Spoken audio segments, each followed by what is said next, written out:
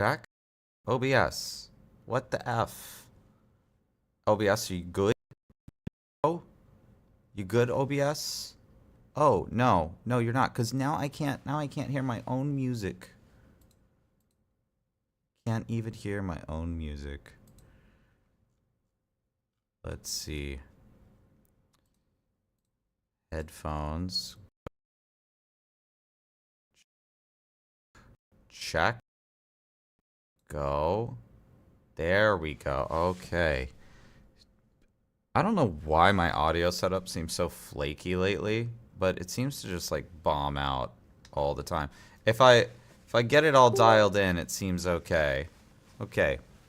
There we are. Hello, welcome in. We have the new PTR patch. We just blew that in there. We just blew that in there. This, you know, I feel like my light is like not, like, I feel like my light got turned down. Hold on, let me turn my light back up a little bit.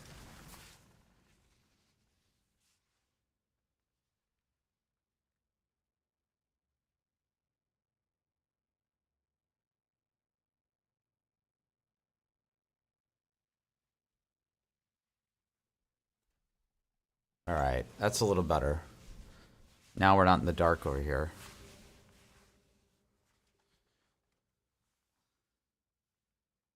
I mean, I play with the headphones or the glasses on these days anyway.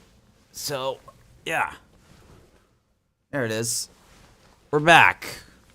Let's turn the game on. Let's play. So yeah, PTR patch is up. If you guys haven't seen yet, there are some data mines floating around. Here's the deal about the data mine, though. A lot of the information in the data mine is super outdated. So I hate looking at the data mine because it's like, well, tomorrow we're just gonna find out all the information anyway. And then, wait, does that say Torment 4?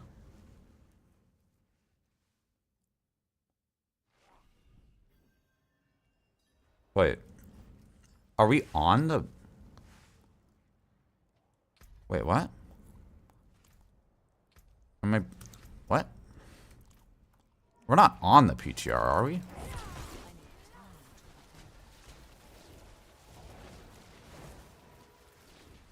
What?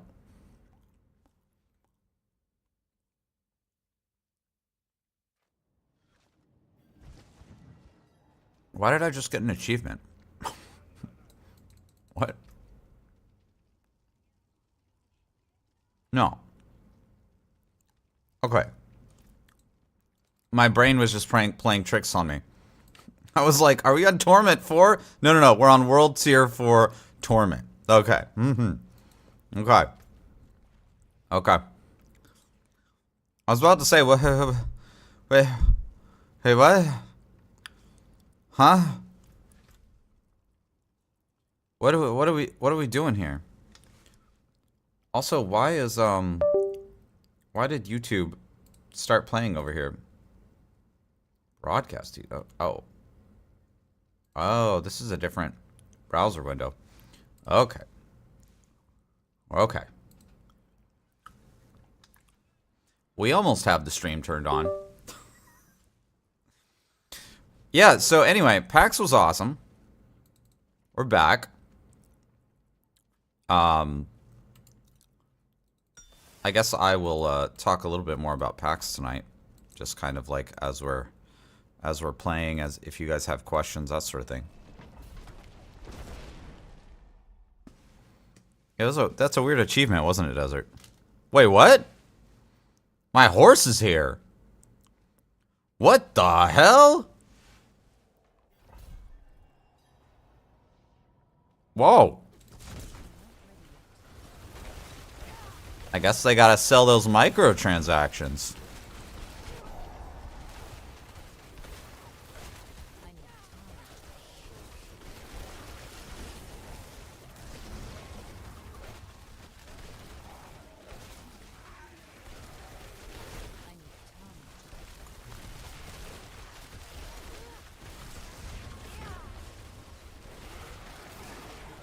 Oh, the auto mod. The auto mod is godly today. See, I knew Twitch would figure it out eventually.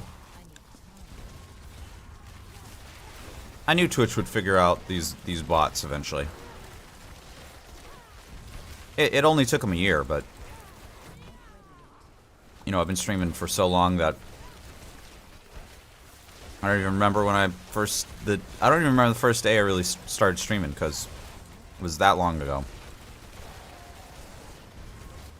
Thank you, Nutty. Thank you, Sa.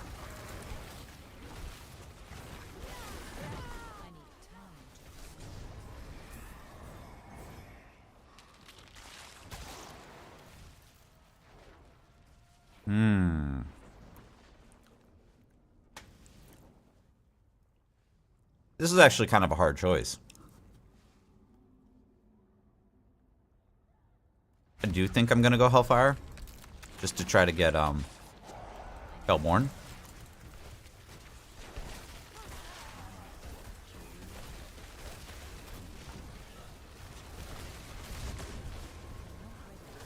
They'll give us another shot at getting Hellborn, because sometimes they just don't want to show up in the options.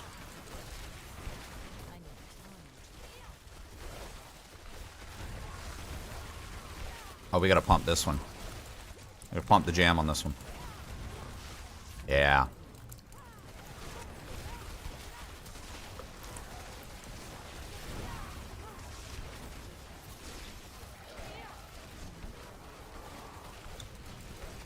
Okay, so PAX. Dude, PAX was so insane. I don't even know where to start. I spent the whole weekend just PAX. Just doing PAX things, just being me. Got an amazing interview. Oh, there's Burning Hellborn. Got an amazing interview with Octavian.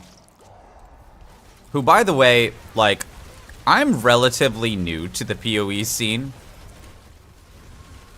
I had no idea who Octavian was, right? He told me that his name was Chris, I think, Lafiere. I'm sure I'm butchering the pronunciation. He didn't say his name was Octavian. He didn't say to call him Octavian or anything like that. And so I was like, okay, let's call him Chris, because that's what he told me to call him. My monitor just went dead. Okay. This HDMI cable, man. I gotta, like, make a... It keeps coming loose. I gotta make, like, a little mount or something for it. Because this is a problem I keep having. Okay, wait. How much time do we have left in the wave? Oh, okay, wave's over. Okay, good. Now I can fix my cable. Come on. There we... Oh. Let's try again. There we go. Ooh, surging. That's what you want. So anyway, Octavia told me his name was Chris. And then we were joking about how tall Octavian was. And so at the beginning of the video, I'm like, oh man, he's so tall, he's so handsome. Because, you know, that's just a thing I say. We all like handsome nerds. Why did my monitor just go dead again? I'm like I'm like over here watching OBS to play. That's rough. Okay, well, we'll deal with it for a second. Is this cable bad, or is it just like falling out of the monitor? I think it's honestly the monitor socket that's bad for me. I guess I don't have to worry too much about it. Our build's so godly, I can just play on the OBS output.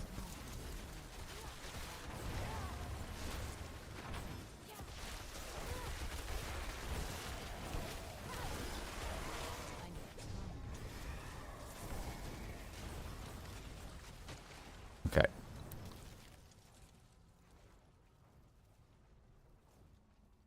I wiggled the cable. I wiggled the cable slightly to the left. I just did this. I just tugged on the cable, and now my monitor's working again. Yay. Okay, that broke my train of thought. Where were we? All right. So this was my first YouTube video in a long time. And you guys know me. I'm a bit of a mad scientist, right? I have all sorts of crazy ideas.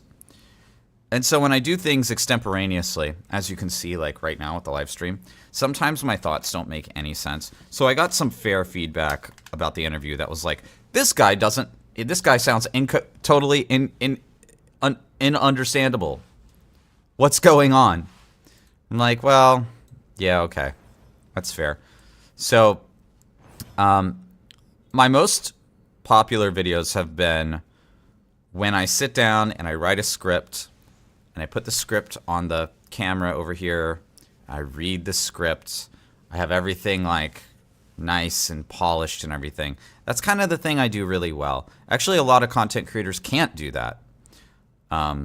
So I think as for YouTube videos that I'm going to be making going forward, I'm going back to that style. That's the style I've always been successful with. That's what I'm good at. And sort of the extemporaneous style, which I've been trying out. I don't think I'm as good with the extemporaneous style as I am with the more like polished content style. So I'm going to try the polished content style a little bit more, and we're going to go with that. We'll see how that does. If you guys want to hear me as a mad scientist, you can always tune into the live stream.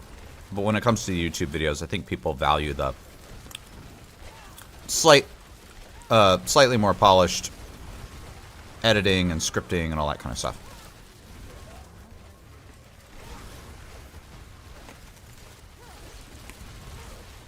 Oh, do we have Invig? Oh, yeah. Oh, sweet.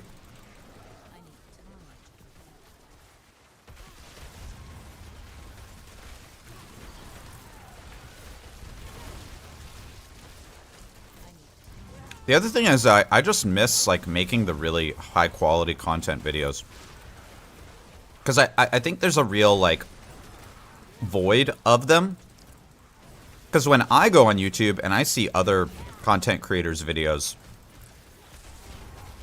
you know, I'm not calling out anybody in particular here, just like all the content creators are just like, it's just someone talking in front of a mic extemporaneously that's extremely charismatic, and then they throw on game footage without very much context as to exactly what they're saying.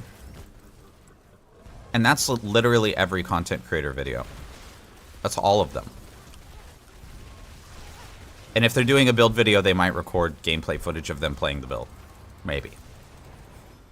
You know? And I just want to do something more than that. That's what I like doing.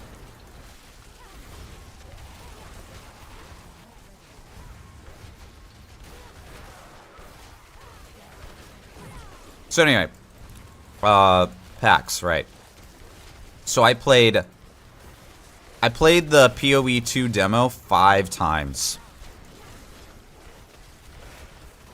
Keep in mind that the line to play the PoE 2 is about 45 minutes.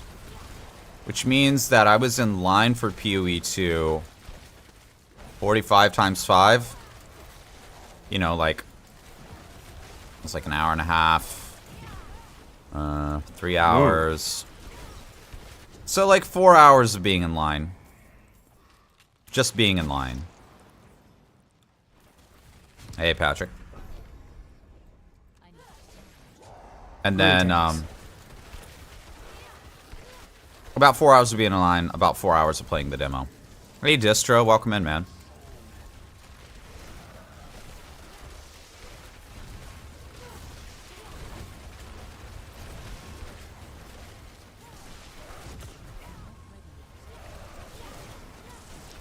You guys excited about the PTR? I'm gonna be starting the PTR a little late. Because the PTR has some exciting stuff in it. Namely, I mean, there's a lot of stuff to do around builds and so on. And there's some stuff I want to test, particularly around Shadow Surfer, Infinite, Blood Wave, and this build and runes if they're in. I don't think the runes will be in because they're like an X-Pack only thing.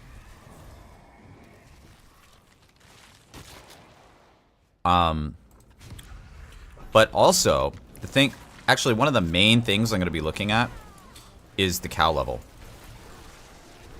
So there's some data mined information about the cow level. The 4 items from Diablo 2, the what was it called? The Gibbering Gemstone, the I can't remember them all off the top of my head, but they're in the data mine with slightly different names. Moo? Yeah, Moo question mark is the that is the question, right? I think that's actually the thing I'm most interested in. I know that sounds weird, but that's the thing I'm most interested in about the PTR is making sure the cow level works. If the cow level is in the game. Is actually seeing the cow level. So I'll be getting started after I finish work tomorrow. Which tomorrow's already Wednesday. Holy crap. Moo. Wow, did I set that cooldown down to like a minute? I think I pulled that cooldown down. Oh dude, we're getting actually good Hellborn here. Moo.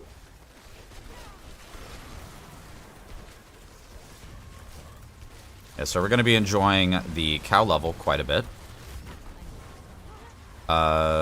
The other thing we're going to be enjoying is figuring out how all the new World Tier and Paragon stuff works. That's going to be interesting. Oh my god, look at this. We're blasting now. Now we're blasting. Boys, this is pod racing.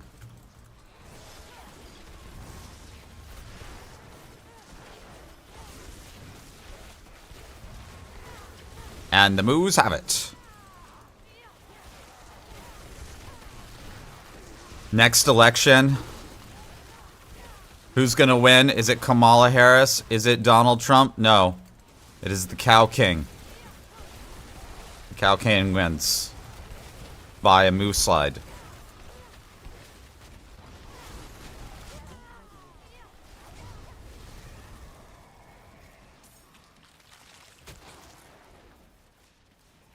These all suck.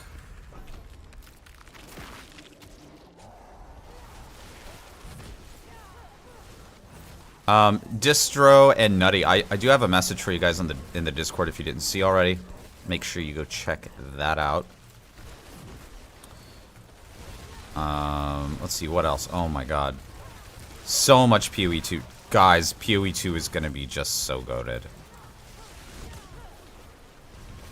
I'm actually so nervous for them because they have their like base core game that I was able to play at PAX is so good that if they don't have an end game, people are going to love it.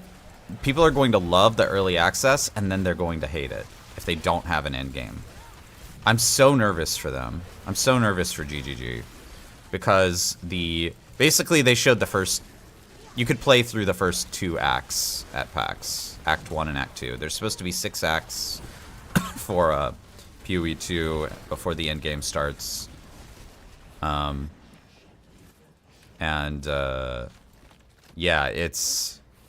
I'm nervous because they don't have the end game there yet. It just doesn't exist in the game yet. They have to make it. So they're working on that, I guess.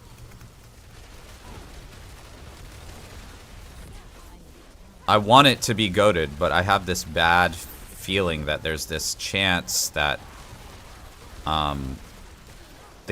the game will be in a very incomplete state when the early access comes out.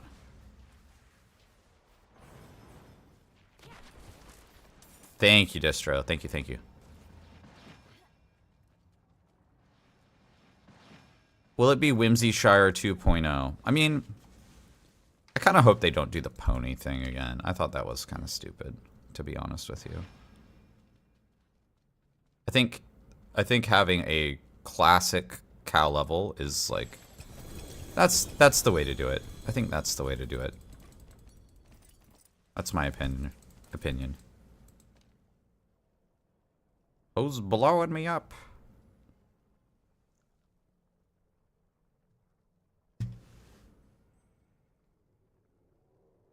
Oh. The composer for Star Wars Outlaws is blowing me up. That's who's blowing me up. Hold on, let me reply to this message real quick.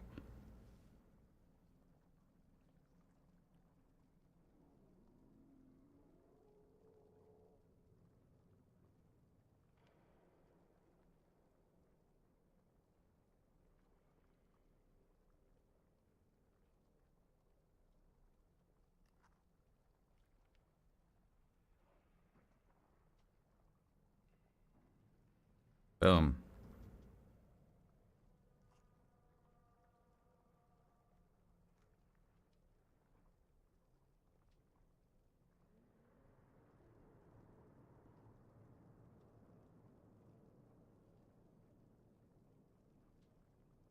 There we go.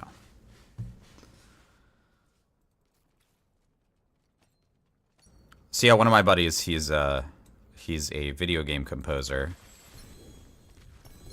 Composer for Star Wars Outlaws, Helldivers, and I spent a lot of the weekend hanging out with him and other video game audio people.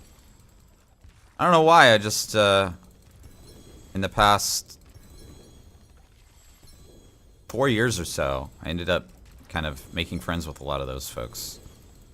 We tend to hang out around PAX and stuff, and then we all go back to our nerd caves and work on our video games and streams and sound designs and compositions and so on and so on.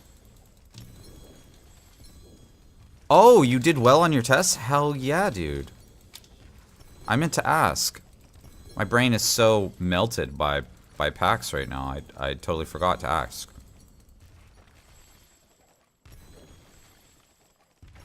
I'm glad you did well, Distro.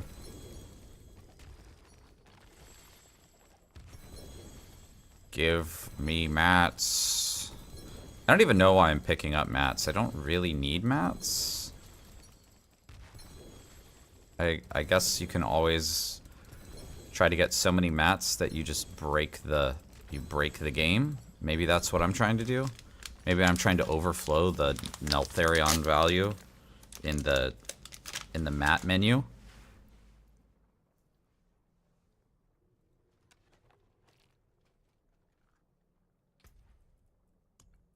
Dude, you got 90% in one of them? High five. Bam.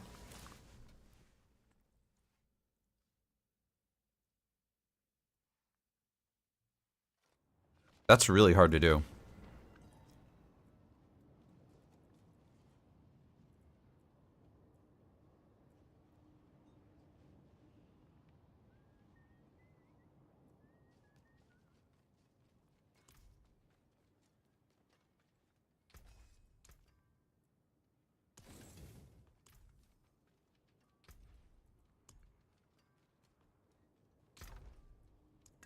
You had another one today.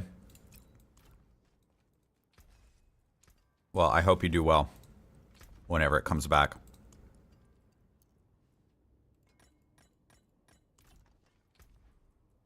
Slow it up on these. It's actually a pretty good horde. We need some gold. We only have 700 million. Dude, my horse looks so awesome.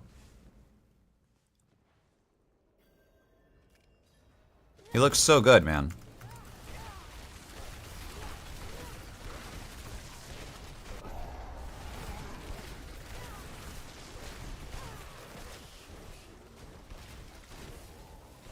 Yeah, Distro. We had a blast at PAX. I have so many photos. I'm going to be putting those in the cosplay channel in Discord. I just started processing them today because there's a lot that I've been doing. So one of the things I didn't tell you guys because I wanted to tell you afterwards because if it went badly, so I helped. I was basically. New subscriber. Oh. Supremo with the tier 1 for 13 months. Thank you, Supremo. Thank you for the continued support, man.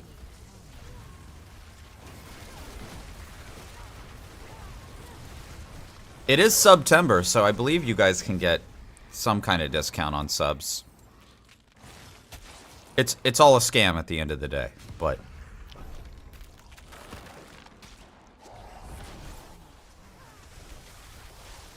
Scamtember. It's Scamtember.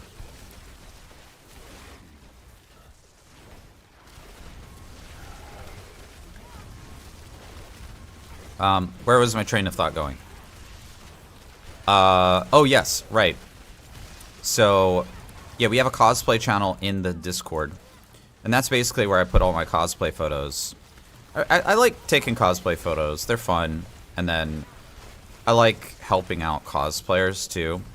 I mean, mostly I'm taking cosplay pictures of the gamer waifu. But I also will find other cosplays at the cons, take pictures of them, and then just offer to give them to people for free. I don't even care if they tag me for credit. If they do, that's nice, but I mostly just want to help people out. And it's pretty easy. It doesn't take too much time.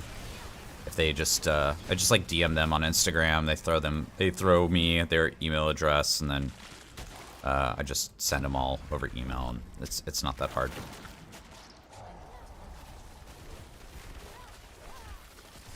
Am I gonna shoot new class lead? Oh, am I gonna be the new class lead for Spiritborn? Unlikely. I doubt it. I think what I'm gonna do is I'm gonna try to do a couple of builds for Spiritborn, and then I'm thinking actually of transitioning over into PoE2 as like my main game. I put the interview up, and that video has done pretty well. It's been a little over 24 hours since I posted that, and that one's doing pretty well. I really like the game that I've played so far. I like PoE 1 quite a lot. Although I think PoE 1 is far too confusing. PoE 2 fixes all of that. Yeah, I'm kind of thinking of swapping games a little bit.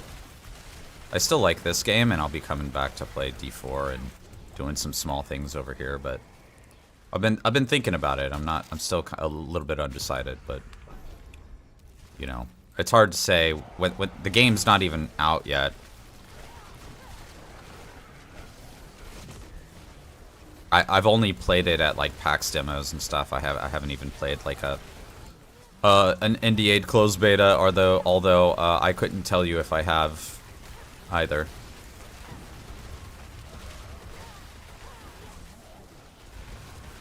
Yeah, PoE 1 is it's just a little too obtuse.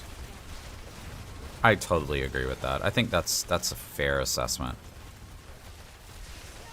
There's a lot of people who I think can't get into PoE 1 because it's just too obtuse.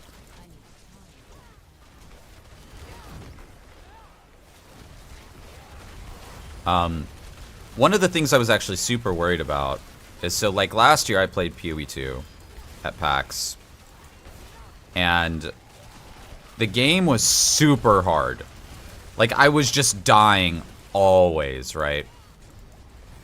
Like, literally insanely, ridiculously, insanely hard. I would walk into a pack of normal monsters, not even like yellows or blues or whatever, just normal mobs. I would be surrounded and I would instantly die. I would get 100'd a lot. Getting one shot by the boss, all that kind of stuff. So I was really worried that the game was just going to be like very, very, very difficult. Like harder than Dark Souls almost, because ARPGs really require you to have some kind of defenses, because even if you have a dodge roll, you don't have like iframes in the dodge roll in PoE 2 or in D4 or any of these things. And sometimes the screen is just completely covered with damage. There's literally nowhere to go, right?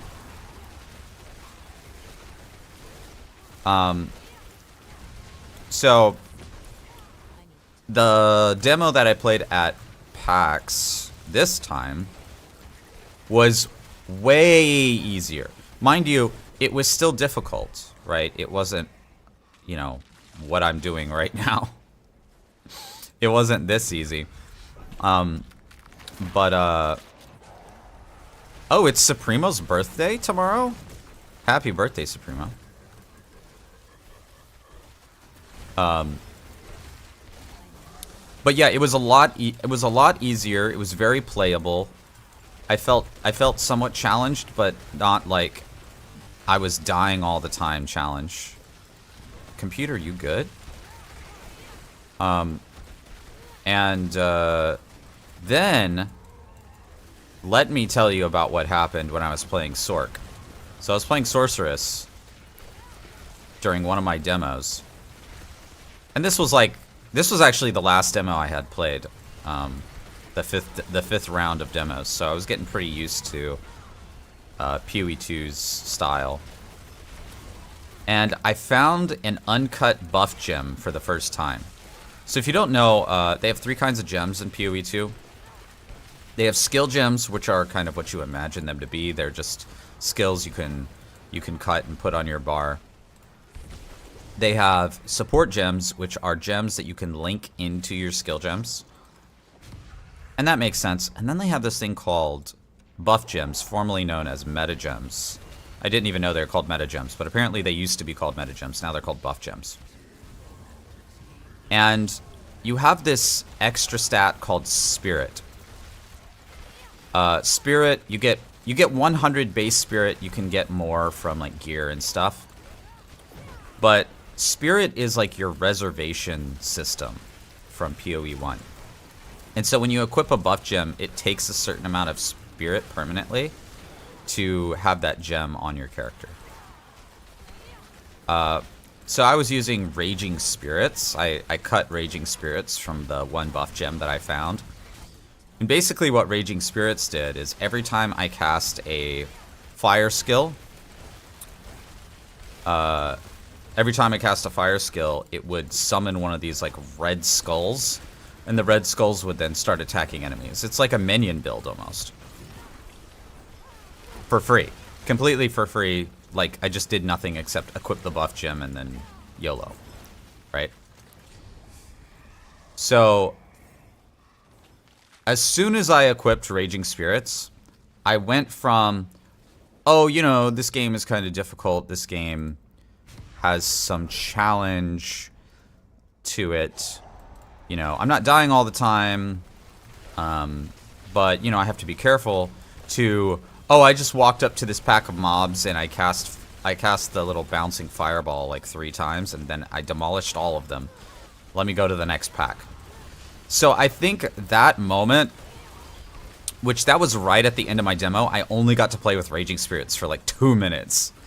But just that 2 minutes told me all the information that I really needed to know, which was,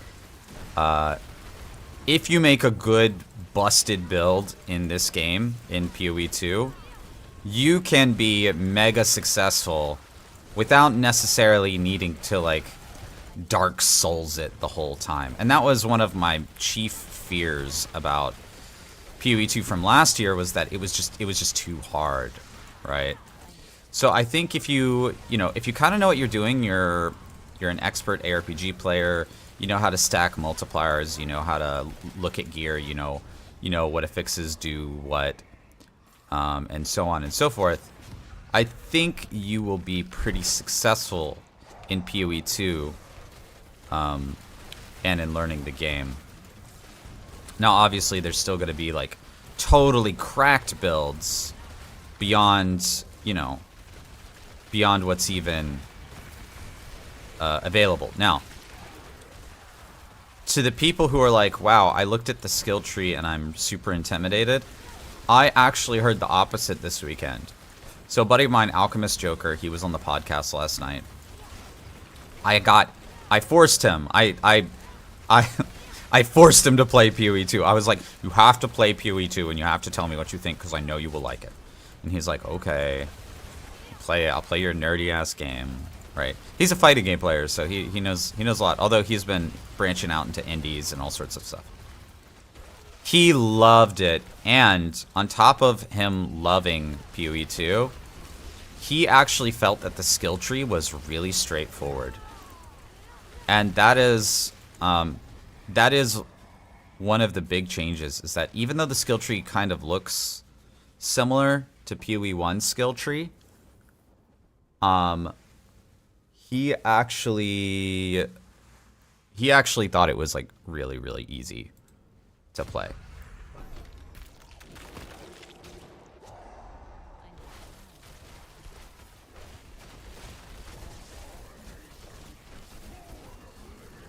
So yeah, we'll see. Right now PoE 2 feels like what we knew about D4 very, very, very early on. So I guess we'll see what happens when early access drops. There's a lot of work to do in terms of like data gathering and figuring out how to make guides and all that kind of stuff.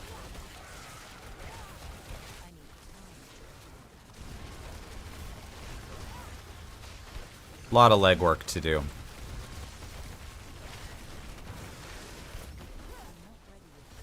Whoa. Sir. This is a Wendy's.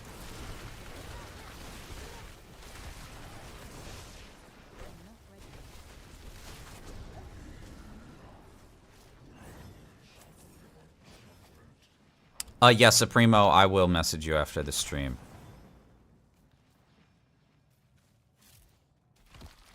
I just had a lot on my plate today in terms of getting stuff done post PAX.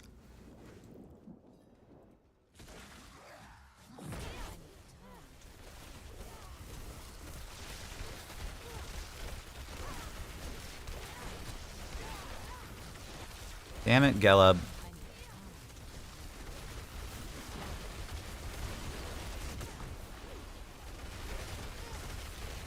Why does Gelub have to always be such an asshole, man? Hey, never back down. Welcome in.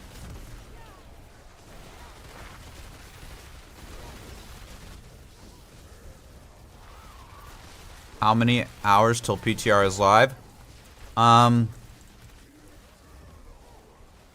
14, 15?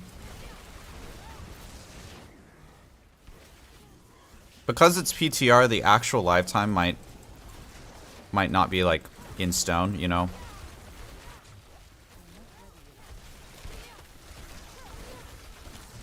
But I think it's typically 10 PT.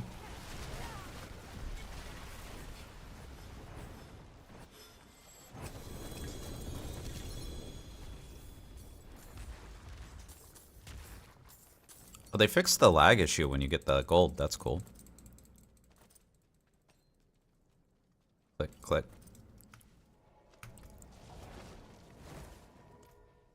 See, I'm gonna be live with the PTR after work, which means I'll be like a little bit late to the party, but that's okay. I'm not trying to race the new content or anything.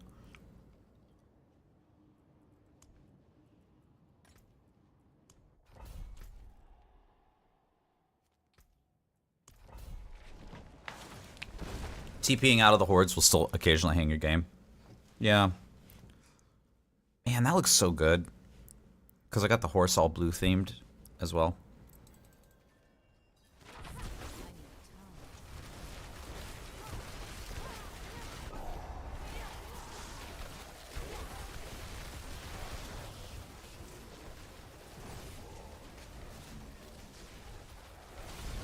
I mean, it kind of makes sense, right? Like, Infernal Hordes, it's this game mode that literally just shoves as many monsters at you as the game engine will like allow. It's actually quite a lot. It's like an insane amount of mobs.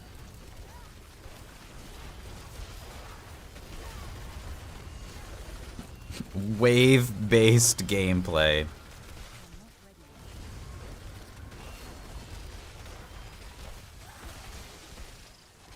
Jeez, man. I'll tell you one thing that I never see from GGG is like a lack of understanding of what the community is and how they speak and all that kind of stuff. And what like what makes a good ARPG. The only thing I really see GGG kind of like fail on historically is just like they're a really small company and so they can only do so much, and sometimes they drop a lot of stuff on the floor because of that.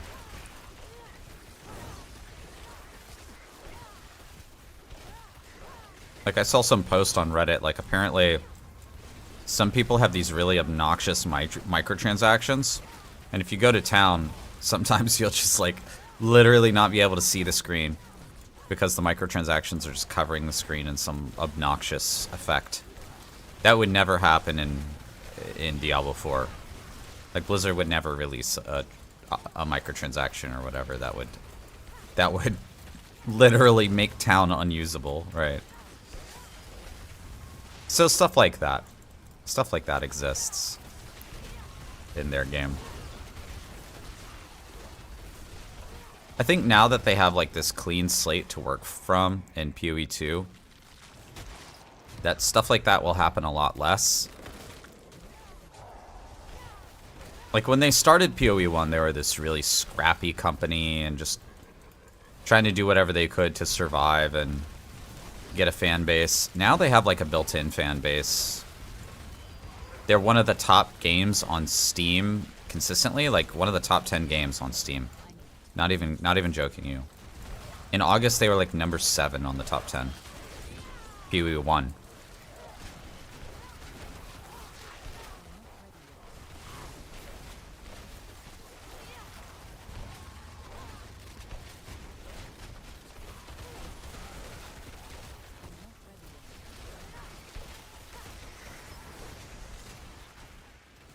This is gonna sound crazy, but Diablo 4, even though it's popular, you know, it's not an indie game by any means. It's still not that popular. There's like levels to things. There's levels to things. And in some sense, in a certain sense, PoE 1 is a bit more popular than D4. All things considered. I don't think it quite has the staying power as D4 or casual appeal. Mainly because PoE 1 is like practically speaking unplayable on console. It's not very console playable. Oh, which by the way, I did play PoE 2 on console, and it was very console playable. It was very playable on console.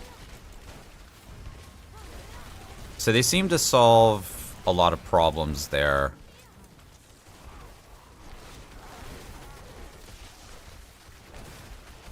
So for example, even D4, a lot of D4 is you can't move and shoot at the same time, right? You'll see like my character here, the Sorc here. I'm like after playing PoE 2, like this doesn't make any sense to me. This game doesn't make any sense to me anymore. Because I click to move somewhere, and then I throw this, right? Here. I can't attack while I'm moving, right? My character can't do that. But in PoE you can. PoE 2. Which is actually kind of crazy. Does it have controller support? It had, yeah, they had They had PS5 and they had Xbox. I don't even know what version of Xbox is anymore. Oh, also I asked Octavian, and it will work on Steam Deck too.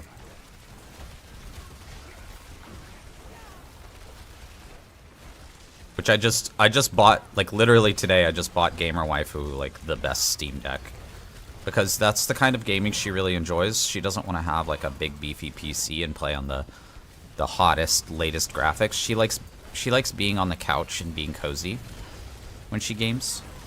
The Xbox Series X, the Xbox One Series XXS VY. They need to get their naming together, man. Their Xbox's naming is an embarrassment.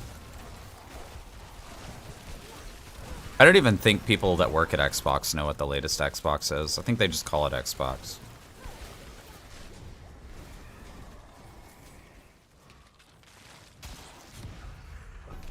Hey, Panda, how you doing? Welcome in, bud.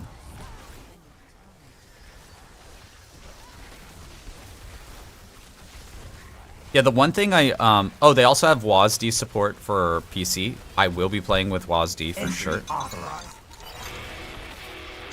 Going on, thank you for that follow. Welcome in. Good to see a follow.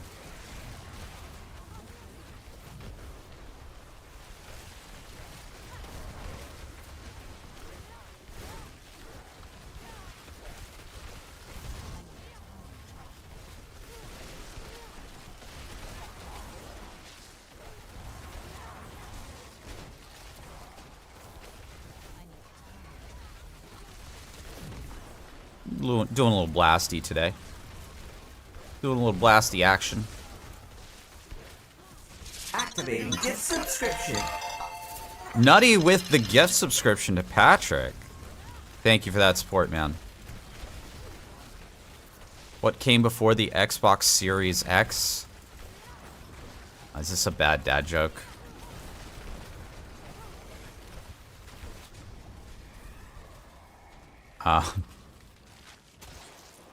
The Xbox Series Y. I don't know. The Xbox Anime Edition. The Xbox Twitch Hot Tub Streamer Edition. The Xbox One is what came before. Oh, okay, it was a legitimate question. I don't know anymore, man. I don't know what it's even real anymore. I put that interview out with Octavian, and there are a million like PoE1 trolls that were like, "Who's this guy?" There was some guy on Reddit, I think his name was literally, his username was like Fart Smeller. And he was trolling so hard, and he was talking about like Octavian's dating life or something, and like telling me how terrible of a content creator I am. And I'm like, what? Alright. Oh, okay. This is why I don't post on Reddit, guys. I posted that one on Reddit, just that one on Reddit, and then I'm like, well, as like kind of an experiment, since I'm dipping my toes into PoE2 content creation, I'm thinking about doing that as like my main content now. And I'm like, well, this is why I don't post on Reddit. Let's just go back to how I used to do everything. Let's not post on there.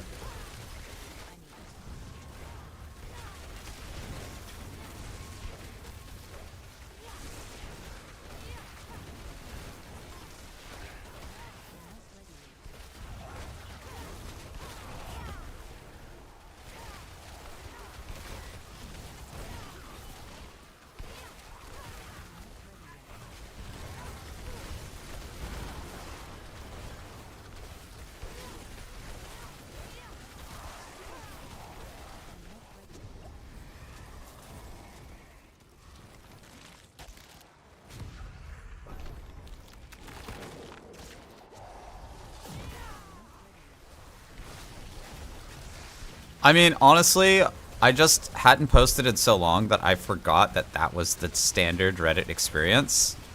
And as soon as I saw those comments, I was like, oh, yeah, I remember why I stopped posting on Reddit.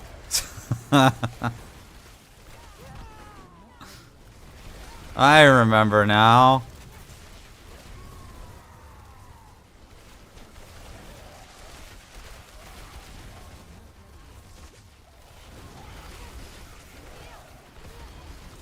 When you get a chance, can you explain how to get 100% crit chance with LS Sorc? Of course. Happy to do that for you, Conan.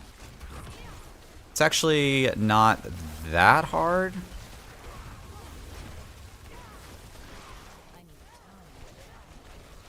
Reddit is a lawless land.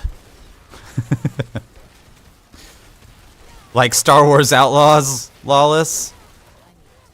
You know, people are saying the game is actually not bad. The previews beforehand were like ripping it apart, but now people are coming back and being like, hey, it's actually pretty good. Okay, so let's talk about crit chance. So first of all, you need gloves. You can get 24% crit if you roll your gloves correctly. I have not done that, but as you can see here, you can get up to 24 if you GA it. Let's see. Crit. You can get crit from... I believe you can get crit from intelligence? No, dex. Where's your dex? Here's dex. So I'm getting 10 crit from some dex.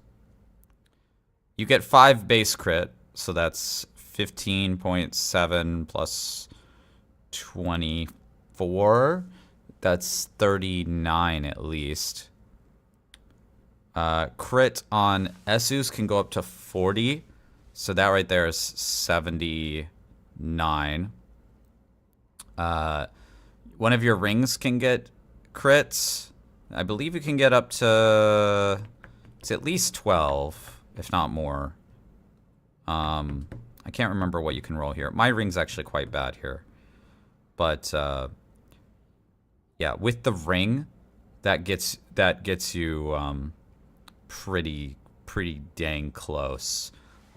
Plus your paragons and all sorts of things like that, and you are pretty much there. But Esus is a pretty big piece of this guy. Yeah, the gloves are huge. The gloves are actually the most important piece of this. Gloves are super duper mega important. Was there another piece of this? There's something else giving crit in the skill tree, I think, that I'm forgetting about right now. There's something in the skill tree that's giving... oh, yes. The modifier on Lightning Sphere gives 15. As you can see here. That's what I was forgetting. So with all that combined, you're definitely over 100. All that said, that's pretty goated gear. So if you're just under 100, it's not like this build needs crit to be 100, like Bone Spirit or something. Because like Bone Spirit is like, well, if you don't crit, then you just lose 7 seconds of cooldown. That's awful. So you have to have 100 crit on Bone Spirit. Whereas this is like, if you have 90 crit, like, it's fine. Like, you can work on it. You can, like, get a better Esus. You can get better gloves. You can grind with the build. You can, like, grind the build up and work on it without being too messed up.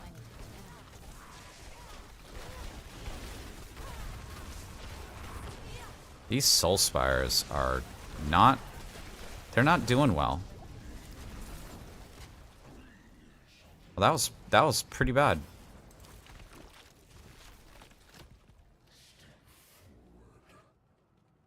Hey, Blood Drunk, welcome in. My stream quality looks better. Yeah, I got it all fixed, man. We were having some problems a couple of weeks ago I figured it all out. I got that all solved.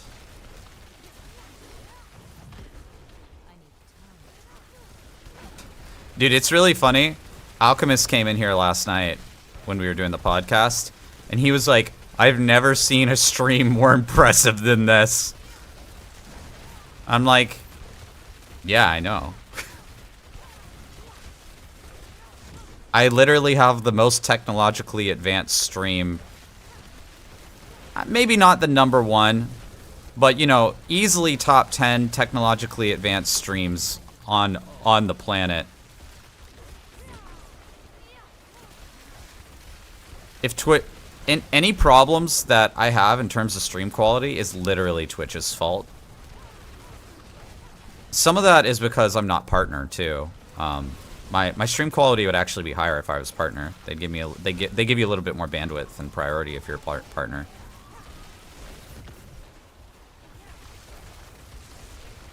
Impressive since you had sound failures. Okay, that's new though, and I think I know what's causing it, but I haven't had time to dip into it.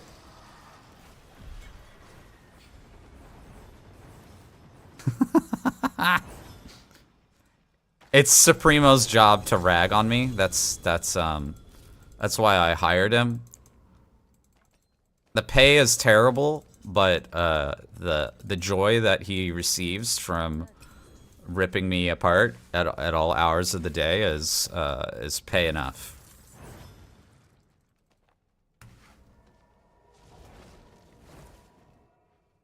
By terrible, you mean none? Yes.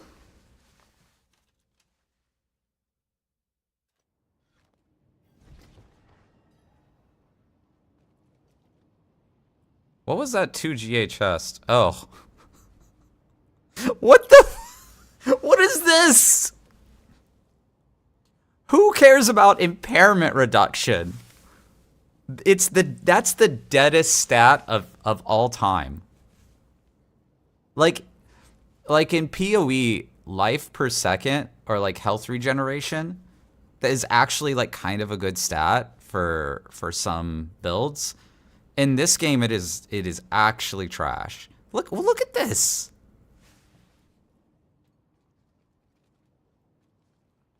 Oh my god. Oh man. Got 3GA life per second, impairment reduction, and healing received.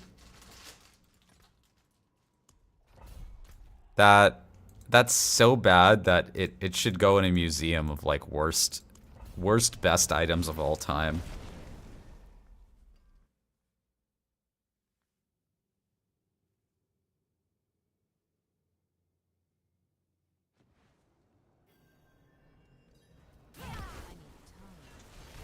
It's like a Jackson Pollock painting. You're like, this painting looks terrible, but actually, it's worth $10 million. That's what that item is. It's a work of art.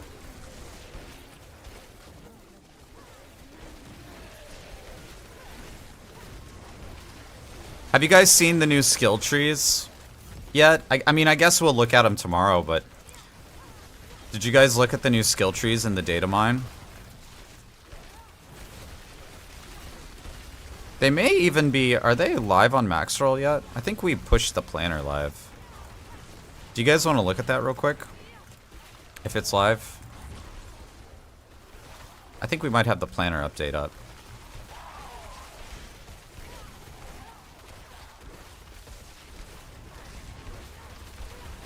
Yeah, let's go take a look at that here. Because the new trees are kind of interesting. Here we go. Why did you just give me the world's smallest browser window, Microsoft? Dude, I'm so tired of Windows. Windows is such a piece of crap.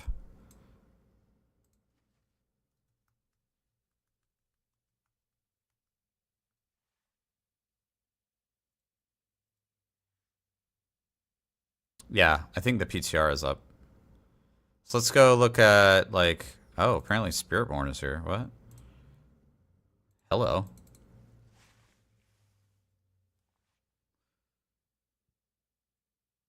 Okay, we might look at this. But yeah, the first thing I wanted to point out was a lot of these trees, if we go look at like here, this is different, right?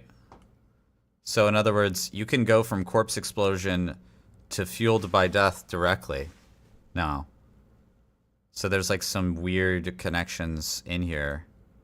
Or like all the new necrotic fortitude and stuff is like up here. The blood nodes all connect together. You can go like directly from Army of the Dead to Hellbent Commander. So yeah, it looks kind of nuts. It looks kind of crazy, right? I haven't studied the Spiritborn tree. I kind of want to look at this. I haven't spent any time on this.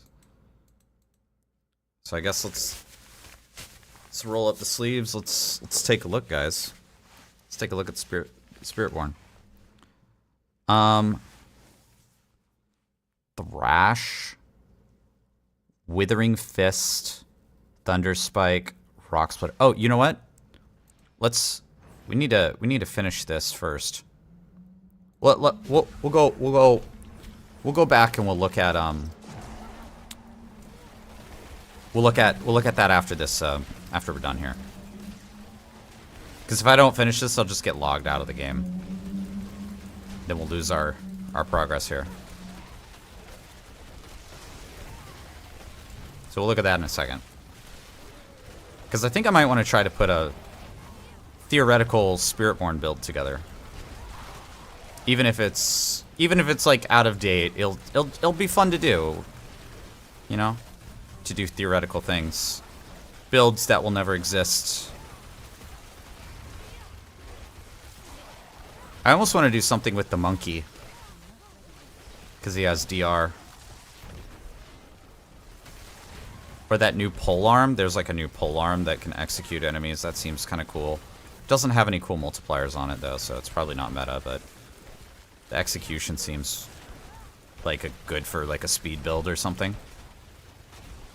Quote unquote good for good. Not good, but quote unquote good.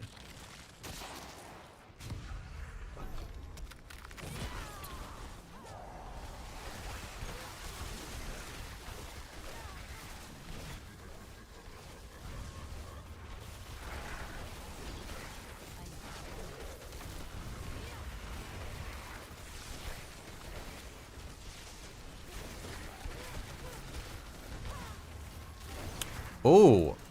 And then Frostpunk 2 is coming out this month, too? Oh, you know what else? You know what else, guys? I forgot to announce something. I am doing a giveaway. Not today. But on Thursday. There's this indie ARPG. And I haven't played it before. It could be good. It could be mid. We'll see. We'll play it. We'll see how it is. But the dev reached out, and they're going to gift some keys to the stream. So you guys can get, like, a free copy of the game. Just for tuning in. I'm going to be playing it for at least 2 hours on Thursday.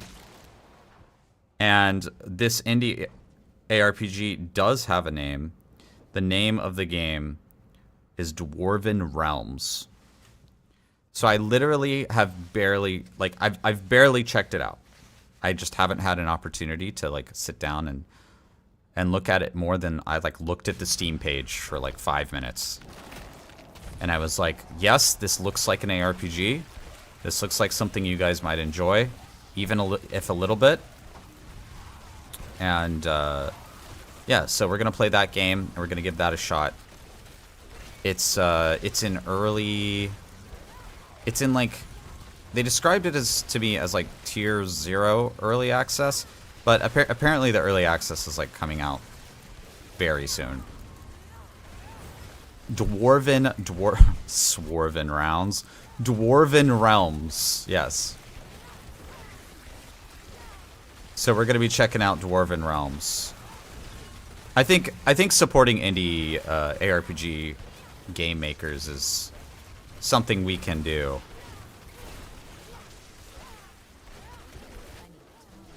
Oh, Woody played it a little bit. Okay, well, if Woody played it, then I'm safe. Sometimes you don't know what you're in for. Some of these, sometimes a lot of the folks that like reach out over email, like, guys, my email's it's a mess. It's a mess. I look at these things and half the time they just look like scams. They just look like scam bait most of the time. I'm like, is this even a video game? Like, what is this? You get all the emails about, oh, Web3 crypto, you can own your... God, dude.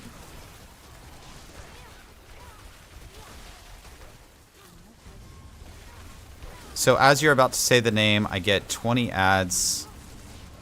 This, like, going back to the TV era. Hey, Shinobi. How you doing? Welcome in. I'm not sure what you're trying to say there, Shinobi. Oh, you got ads. Yes, it's Dwarven Realms. We're gonna be playing Dwarven Realms on Thursday. And I'm gonna be playing D4 as well, right? So we'll do a D4 segment, we'll do Dwarven Realms, and then we'll jump back into D4 afterwards if you know, if the game is like goated, I'm just gonna keep playing the game. I think it's super early access though, so there might not be a lot of content for us to play.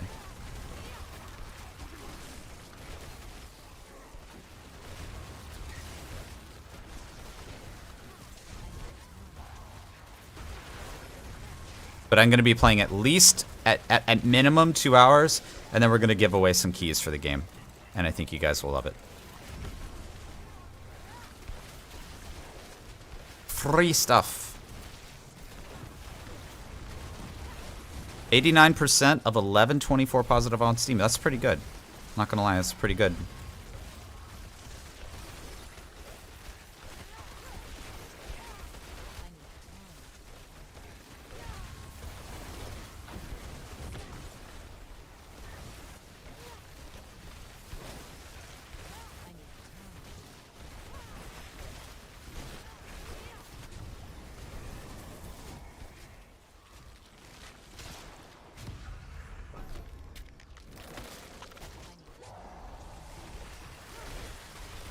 I'm actually excited to do this little theoretical Spiritborn build.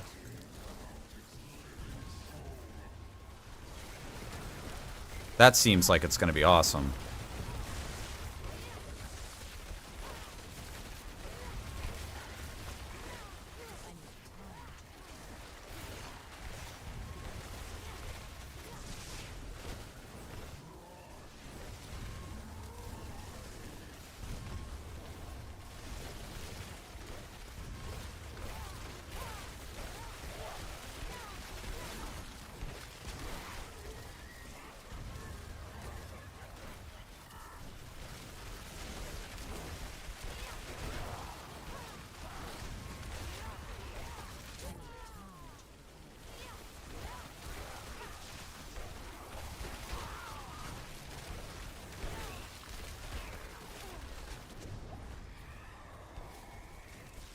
Got another Hellborn at the end of the wave? What? What happened there? That's kind of weird. More Hellborn. Nice.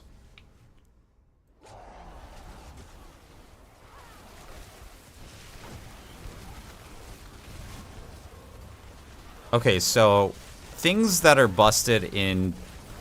So the game... Diablo is basically becoming Diablo 3, right? And I know Diablo 3 really, really well. Really, really well. Cooldown and crit. That's the game.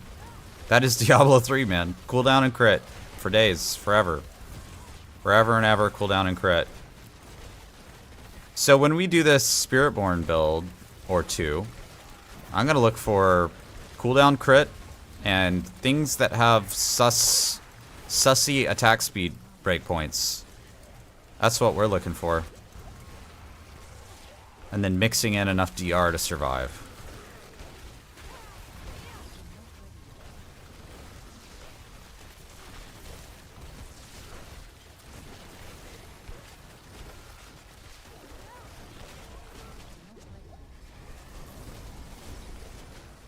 I looked into the 10 negative reviews and saw lacking of endgame, of course, because it's early access, lack of communication from devs, patch notes are mainly in Discord, too many useless skills, like in other games when doing meta.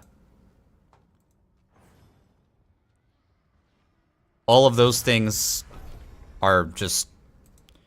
It just sounds like symptoms of early access. That's what that sounds like.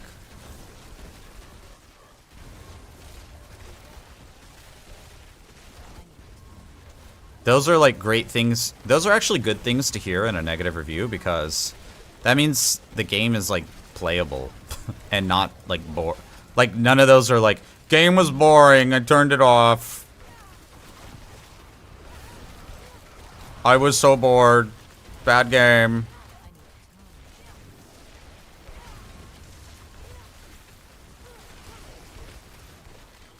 Game was scam. Those are the kinds of reviews I'm looking for usually.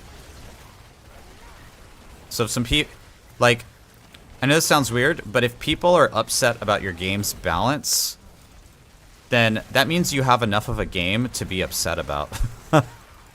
That's like a good thing. That's like almost a positive sign. You know what I mean?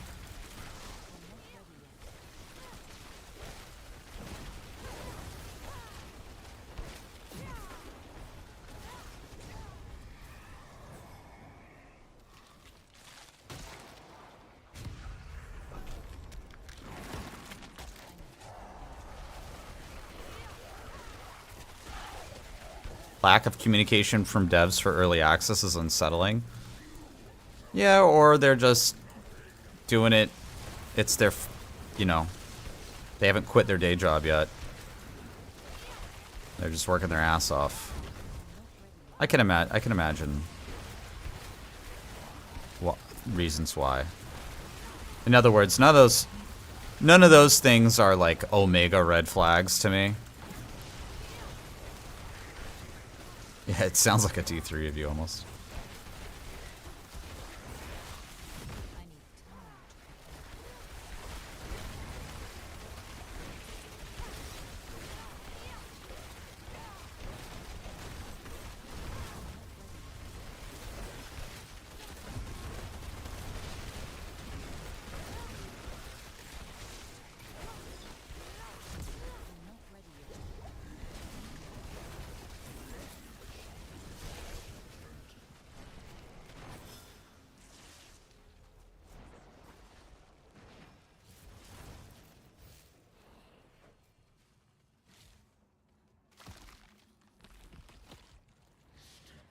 Alright. Alright. Spiritborn build shortly. Spiritborn. We have... Oh, it's Maffer. Okay. So we do Bram.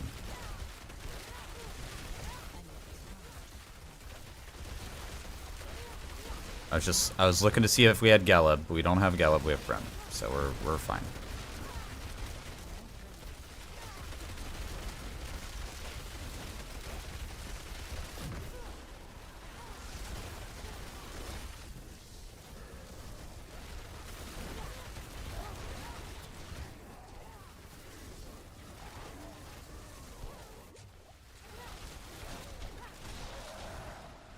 GG. Easy money.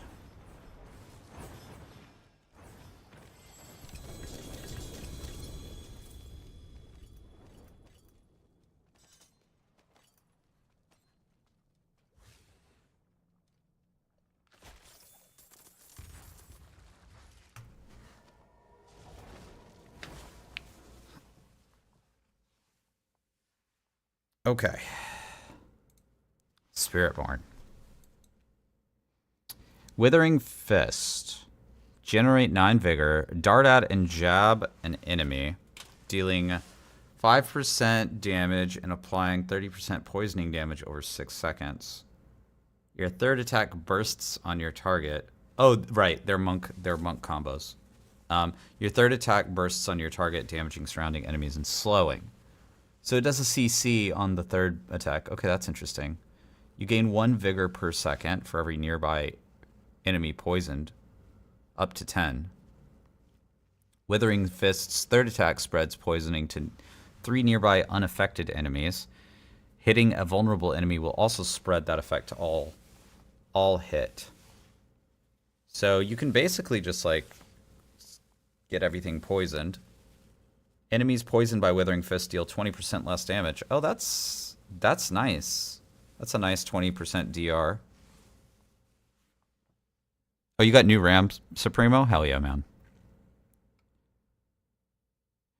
Dive at an enemy and slash into it, dealing 10 damage.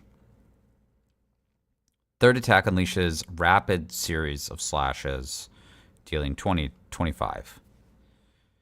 After killing an enemy, your next Thrash generates 10 additional vigor, up to 10 casts of Thrash. Thrash continues to unleash its third attack if cast again with 1.5 seconds. Third attack grants a stack of Ferocity. Ferocity increases attack speed by 5% per stack. This effect stacks up to 4 times. So far, these are like mid. I think Withering Fist is probably better than Thrash. Thunder Spike. Oh, Thunder Spike has... Yeah, well, the lucky hit here is all kind of bad.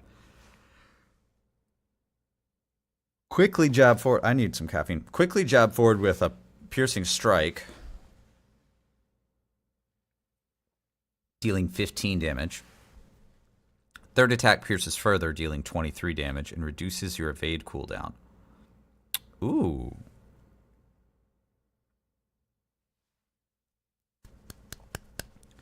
Evade cooldown reduction. Okay, there might be something here.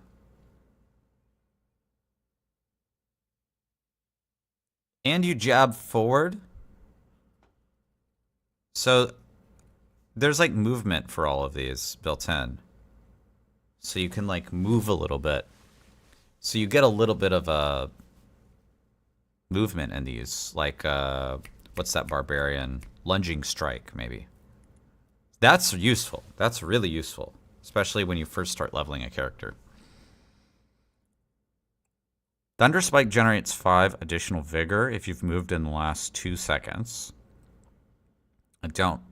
This is dumb. I don't like the if you've moved. That's dumb. Again, after playing the PoE 2 demo, I really want to move and attack at the same time, like always, with WASD movement. Always, for everything. It's just the bomb.com. So this, like, click to move and then stutter step attack. I mean, it's not necessarily wrong, but it feels very StarCraft 1 to me. You know what I mean? Like making the Marines shoot, stop, and then shoot, and then stop, and then shoot, and getting micro ability through that instead of just moving. Okay, when you evade, you attack with Thunder Spike along the way and make enemies vulnerable for 2 seconds. That's cool. Your evade uses Thunder Spike. And your third attack reduces your evade. I kind of like this for early game. This gives you a lot of movement early game. That's pretty nice. Thunder Spike's third attack strikes back again, pulling in and knocking down distant enemies for 3 seconds. Pulling in distant enemies. It's hard to say. It's hard to say if that's good or not because we don't know what the range is on that. Is Spiritborn in the PTR? I think not, but it's in the data mine. Although apparently a lot of this is old information. I don't think this is. I think some of these numbers are out of date by quite a bit. But we can still theoretically throw something together based on like what's here.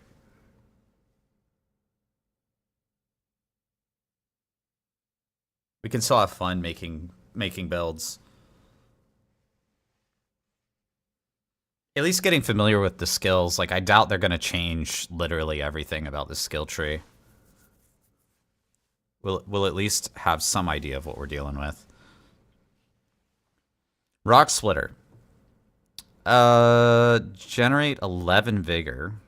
Rush at a target and clobber enemies in front of you, dealing 15% damage. Your third attack strikes enemies around you, dealing 28.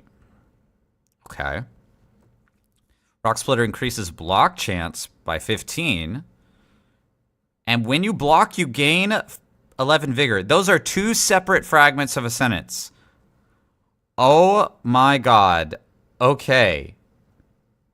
Hang on.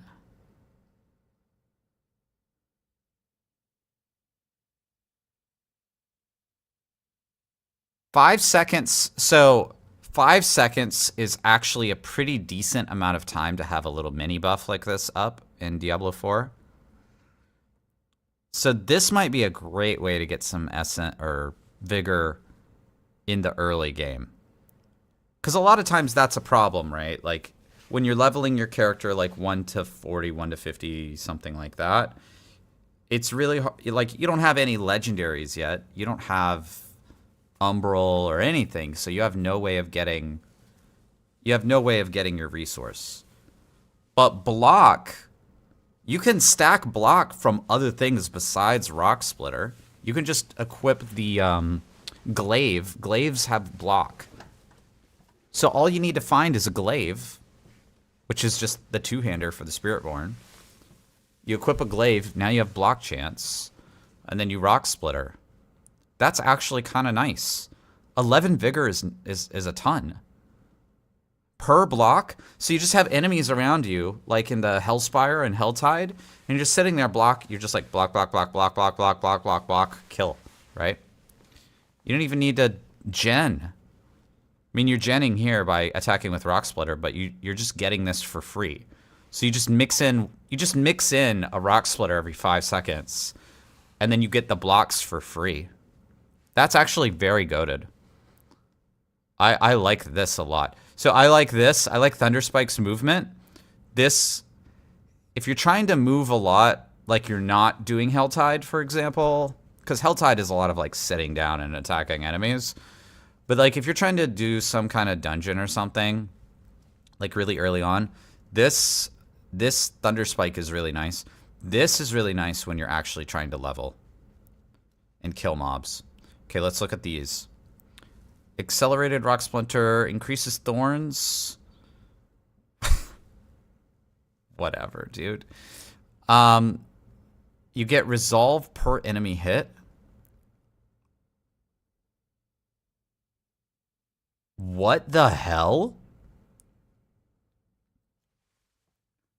So if there's 8 enemies around me, I get 8 stacks of resolve. How does resolve stack? This is a new mechanic. So is it inverse multiplicative? Is it 20 times 20 times 20 times 20? Or is it, well, it can't be 20. There's no way it can be 20 plus 20. It's got to be inverse multiplicative. So wait. I'm getting 0.8. Okay. This 8 times 0.8 times 0.8. Oh god. 0.8 times 0.8. 0.8 times 0.8 times 0.8. Why is it saying 0? 0.8. Oh. 0.8 times 0.8. Oh, I see. I see what I'm doing. 0.8 times 0.8 times 0.8. That's 3, 4, 5, 6, 7, 8. -1. That's 83 DR.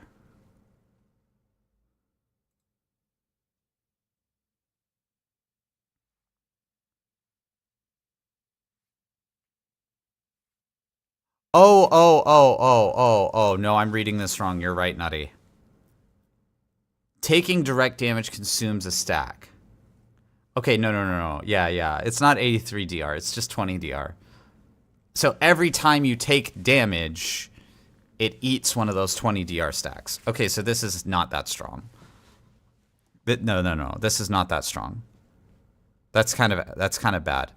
Actually, the thorns here might be okay. This thorns might be okay. What? So this increases your thorns by a raw amount for 5 seconds, and then your third attack deals the thorns damage. So being able to just deal thorns damage is kind of interesting. Huh. I kind of like Rock Splitter, and I kind of like Thunder Spike. I especially like this. I think that's kind of goated. But I think Thunder Spike is the fastest. Yeah, you might do a Razor Plate. I mean, it still might be a bit of a meme build, but basic attack Razor Plate something. Let's keep moving on because none of these are particularly strong. I think probably the best thing here is just Thunder Spike, accelerating Thunder Spike for just a lot of movement speed. I think that's probably going to be the best thing. Unless we find like a crazy poison thing further in the tree. Yeah, and thorns can't crit. Yeah, that's a good point. Okay. Core, Gorilla, Crushing Hand. Lucky hit 31. Dude, the lucky hit is ass. Look at this. Ugh. Ugh. The lucky hit's really bad. Smash down next to you, creating 2 shockwaves on either side that overlap and deal damage. Crushing Hand grants a barrier equal to 10% of the damage that it deals.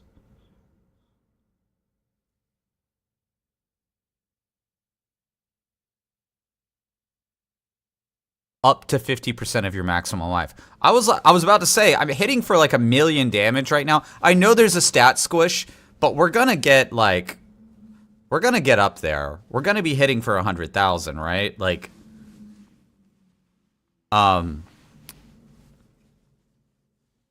so, okay, up to 50% of your maximum life. Got it. How long does the barrier last? Oh, for 2 seconds? Ew. That sucks. You really want barriers to last like 8 to 10 seconds to be useful. That sucks. This is ass. Okay. Rampant Crushing Hand. Crushing Hand's radius increases for resolve stacks. I don't like stacking. I don't like resolve stacks. I don't like that mechanic. I don't like this. Enemies hit by both strikes of Crushing Hand are knocked down. Whatever. Like the CC enemies go hard CC'd anyway, so like that doesn't help me.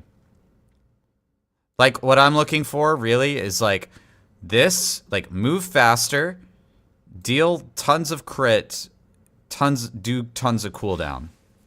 That's what I'm looking for. That's not it. This is trash. Crushing Hand. That's bad. Quill Volley. Hurl 5 feathers that pierce through enemies. Okay. We have a piercing skill. I think we saw this. I think we saw this in the Spiritborn reveal gameplay. This is great. As just like a base skill, it pierces everything. It does 5 projectiles. That's pretty awesome. Let's see what else it does. It makes enemies vuln. If you hit them with 3 feathers, you auto vuln. That's nice. 3-second vuln is good. Quill volley feathers fly 50% further and converge on your target with additional critical strike chance for each point of vigor you have on cast. Okay. So we're getting crit chance. You know, let's assume we have 100 vigor, which is maxed, right? That's, you know, 100 times 0.2. That's 20% crit chance. That's 20% crit chance right there.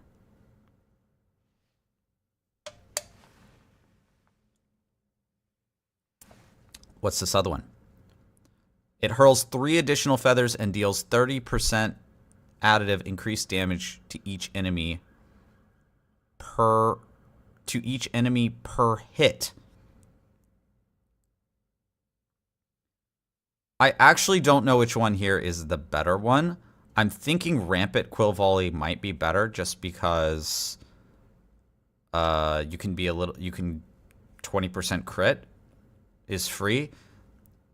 Or it might be the case that you start with Rampant Quill Volley as you're leveling and then you swap over to Advantageous just because the 3 additional feathers, like, you just stack on top of an enemy and then you just go brrr, and the 3 additional feathers help you achieve vulns.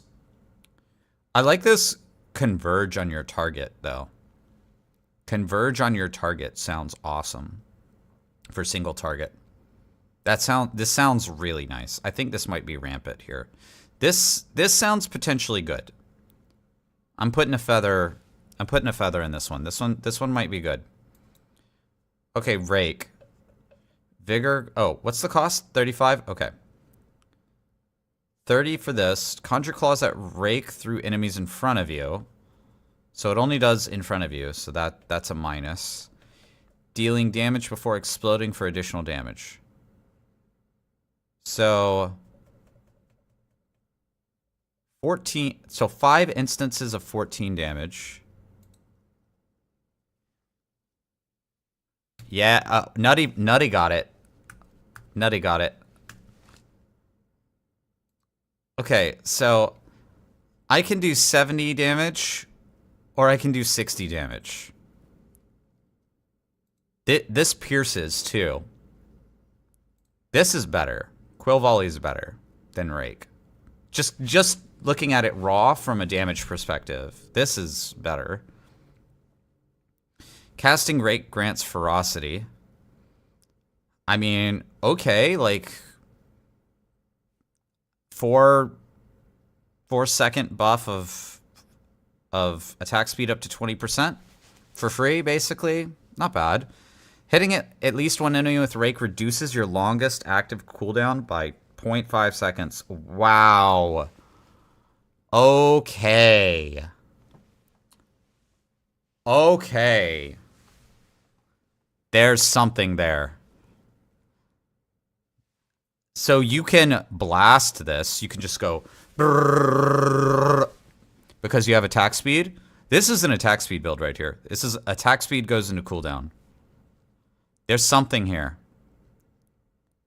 If you just blast Rake and you have a ton of attack speed, you can 0.5 seconds off of a cooldown is a lot. If you can blast this. Now, keep in mind, that's not advantageous unless you have a crazy ultimate or something that you're blasting. So maybe you can just like Rake, ult. Rake, ult. Maybe that's a thing. Maybe that is a thing. Rake's vigor cost is reduced by 2 per stack of ferocity.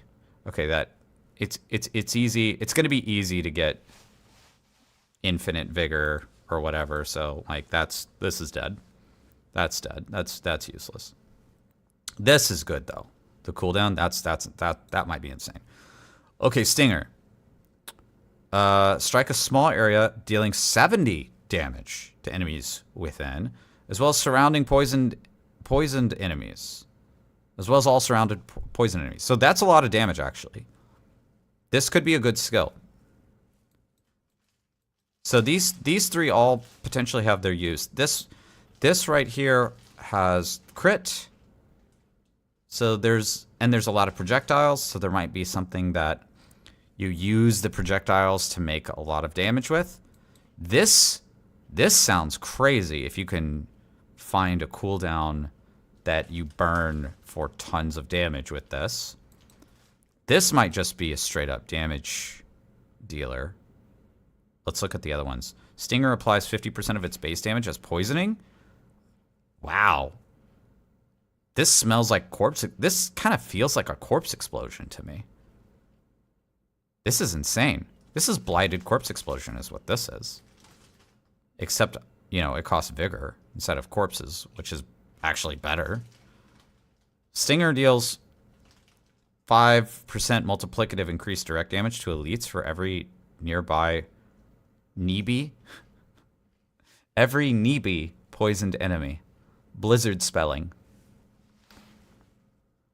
Is this an Endariel's Helm build? Yeah, probably.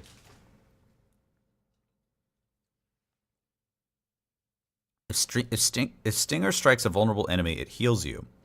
For 10% of your maximum life? What? Dude, you're invulnerable. What the hell? What?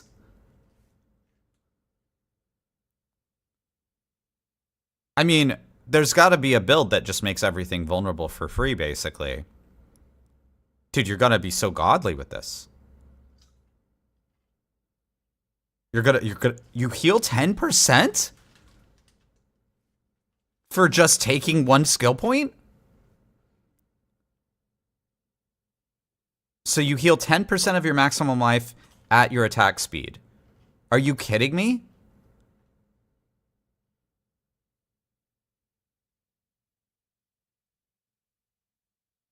Yeah, and then if you're healthy, it makes enemies vulnerable for 3 seconds. Yeah, and you get the vuln. Dude, this is busted. Advantageous Stinger here? This is busted. There's no way this stays in the game. If this stays in the game, that's super busted right there. Are you serious? That's busted as hell. Okay, so right now, I'm either going to try to figure out how to make Stinger work because this is busted with the vuln, or we got to do Rake and then we got to find a vuln to make the cooldown work. It's one of those two. In terms of core skills, let's look at this. And Crushing Hand is absolutely trash. It's just garbage. Quill Volley might be a thing, maybe. It has potential, but Crushing Hand is trash. Vigorous. Casting a core skill increases all vigor generation. That's not that great. Generate 1 vigor each second if you have dealt damage in the last 5 seconds. Also not great. I mean, I expect you might take these while leveling, but I think you'll drop these later. Okay. So we're in the focus. This is the focus node. Cooldown 16 seconds on this. Oh, I missed one passive. Yes.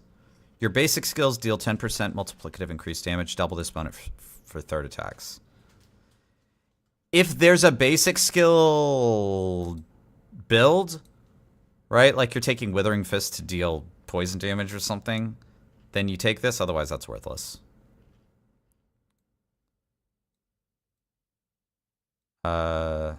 Is there any more? No, that's it.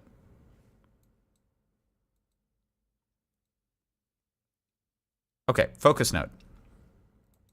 Let's actually get down here. So I think right now I'm taking this for the movement. And then I'm going here. So Vortex. And let's just go 5 into this. Yeah, poison build with Andy is... That sounds good. Cooldown 16 seconds, lucky hit chance 21. Create a cyclone that pulls enemies inward, following by crushing downdraft that deals damage to them. I like the pull in. Casting Vortex increases the damage of your next skill cast by 20% multiplicative. Okay. We like 20% multiplicative. That's a good number. While you have an active barrier, your vortex does 200% multiplicative additional damage and knocks enemies down for 3 seconds.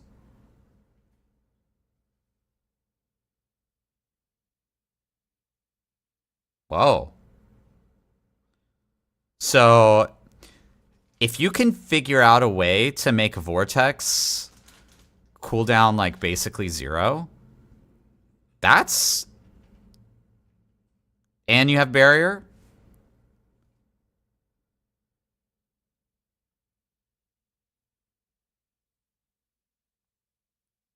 You always have a barrier on that skill cast?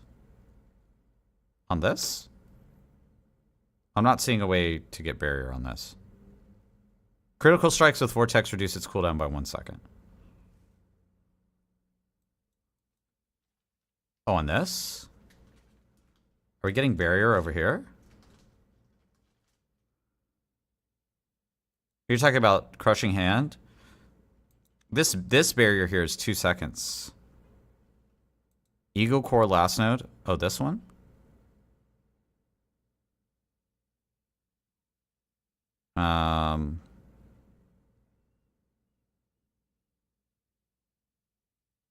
You're talking about this, right? The 2 seconds of barrier is trash. Even though this is barrier, 2 seconds of barrier is literally nothing. This is nothing. That's not even worth thinking about.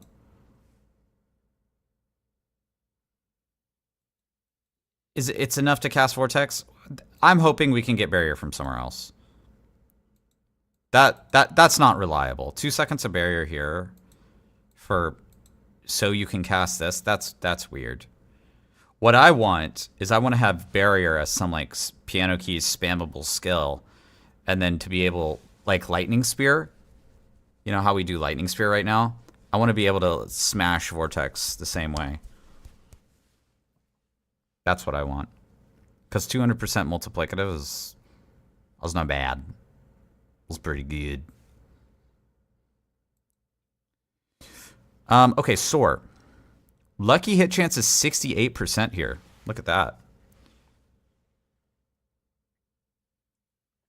Makes enemies vulnerable for 5 seconds.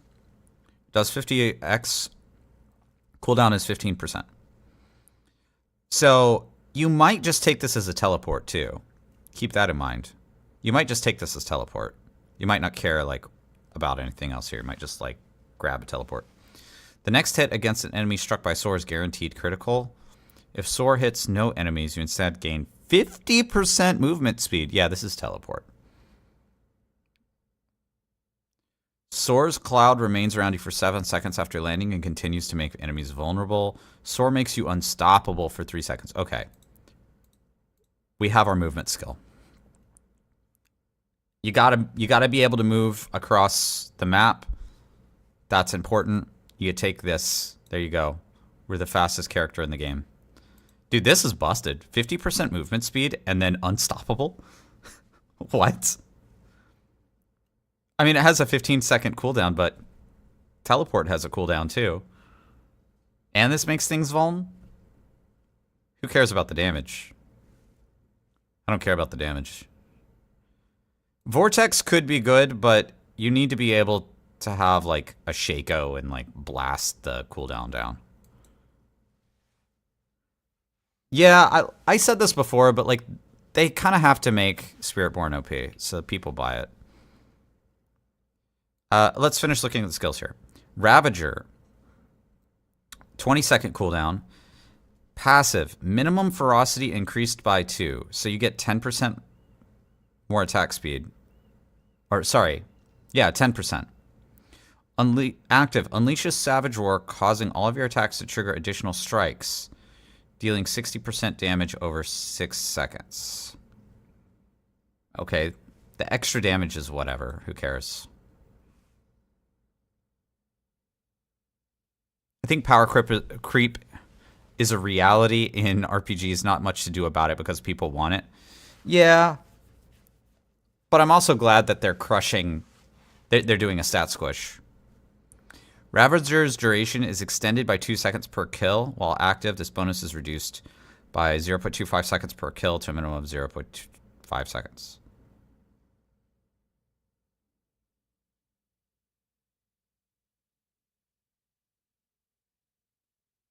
I don't understand. What is this sentence saying?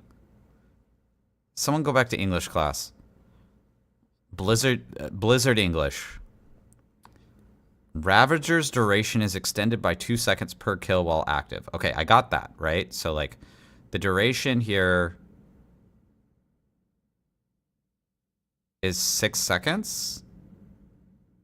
So I kill an enemy, now it's 8 seconds. I kill a... This bonus is reduced by 0.25 seconds per kill. Oh, okay. So they said, okay, this is what confused me, right? They say, blah, blah, blah, blah, blah, 2 seconds per kill, blah, blah. Blah, blah, blah, blah, blah, 0.25 seconds each kill. Why didn't they say per kill? Why didn't they use the same terminology twice? That's so weird. It says per kill, and then it says each kill. See what? Like, it just made my brain fart. Like, what? Okay. I get it. So the second kill is 1.75 seconds. So 6 second duration plus 2. You make 1 kill. Now it's an 8 second duration. Then you make another kill. Now it's a 9.75 duration. Now you make another kill. Now it's 11.25 second duration. Now you make another kill. Now it's 12.5. Now you make another kill. Now it's 13.5. Now you make another kill. Now it's 14.25. Make another kill. Now it's 14.75, and I believe that's the bottom. And then essentially you could just do this until you can press the cooldown button again.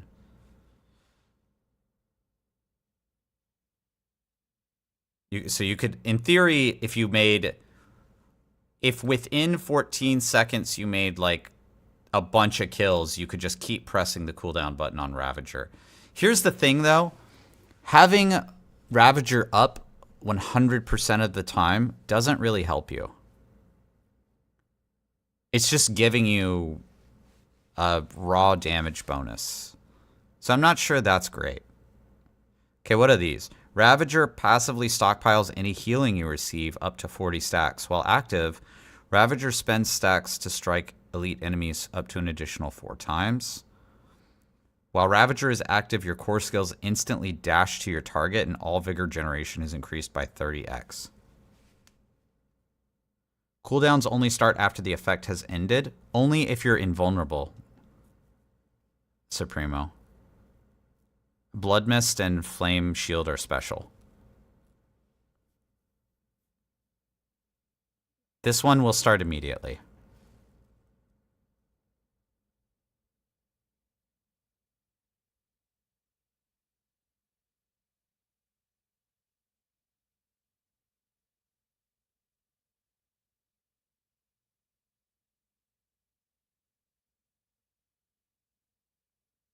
Yeah, I'm pretty sure that's correct. Or else Bone Storm would be screwed if that's how that worked. I don't think that's how that works. It's only for the invulnerable skills. Yeah? I mean, we can go test this out now.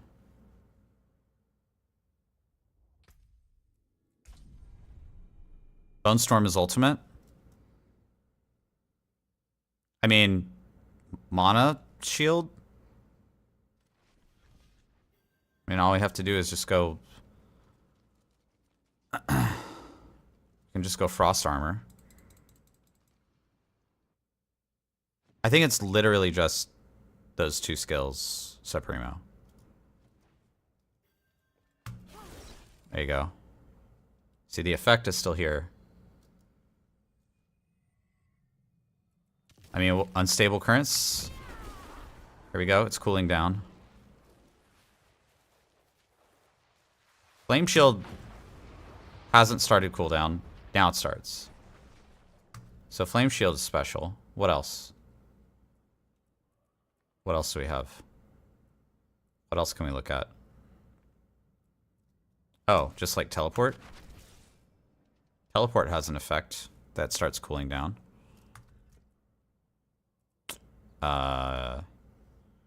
Anything else?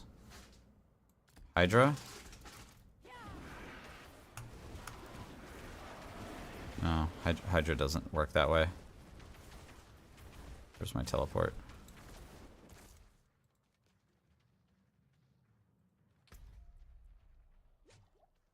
Yeah, I think it's just the skills that are for invulnerable. So I mean, in theory, you could have Ravager up 100% of the time. But all that said, Ravager kind of sucks.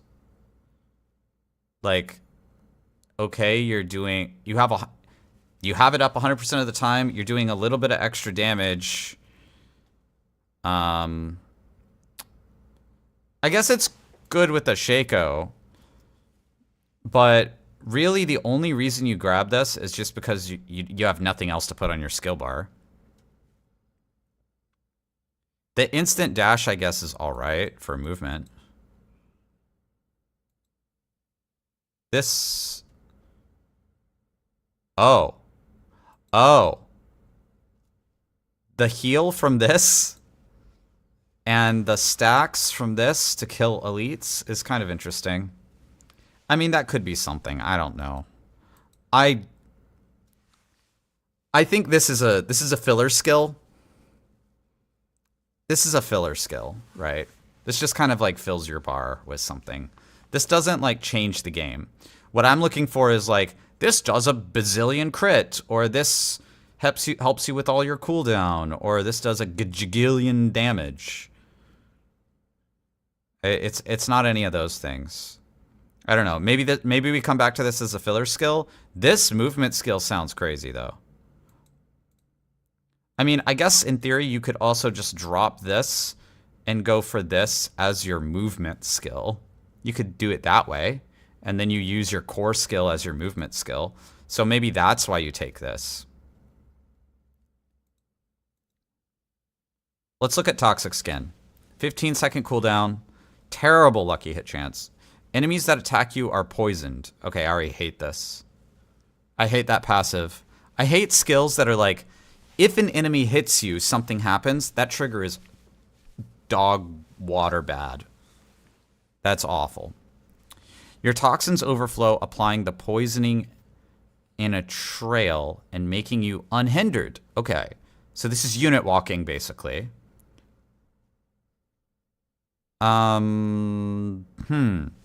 If there's a way to get that effect...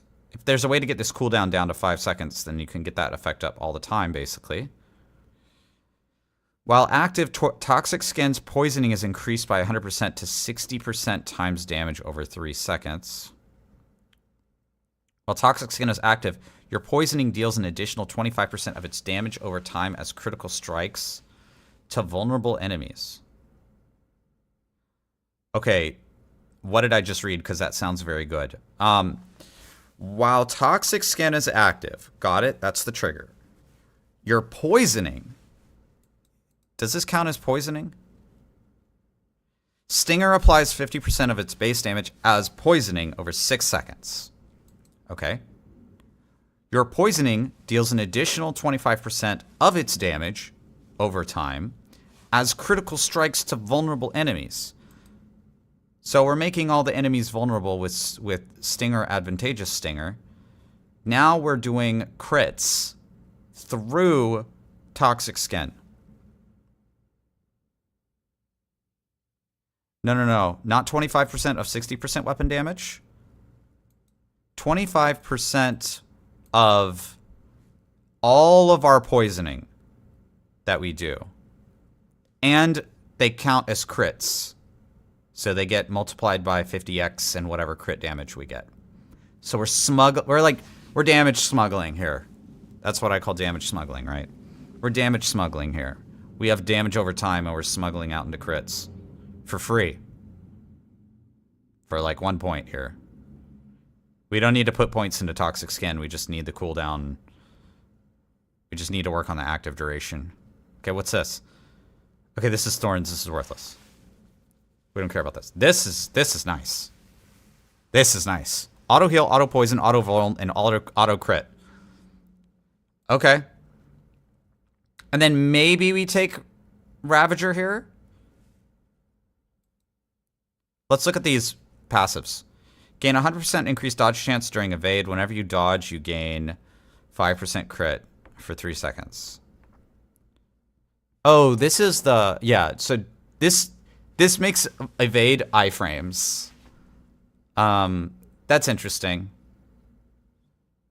Is this just 1 point? Oh, this... More points give you crit. 3 seconds of crit? 3 seconds of crit is not that great. You do 3x increased damage while unhindered or unstoppable. Okay, you might just take this for a cheap multiplier. That might be an easy multiplier to grab. Because we grab unhindered here for 5 seconds. 5 seconds of unhindered is good. So we might go here for a 9% multiplier. That's an easy multiplier to take. Your mobility skill cooldowns are reduced up to 2 seconds based on how far you travel with them. Does this count as mobility? No. Soar counts as mobility. What counts as mobility? For some reason, Thunder Spike is not mobility, but Withering Fist is. But it doesn't have a cooldown, so that doesn't matter. Okay. This could be good. You deal 3x increased vulnerable damage, double this bonus versus elite enemies. Oh, that's strong. Vulnerable enemies deal 5% less damage to you. Yes, sir. That's good. Okay, let's look. Wow. Defensive. Gorilla. 25-second cooldown.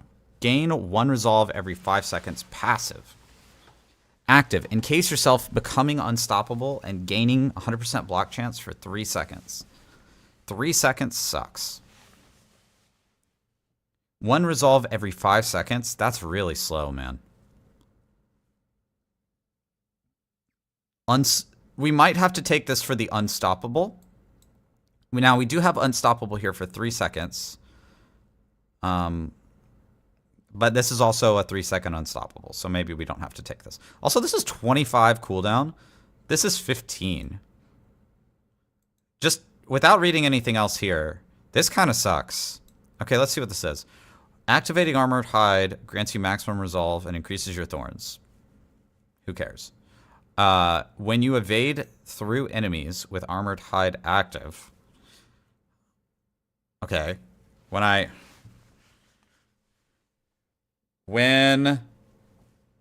I am riding my bike sideways down the street on a Tuesday and it's raining, then okay. You deal 100% of your thorns to them and heal for 5% of your maximum life per hit. Why do I care about healing for 5% of my maximum life when I evade through an enemy? When I heal for 10% of my maximum life every time I attack and deal a gigajillion damage. This is never going to be better than this. What? Okay. While active, Armored Hide increases your block reduction by 5% multiplicative for every nearby enemy. What is block reduction? This could be good. Block is a strong defensive mechanic, so this could be nice. I won't write this note off, but 25-second cooldown, kind of weak resolve thing. I think block reduction is the amount of damage reduced by block. So basically this is... If you get this up 100, let's say you have this up 100% of the time. You figure out, you solve the cooldown problem, and you get this down to like 3-second cooldown, you have infinite block. That could be strong. That could be strong. But it's really hard to get a 25-second cooldown down to 3 seconds. Unstoppable can't be 100% uptime. Is it unstoppable or is it immune? I thought it was immune. Where's the patch notes for this?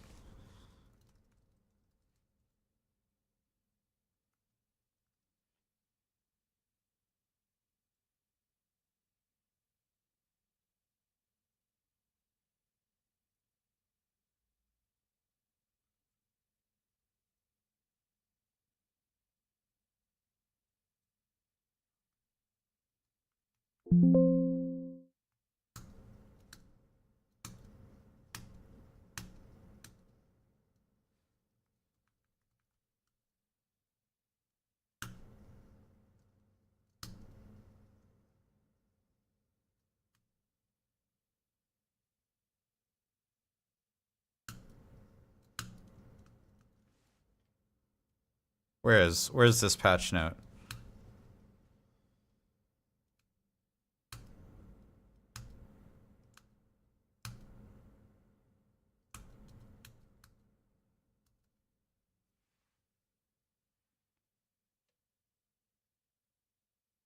I don't think that's correct. I think it's immune. How about im?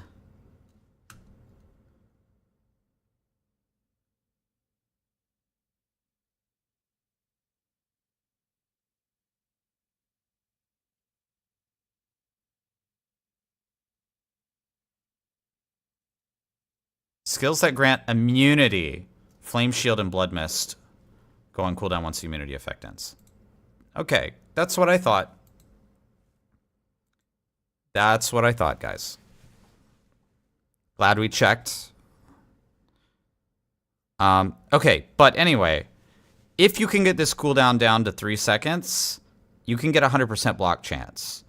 So if there's something where having a 100% block chance, like every time you block, you get a gajillion damage done to enemies, there's something there.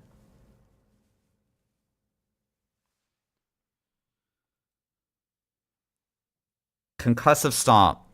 10 seconds cooldown.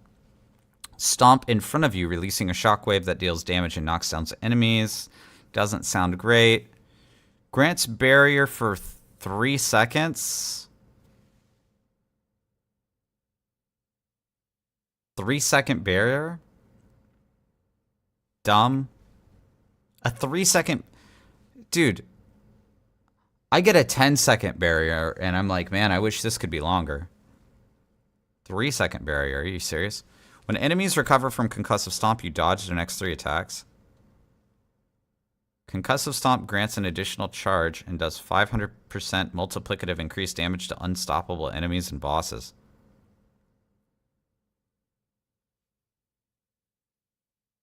%. There's some weird ass, like, make everything unstoppable build here. I don't think that's good, though. So far, the craziest thing I found is this with, like, Andes. Counter attack. 2 charges. Okay. Charge cooldown 13 seconds. Passive. Get 20% dodge chance and automatically retaliate against close enemies for 80% damage when you dodge their attacks. Active. Dodge all direct attacks for 2 seconds. Okay. Counterattack's cooldown is reduced by 0.5 seconds per stack of ferocity you have.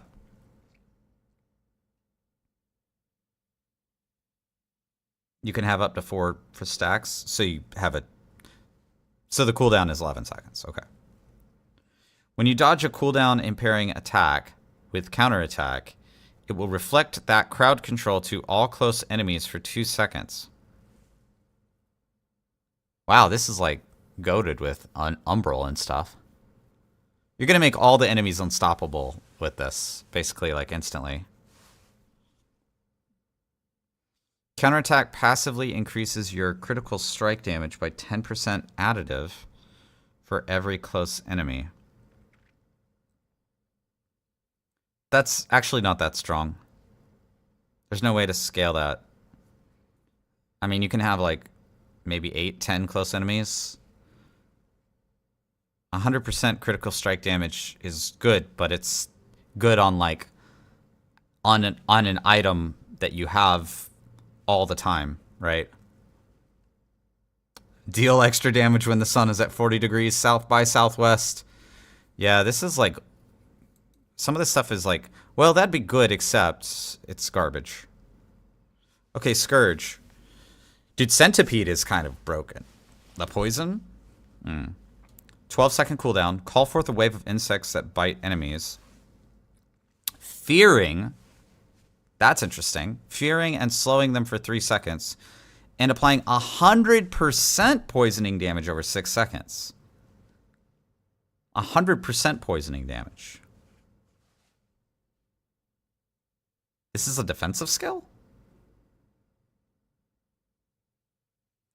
Each time you hit an enemy with Scourge, you gain 1% increased damage versus crowd-controlled enemies for 6 seconds.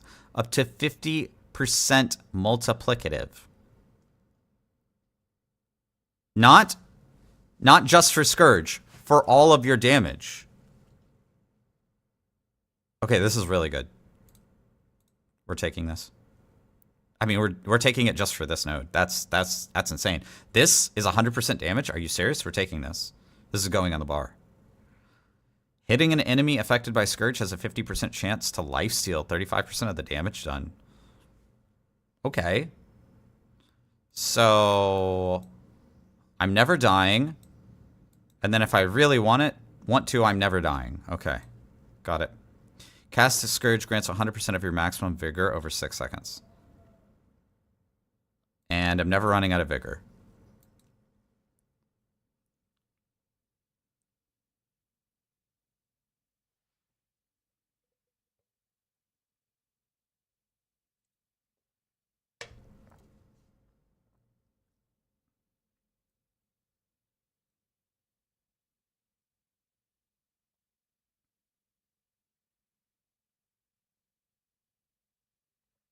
Yeah, you might go for the lifesteal to get Ravager to passively stockpile more. But honestly, like, you're already healing crazy over there. I'm not sure you need it more. I think I value the vigor gain here.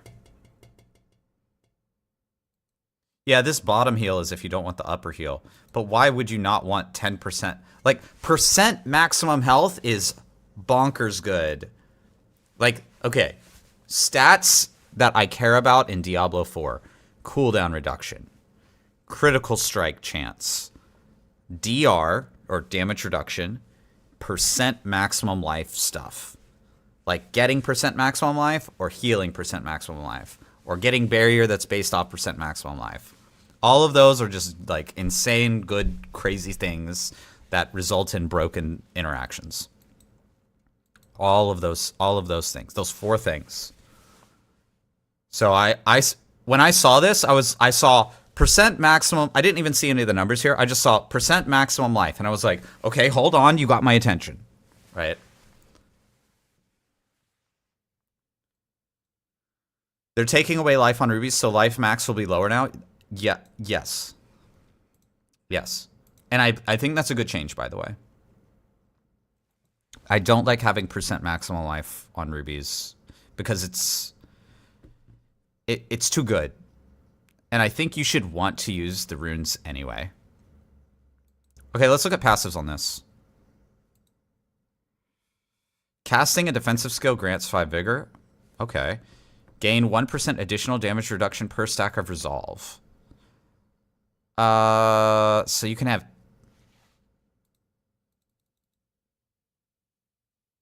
24 DR? Resolve kind of sucks, though. This, If you can get resolved cheaply, this could get good. But so far, I haven't seen a way to get resolved cheaply. Like, you have to get this 25-second cooldown to 3 seconds to get cheap resolve or something. Oh, no. You just get one every 5 seconds, which isn't that good. It's a passive. Like, maybe you throw this on the bar. I'm not. That's weird. I don't like that. This grants vigor. Gain increased life on kill. Ugh. No, I don't like any of those. This might be goated. Maybe. If you can figure out a way to... If you can figure out a way to do this. But so far, everything I've seen about resolve is kind of ass. I mean, maybe you just put Armored Hide on your bar and just barely cast it and not care about it. Isn't there a core that gave you resolve, gen resolve? This, I think. Oh no, this doesn't gen resolve. It's up here. It's a basic skill. So this basic skill is giving you resolve. For the third attack. So every third attack you're getting resolve, and you're getting it passively. Once every 5 seconds. That's bad. So far, I don't see a way to make Perseverance good. That's... Right now, that's bad.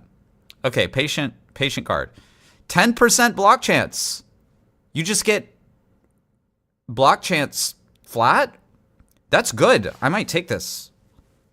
After standing still for 1.0 seconds, you gain 10% additive block damage reduction. Lasts for 2 seconds after your next move. I mean, I like the block chance. Yeah, we'll have to look at legendary aspects, of course. There might be ways to do things. Thorns. While not taking damage for 5 seconds, you gain... Oh!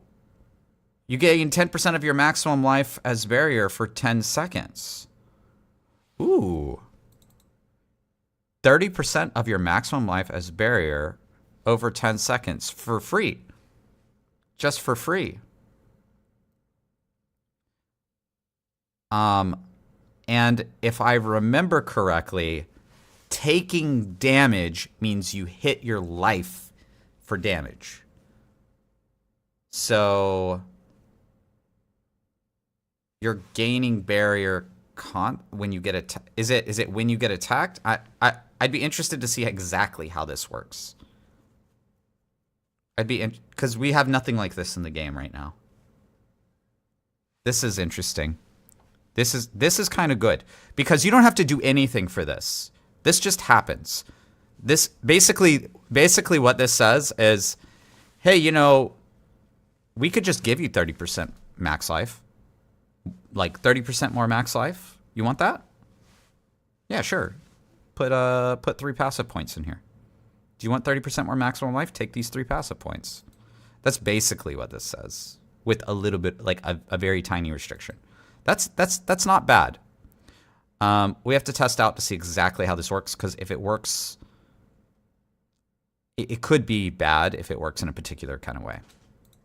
But I'm gonna put a feather in this right now. Anti-venom. You gain 50% increased poison res, and your maximum poison resistance is increased. Okay. We're adding max resistance in the tree?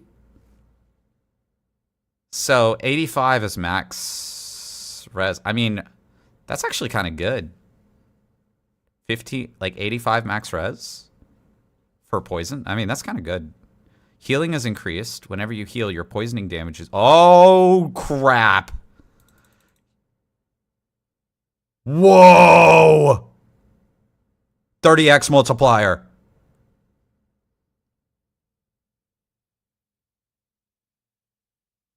$30x multiplier. For free. Look, this heals. This heals. This is a 6x stacking multiplier for 10 seconds. So all you have to do is just cast Stinger 10 times. You just... You just do that, and now you have a 30x multiplier. That's a damn. That's a legendary Paragon node. That's what that is. Oh, hot damn. Also, like 15% max res is like kind of good. If I don't have anywhere else for these points to go, this is a good like dump passive. You know, sometimes on Necromancer you just like, what do I take? I don't even know what to take. This is a good dump passive. We might go and pull 2 points out of this later if we, you know, want some more damage, but like 30%, dude. Dude, what? That's insane. That's kind of crazy. So how many skills do we have on the bar right now? We have, you know, we can get rid of this eventually. So let's call this 0. This is the 7th skill, like the 13th man in football. So 1, 2, 3. So we have 3 out of 6 skills. Okay. Casting a gorilla skill grants 5% multiplicative increased maximum life for 10 seconds. Oh, wow. Okay, I gotta figure out how to cast a gorilla skill. Damn. Gorilla skills deal 5% multiplicative increased damage to knock down enemies and have an execute.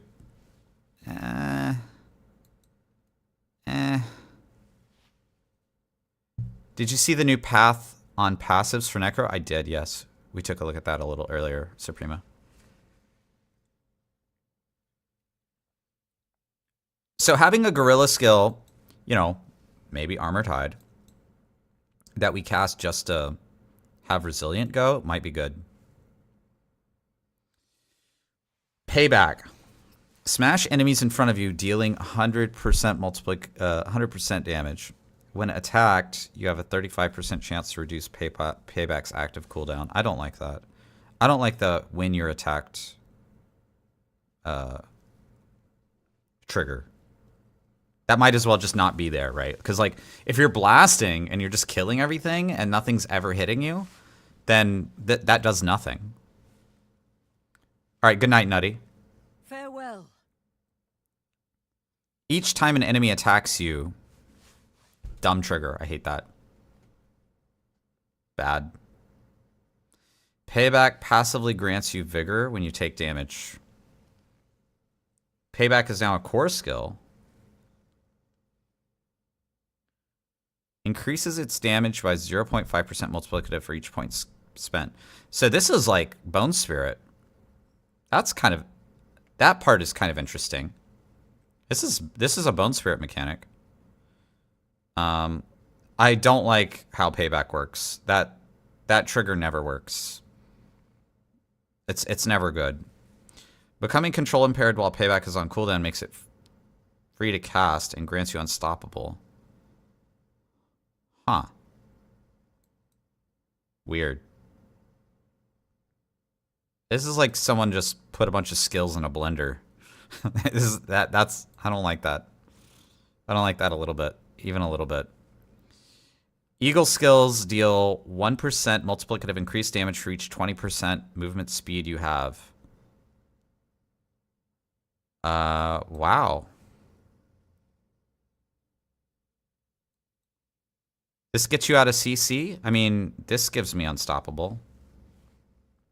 This gets me out of CC. Time to PTR? 14 hours. Or 13 and a half hours. If we're doing eagle skills, this is nice. Casting an eagle skill grants movement speed. Okay, maybe. That kind of feels... If I can avoid this, this could be a dump passive. You can cast that while being CC'd. You can cast any unstoppable skill while being CC'd to give you unstoppable. Like, you can do that with teleport, for example, if you have the unstoppable node. Or blood mist. Razor Wings. Charges 3. Charge cooldown 10 seconds. Whirl out a cluster of razor sharp spirit feathers that rebound back. Oh, yeah. This was, like, super busted, right? Razor Wings makes enemies vulnerable for 5 seconds when hitting with a critical strike or from behind.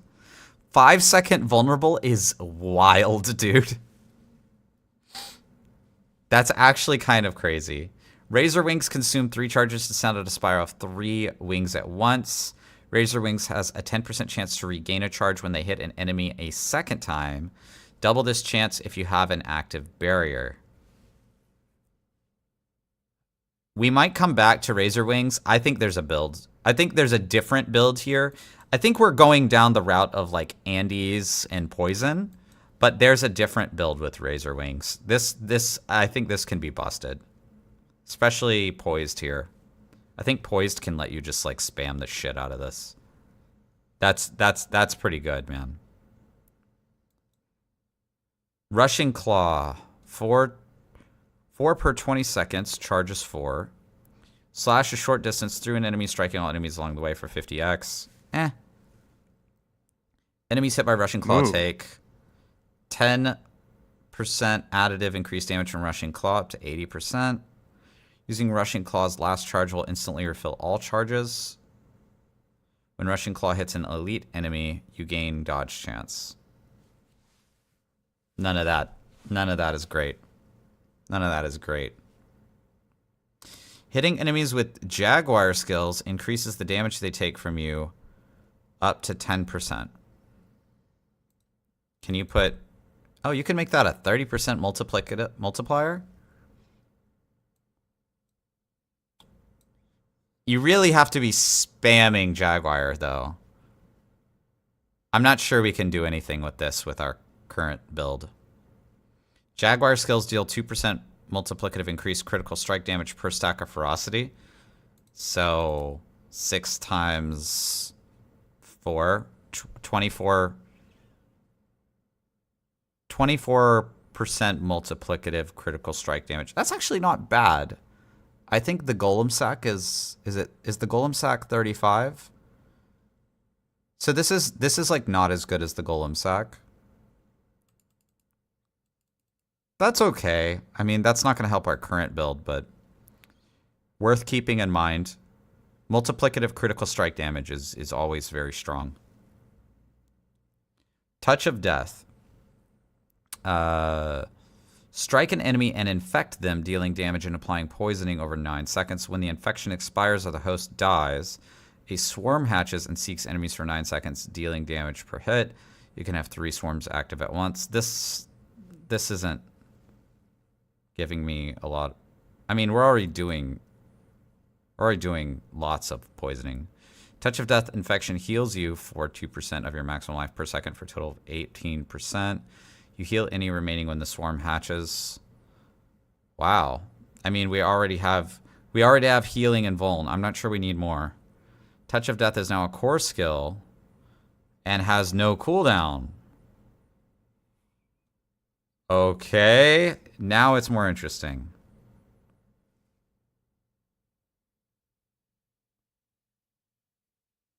No, it starts, I believe, at 10. So yeah, we're like 13 and a half hours away. Touch of Death swarm bursts every second, applying 30% of its base poisoning damage over 6 seconds to surrounding enemies. Centipede skills deal... Okay. Yeah, great.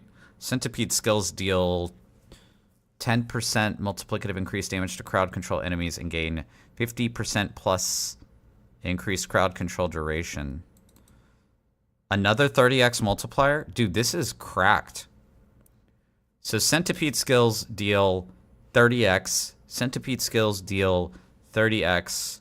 Centipede skills deal 30x.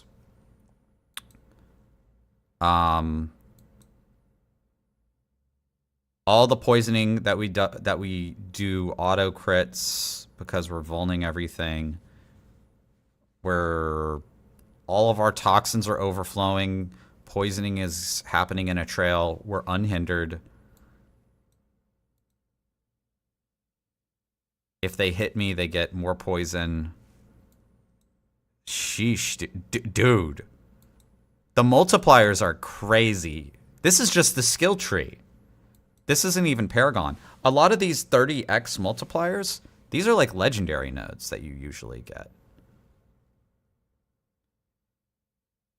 And we could go Touch of Death, but I'm thinking Scourge might be like, okay.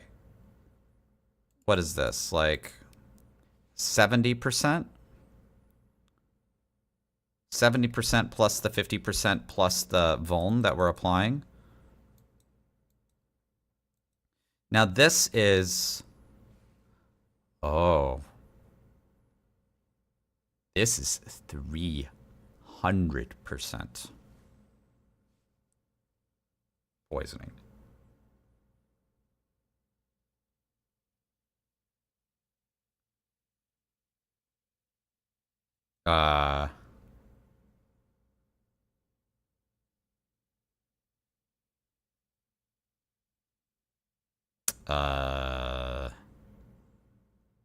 That's, I think if you can find a way to get, like, tons and tons and tons and tons and tons of vigor, this is pretty wild. That's 300%. This is... That's 300% for 70, right? So, like, calc. 300% for, what was it, 70? Versus...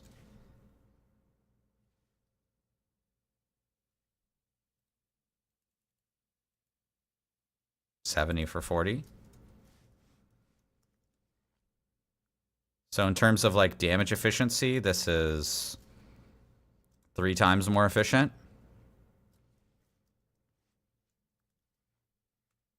2.5 times more efficient.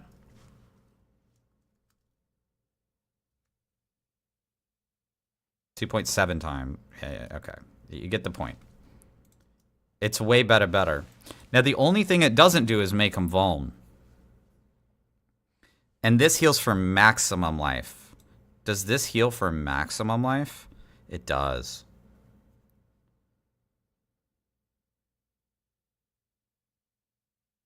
You heal any remaining when the swarm hatches. So if you're just killing enemies, you're at max life always.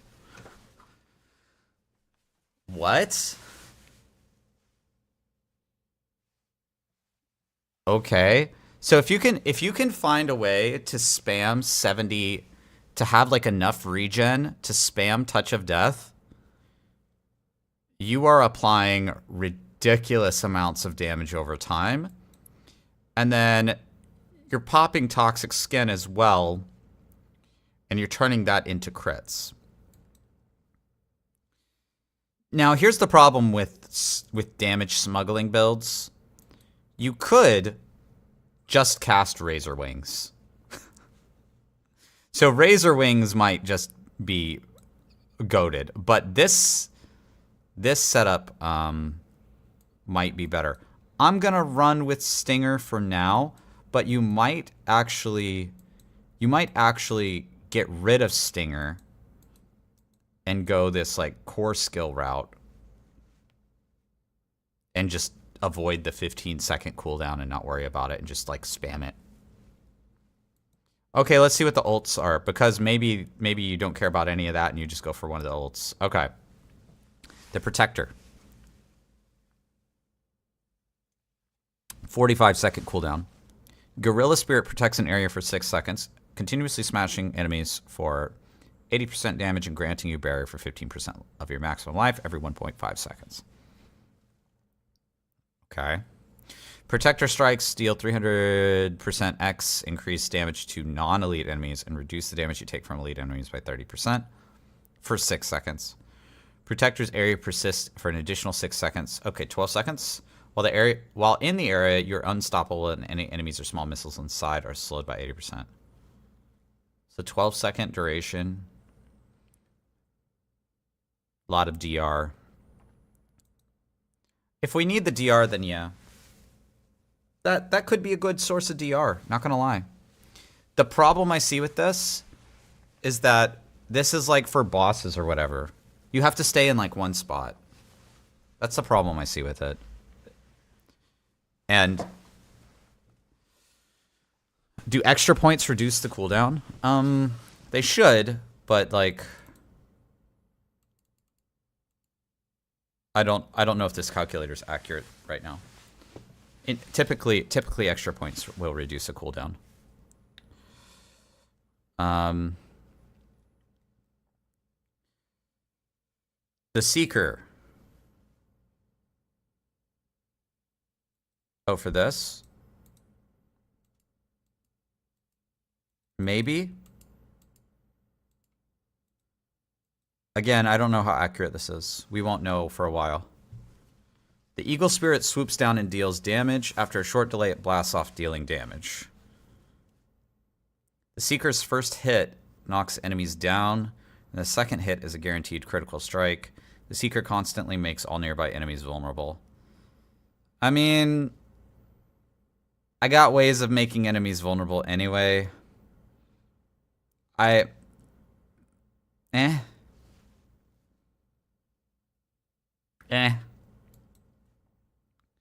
Hunter. 45 seconds. Bound across the battlefield with the Jaguar Spirit, dealing 50x damage. Slash all enemies for 200x damage over 7 strikes.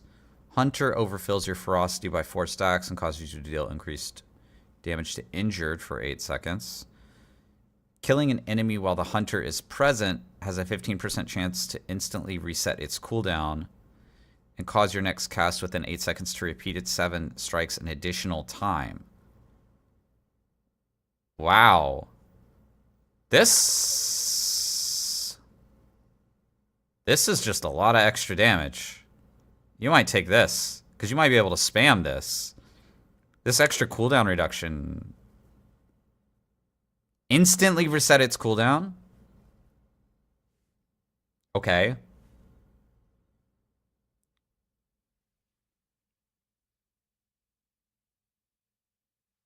They released the Spiritborn? No. But we do have some information about it. It might be old. This info might be old. So we're just doing some theory crafting for fun. Centipede Spirit emerges, blasting enemies in a line for 140 damage and spitting at others for 40% damage. Lasts for 15 seconds. As it emerges, the Devourer launches 10 toxic globes that apply poisoning. While the Devourer is active, if a non-boss enemy's remaining life becomes poisoned, they die instantly.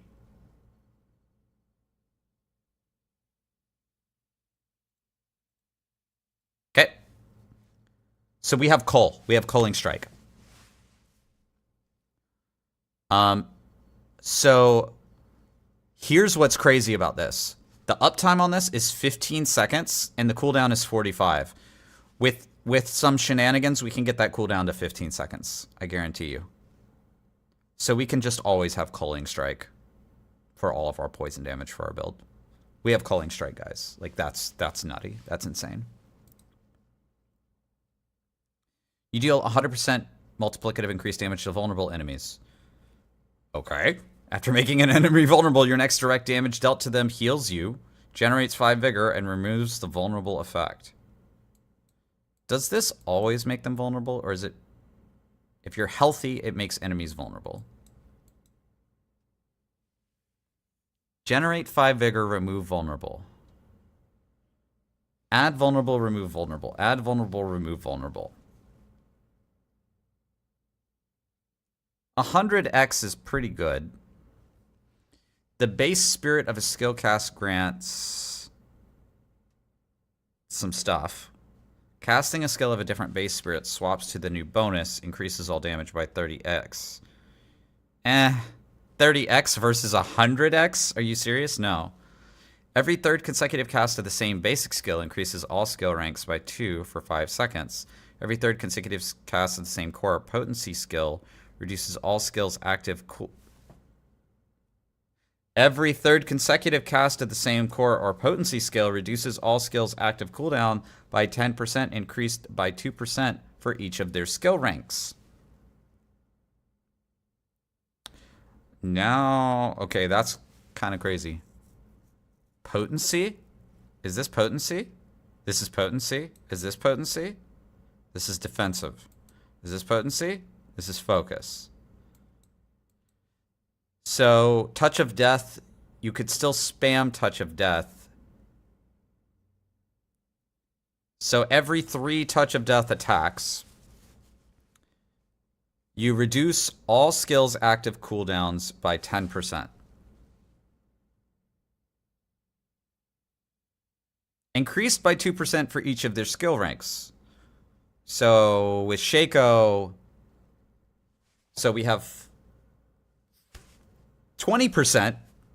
Then we have Shaco for another 4. 28% cooldown every 3rd cast.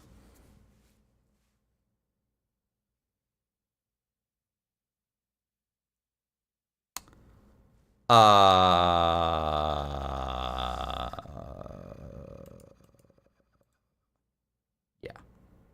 Your critical strikes cause enemies to burst 100% of the total poisoning around them as poisoning damage to those around them. Okay. Okay.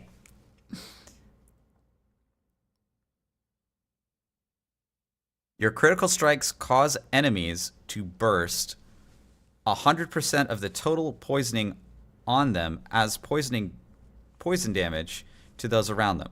So you just stack the poisoning. It bursts as poison damage, and then it culls them instantly.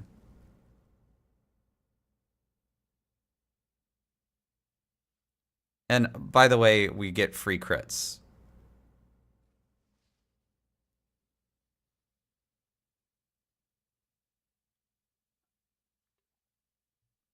So we get free crits. We crit.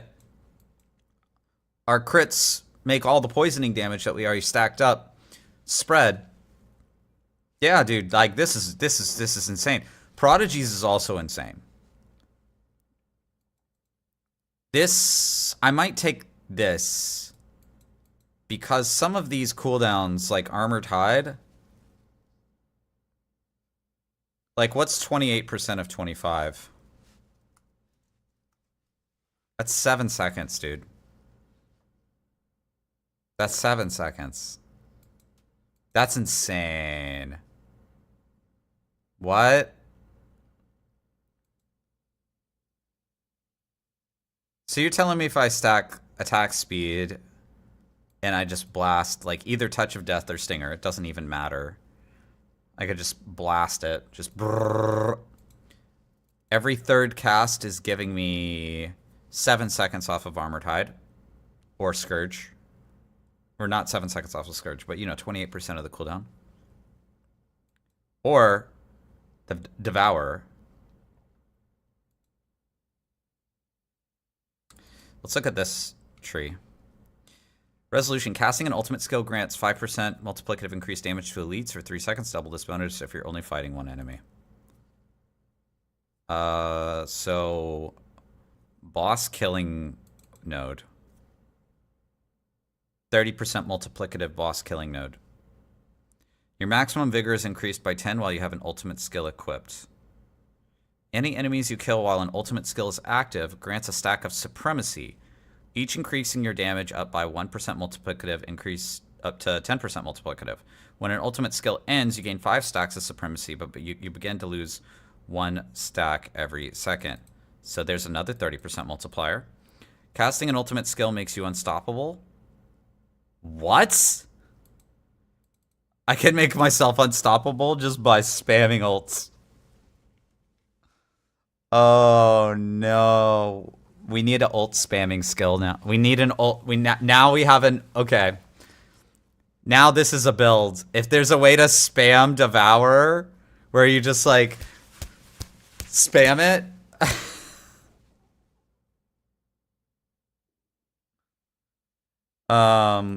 That's fun. Hitting enemies with ultimate skills heals you. Upon casting an ultimate skill, the last potency, defensive, or focus skill you cast prior becomes free to cast for 3 seconds. What does free mean? Does free mean no cooldown? Or does free mean no resource? I think free means no resource.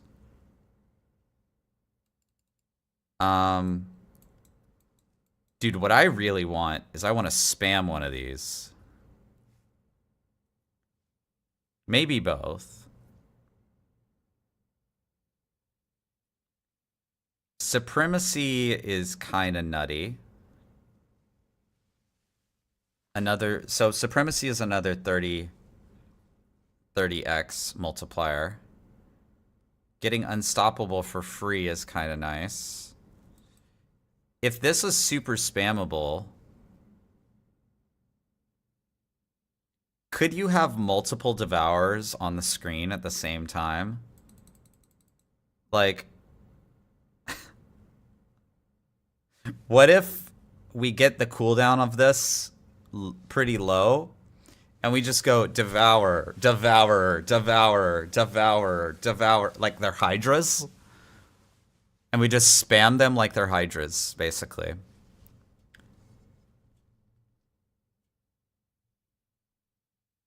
That's kind of funny, dude.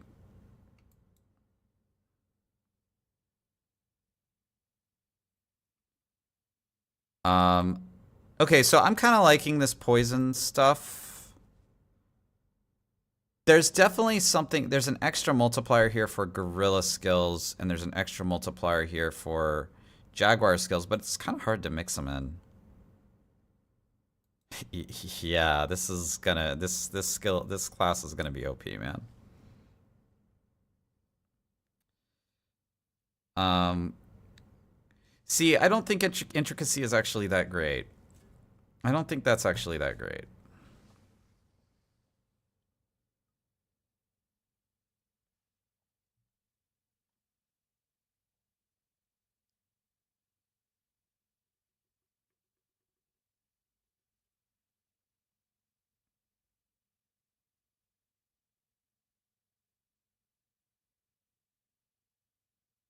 You can have free cast Touch of Death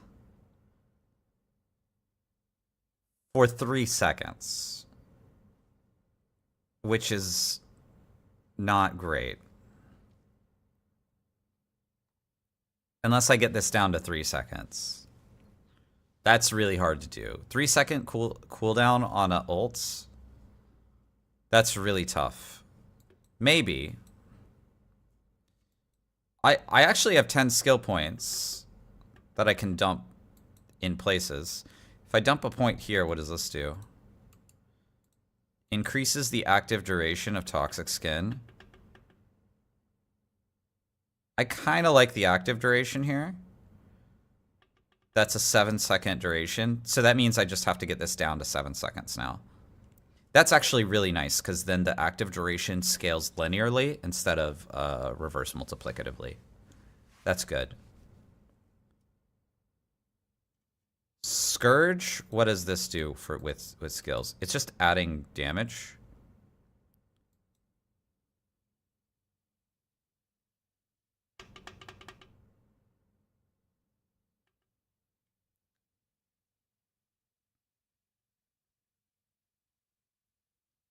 Every time you hit an enemy with Scourge, you can get up to a 50x multiplier. That's kind of what I was looking at here with Enhanced Scourge. Enhanced Scourge can give me a 50x multiplier. Okay, so what do I have? I have 1, 2, 3, 4, maybe 5. I could get Unstoppable here. Or I could get Unstoppable here.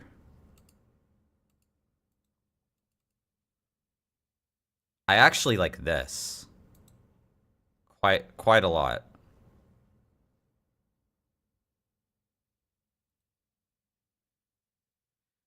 The reason I like this is with cooldown reduction, this becomes really strong.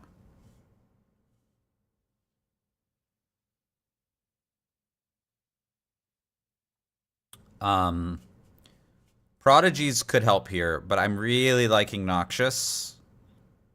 Noxious Resonance. Although Noxious Resonance doesn't help you on bosses, does it?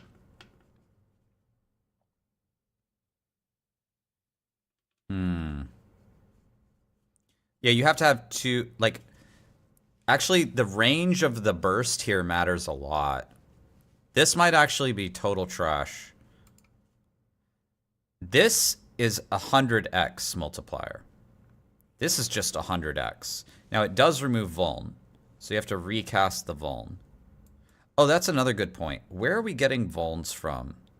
If we're not... So Touch of Death sounds really strong, but it doesn't have the built-in Vuln. So I'm thinking... Stinger is still stronger because of the built-in Vuln. Unless we can find Vuln somewhere else.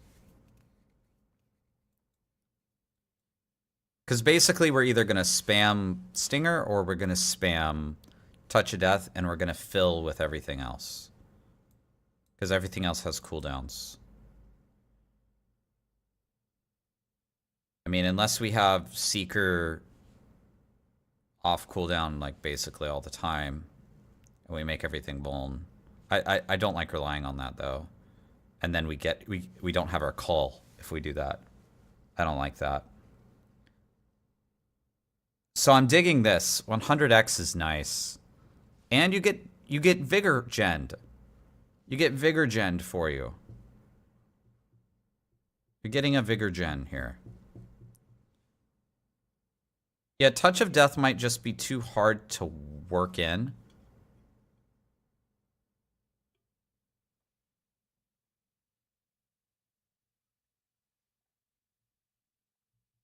$70 is a lot. After you hit the enemy, Vuln goes away, need to reapply. Yeah, but it's always applying. It's just apply, apply, apply, apply. So it'll consume it and apply it. Like always. It'll just always apply. Consume, apply, consume, apply, consume, apply.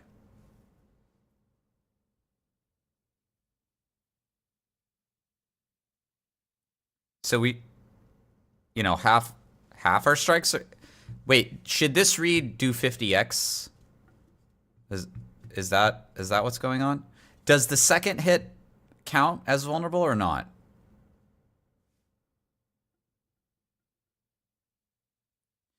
%50 of the strikes are not vulnerable. Are they though? When does vulnerable apply?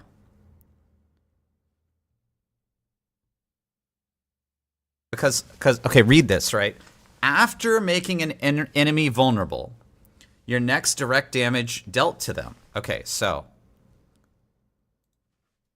notepad. Okay, step 1, cast, right? Cast Stinger. Cast Stinger.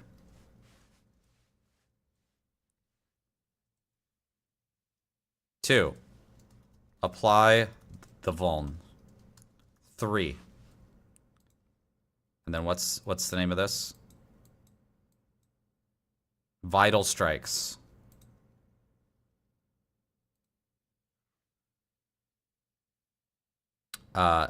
Next, direct damage. Is it any direct damage? Next direct damage removes vuln. We know about the removes vuln. Okay. Any damage? No, direct damage. Direct damage. Not any damage.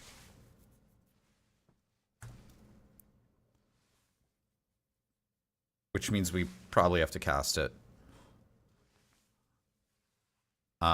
In other words, not damage over time. So 4. Any non-daunt damage. Yeah, that's a good way to put it.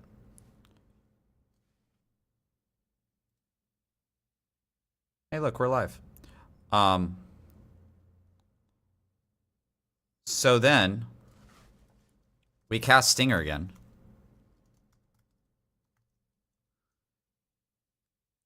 Stinger. Now this is the part that matters.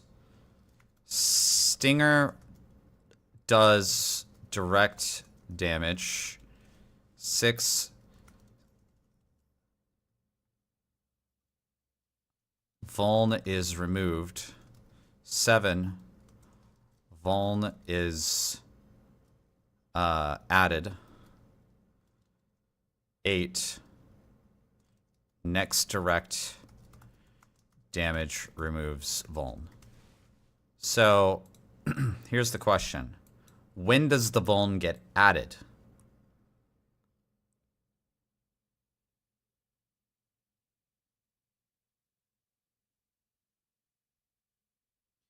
If you are healthy, it makes enemies vulnerable for 3 seconds. Before Vital? You think so? I'm not sure. I'm not so sure. Because it says after making an enemy vulnerable. So we're already... It feels like this happens... sorry. This happens, then this, then, I gotta learn these names. Vital strikes. Then Vital triggers. Then we add the Vuln.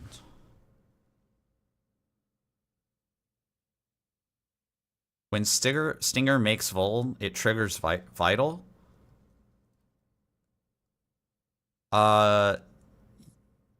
Yes, but there's 2 triggers to Vital. There's 2 triggers to Vital. One is we're remove Vuln, and then we're adding the Vuln. No, there's 2 triggers. There's a direct damage trigger that is removing the Vuln. And there's Vuln that's adding next direct damage removes Vuln. Ultimately, we just have to test this. But in theory, it could happen this way. Where Stinger does the damage, it removes the Vuln, and then it immediately applies Vuln again. So in other words, Vuln is always up. Like, we won't know. Like, there's no way to know until we hit the training dummy with this. But we may just have 100% X. Always. With Stinger. Specifically with Stinger, because it's always applying a Vuln. Now here's what's kind of interesting. Do different skills apply Vuln at different times? I would say spamming Stinger is 50%. I'm going to be a bit optimistic. I think it might be 100%. Because the applying Vuln step and the removing Vuln step are at different stages.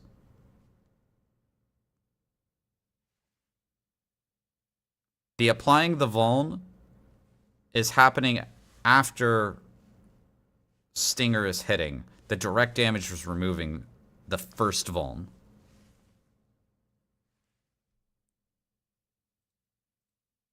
Right? So you have Vuln from the first attack already. It's already vulnerable. Then you do the direct damage. Then then you remove the Vuln here. Okay? But then you apply the new Vuln, which triggers the skill, which I still haven't learned apparently. Vital Strike. Triggers Vital again.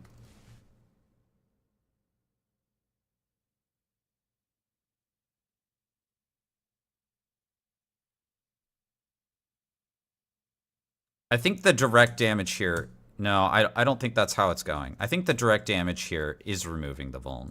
I don't think the skill is... I don't think the skill happens all at once. I've looked at the data mine. That's not how that works. There's like a million different effects. Like every skill and every legendary item in this game is like 15 different like effects. They're like unks. They're called unks that are in a trench coat together. So like I guess ultimately we do not know until we hit the training dummy. But like it's not like you're thinking Supremo where it's like this ability is all one like black box and it all happens together. It's not like that. It's absolutely not like that. Yeah, it's either 100% or 50%. I mean, you're literally taking half I mean, if this is 50%, this is crappy. If this is 100%, this is awesome. 100x multiplier. Like, look at all these multipliers, man.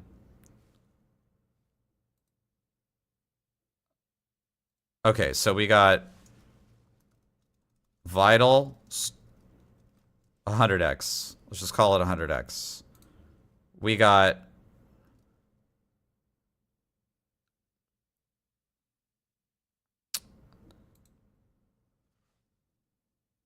$30x from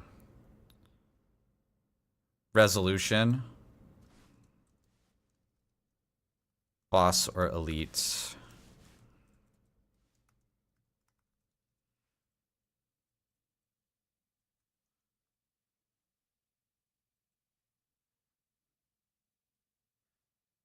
$15x, and then Boss or Elite is at 30x. Dude, these are nutty. These are nutty. And then Supremacy stacks.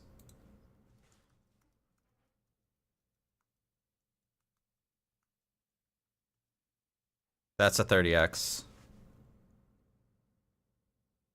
Macro uses spreadsheets. I mean, I like text editors.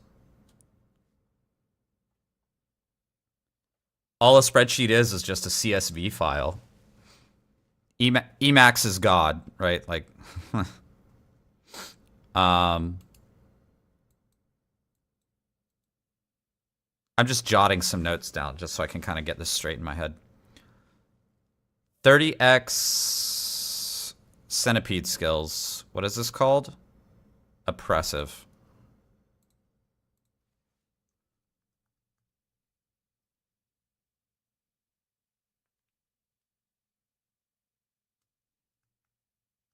Rax uses Paint. Macro uses a spreadsheet. Echo uses Notepad.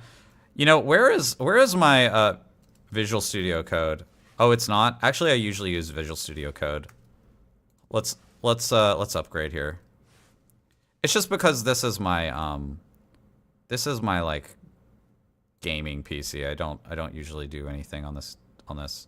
There's Windows. Download that, bro. Yes. Thank you.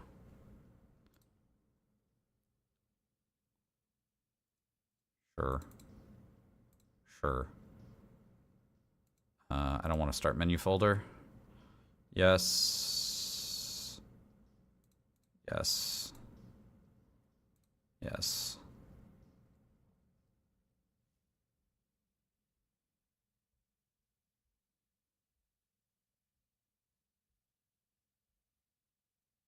Okay.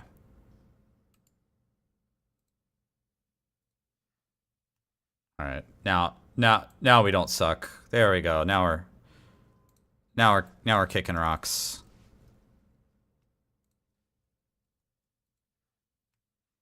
There we go. Now we're text editing like a boss. And I can do this, and now you guys can read it.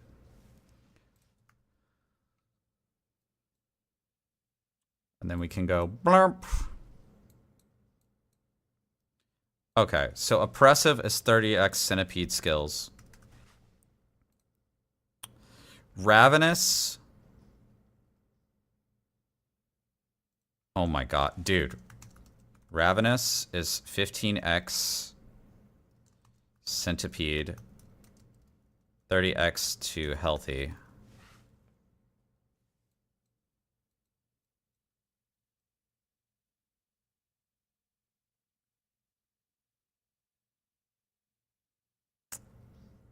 Nourishment is 30x.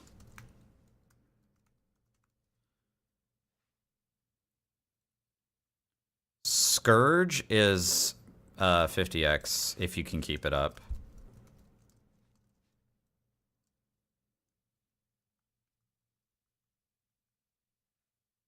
That's hard to keep up. Well, that's 12 seconds, so actually maybe not. That's a 12 seconds cooldown, so that's actually not too bad. Good night, Distro. Moo moo moo moo moo. Moo moo moo moo.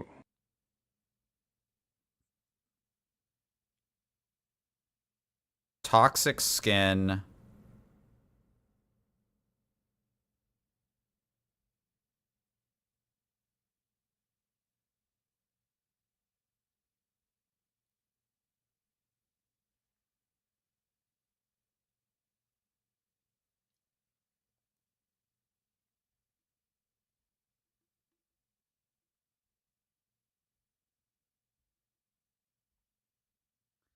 Toxic skin does 25%. Okay. Toxic skin. 25% poisoning damage does crits to Vuln. Also, where's my word wrap? Alt Z. Thank you.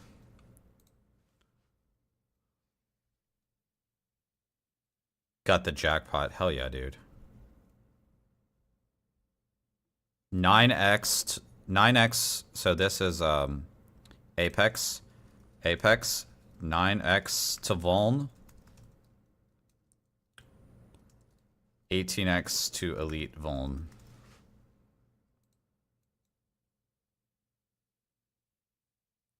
Unrestrained is 9x. Unrestrained 9x while unstoppable or what is it called? What's this new mechanic called? Unhindered. Which we definitely will have with Toxic Skin, right? So basically just, yeah, 9x always.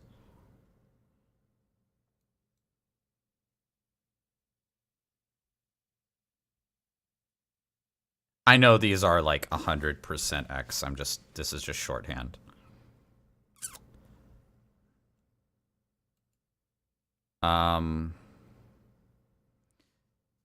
This, you know, this might be nice. 15x Vigor Gen. That might be nice. We could use some Vigor Gen. This might be nice too. Some free vigor.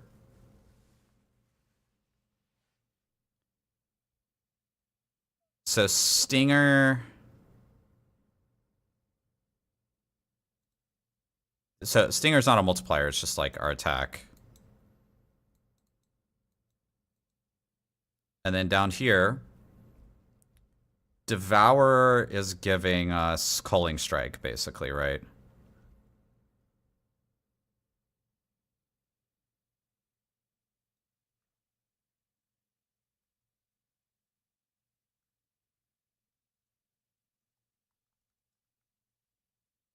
And then it's giving us some other damage. But Culling Strike is ridiculous. So then we have one more passive point to put in somewhere.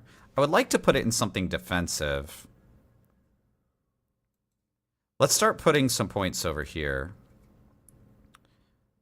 I'd like to go Armored Hide. Toxic Skin. I like putting Devour on E, maybe. Stinger on right click. Scourge on left click. Oh, we have an extra skill. We need to find another cooldown to drop in. I mean, we could drop in Touch of Death, but I'm thinking this might be our chance to get some more defenses in. Cause like, look at this, dude. Look at these multipliers. Holy crap.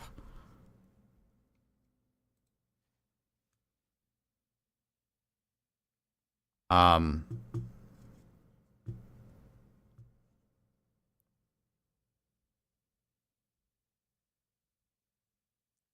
is this a gorilla skill?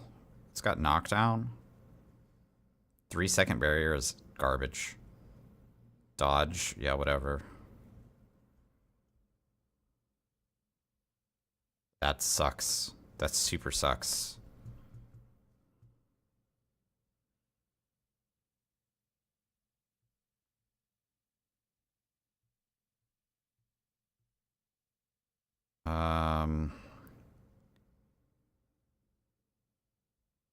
These suck. The TP skill from Eagle, yeah, this Soar. This I'm definitely thinking of this. I gotta pull points from somewhere else though to get that. I'm definitely thinking about that. But you see, the Eagle skill passives here don't give general multipliers elsewhere, while the Gorilla skill does. So that's a thought. Also, so does Jaguar. And getting Stack of Ferocity with might help. Does Ravager have a cooldown? We might go Ravager actually. Oh, this might be good. Yeah. It's just free damage. Soar also vulns. Oh yeah. Actually, you're right. Yeah, the extra mobility plus the guaranteed crit, plus the movement speed, plus the unstoppable. Like having a little bit more, how do you say this? Vulnerable durability density. Like being able to cast more vulnerables instead of just from our one skill, but also cast it from our mobility skill. That's actually useful. Okay, now we have to find 2 skill points from somewhere.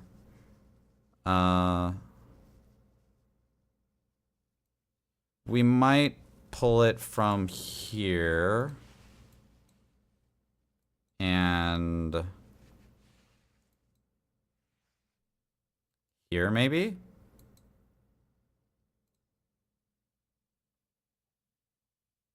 Velocity? Velocity. What's velocity? This? I think we might need the vigor. We don't have a lot of vigor generation in here. We're going to have to get our vigor generation from items. So maybe. Yeah, maybe. I should add, we don't have any other items, and look at all these multipliers. Like, this is ridiculous. This is actually insane. Okay. Jaguar, every 4th time you would deal direct damage to an enemy using a Jaguar skill, unleash additional slashes. Casting an Eagle skill grants 2 Storm Feathers up to a maximum of 8. When you evade, all Storm Feathers are fired, dealing lightning damage and making targets vuln. All skills are now also Eagle skills. Oh, shit.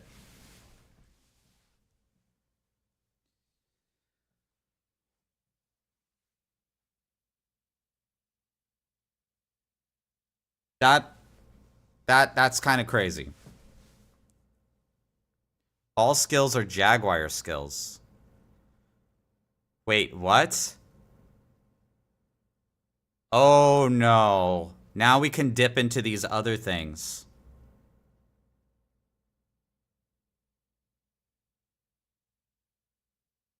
We can dip into these other things. Hitting an enemy with a centipede skill reduces their damage and slows them.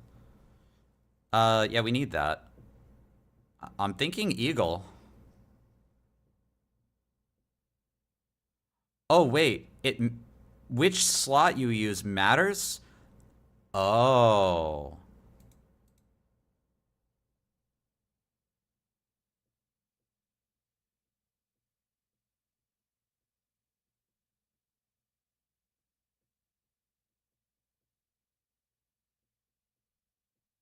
I don't like this crit when you move.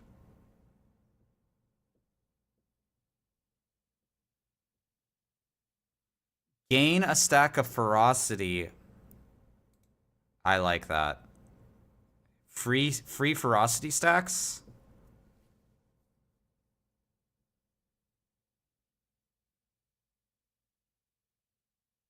I mean, we already have this heal.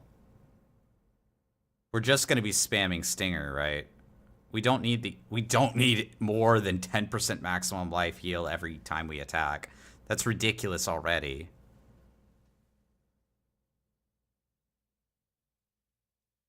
Also, keep in mind we can swap over to like Touch of Death and just heal for infinitely if we can do that. Centipede damage reduction is very strong, but also everything being an eagle skill is very strong because I can get a ton of movement speed and get this as well. Well, I kind of want the DR. Kind of want the DR. All skills are gorilla skills. Max life. 5% increased damage to knock down enemies and 5% chance to execute them if they're not a boss. We already have a culling strike. We already have a culling strike. What about this? Hitting enemies with Jaguar skills increases the damage they take up to 10%. That's a 30x multiplier. Oh, yeah. I think we maybe double Jaguar.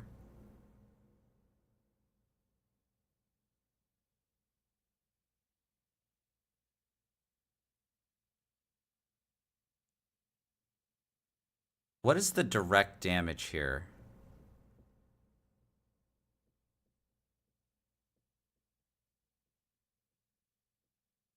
So the direct damage here is not impressive. But that's also... We're just doubling that. And then we can now get this. We can get another 30x, and we can get crit damage.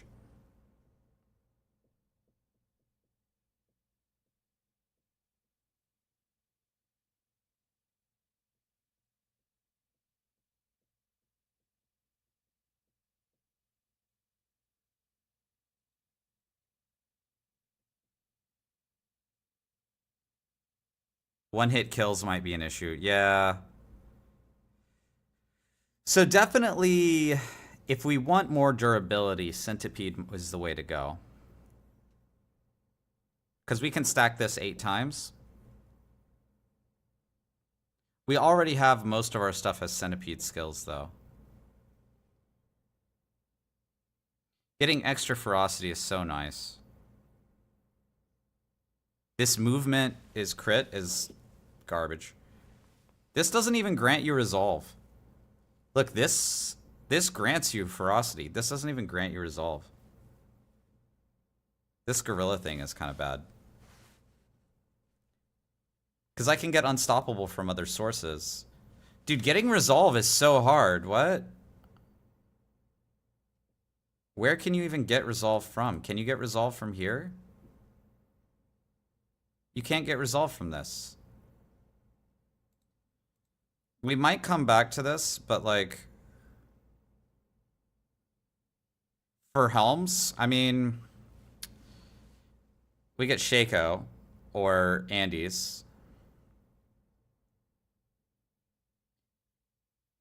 I'm thinking this for now. Let's just kind of pencil this in.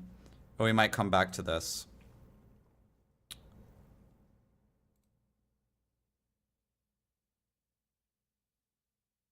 So, I mean, Andy's lucky hit, 20% chance to trigger a Poison Nova that applies poisoning damage, and then we multiply all of our poisoning damage out, right? Poisoning damage does crits. So Andy's does crits. Andy's can crit now. Okay. You go Shaco or Andy's? Perdition. Oh, that's right. This is the 120x potentially. Yeah, that's interesting.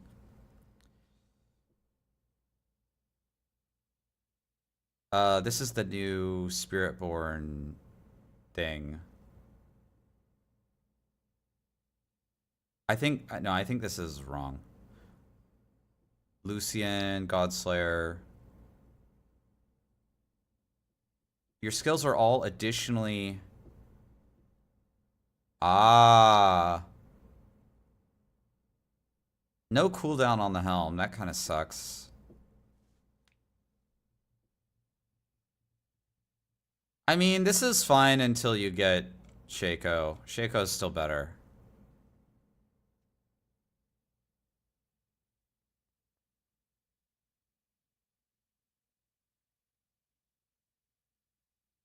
Yeah, that's interesting.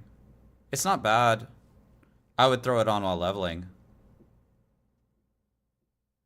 While your Spirit Hall choices match, their bonuses are 100% more potent, and their skills with that base spirit costs less and have reduced cooldown. Have reduced cooldown?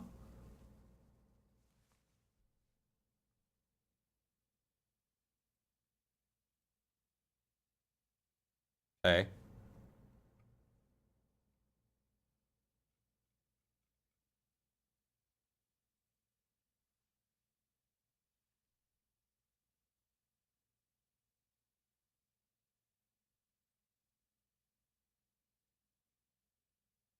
Or DR.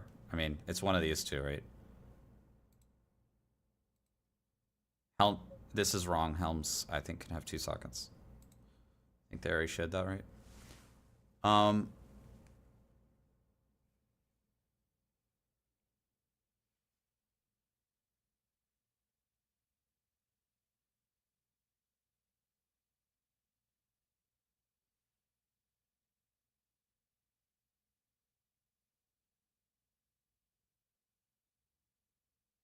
Every second, your active cooldowns now drain 10% of your maximum life.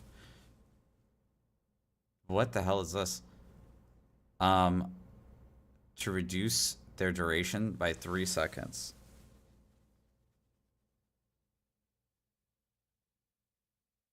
What the heck?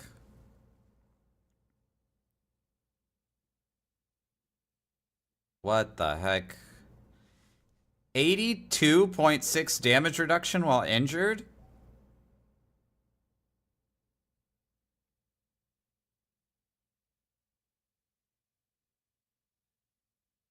Oh no. I hope this isn't in the game. This is Shimizu's from Diablo 3.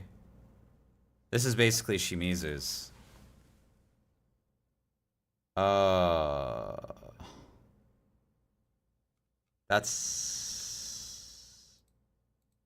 That's busted.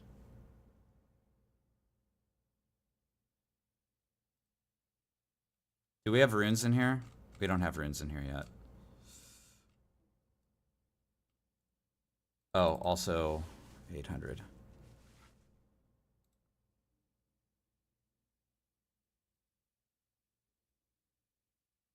What? Okay.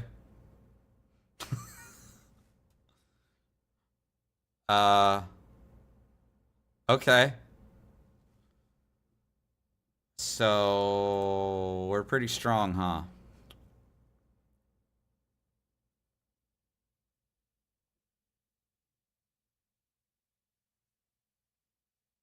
If you take direct damage, you instead receive 100 to 150% of it in the form of poisoning over 10 seconds.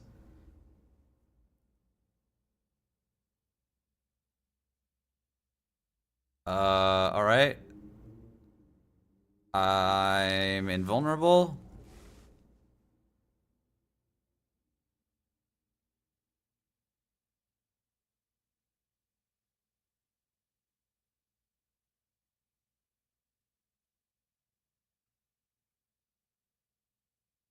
Okay. I'm invulnerable. Got it. I haven't even looked at the... I mean, we can put what even is anti-venom? I don't think anti-venom is good, right? It's this? I don't think that helps us. I mean, we can just take this point out of anti-venom at that point. I haven't even looked at the aspects.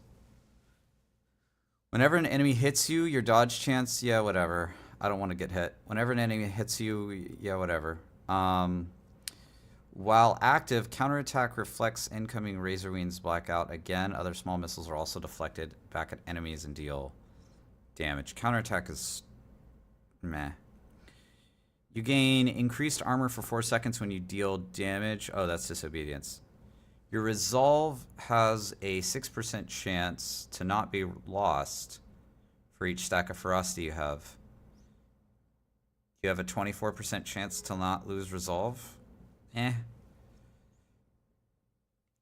Apparently there are 2 of them. Forest power. Lucky hit, 25% chance to create a mystic circle for 10 seconds. Casting a gorilla skill in the mystic circle empowers them to periodically grant you barrier for your max life. And you lost me. No, you lost me. Gain block chance per resolve stack. That's strong. 15% times 8. I mean, that's more than 100%, so you can get 100% block chance from that alone.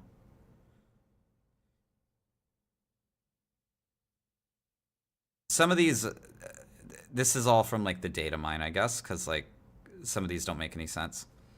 Losing a stack of resolve has a 10% chance to heal you. Casting a non-basic mobility skill grants resolve. Ah.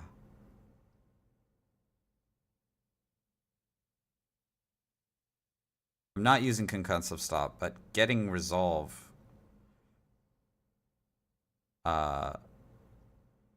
is kind of nice. That's kind of good. Getting free resolve. Okay, that's good. I like getting free resolve. Casting a... Yeah, that's free resolve. Block reductions increased while you have a barrier. Eh.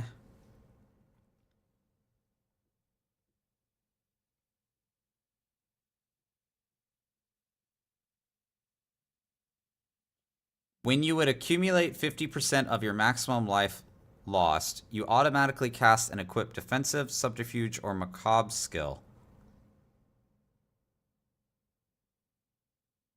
before receiving damage. Oh. Can only cast 30, okay. Casting Rushing Claw extends the durations of your active incarnate skill effects. Eh. You gain resolve for each vigor you gain over 100. Interesting.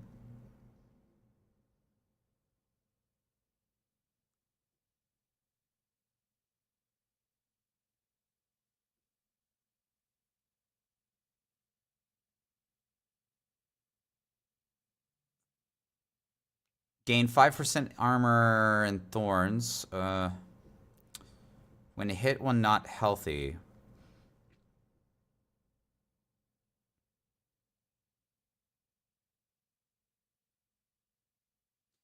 Heal for 60% maximum life when you poison a healthy enemy. Nice.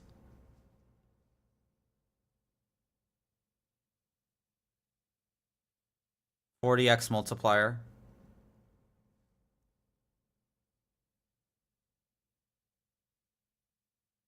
Scourge has a cooldown. Yeah, but it's not that hard to cast. I think you're going to have this off cooldown. If you get 50% cooldown, you can cast this in time.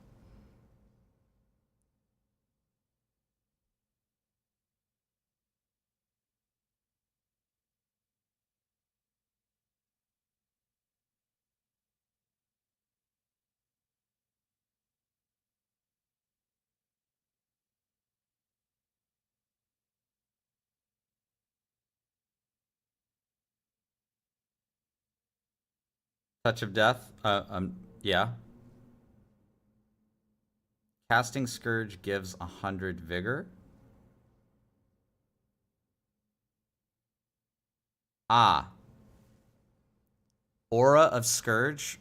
I'm not seeing the Aura of Scourge yet. Maybe we'll get there. Ah.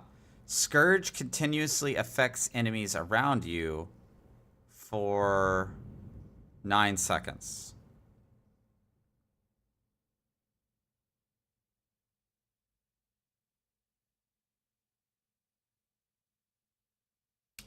No, that doesn't apply the casting modifier. This doesn't trigger a cast. So that doesn't work. All this does is it takes the multiplier that can go up to 50x and makes it 50x. So that's not that good. It's okay. This is kind of nice. Every 3.5 seconds, distant enemies are pulled into you and take 10x increased damage. That's kind of nice. A pull is nice. Let's go back and let's look at the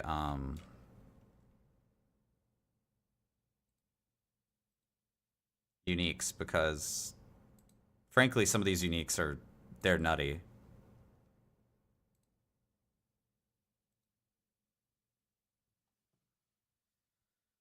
I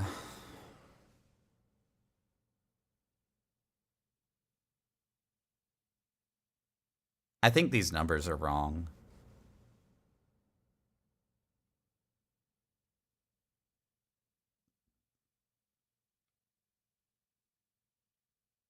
I mean, you might just go to bolts for the DR unstoppable, since you have unstoppable all the time anyway. You're gonna get the unstoppable all the time. Let's just throw Tibalt's in there. Go 800 and blah, blah, blah, blah, blah, blah. Yeah. Nice. What about boots?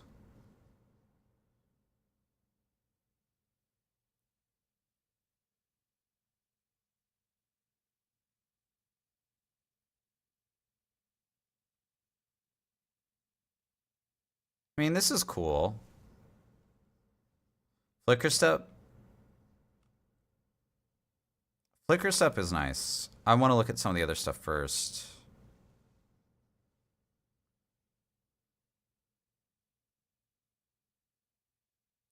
Evade is sore. Oh.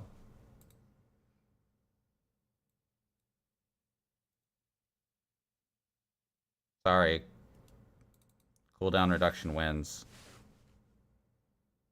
Cooldown reduction on boots wins. That number's wrong. This number is wrong. There's no way it's that good. That's literally wrong. Let's just assume it's 20%. Okay, let's just say it's 20%. So that's still good.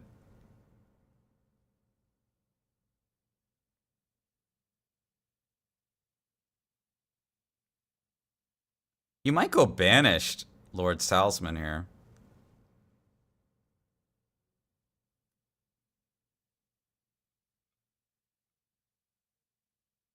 And just spend, yeah.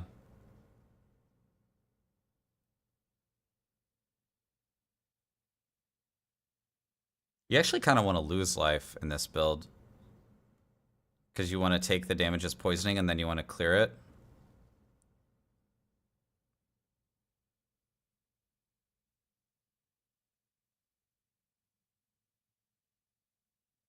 You might go Banished Lord's Talisman.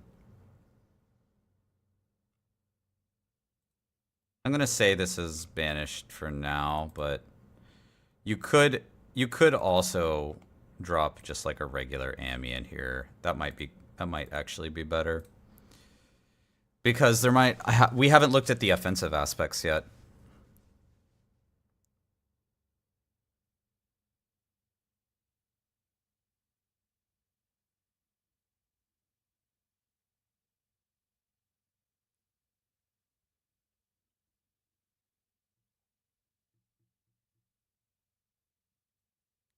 You still think it's Flicker Step?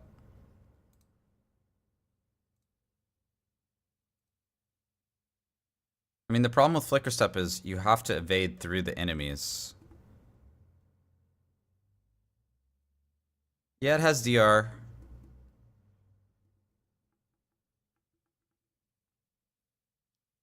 I'm not really seeing it.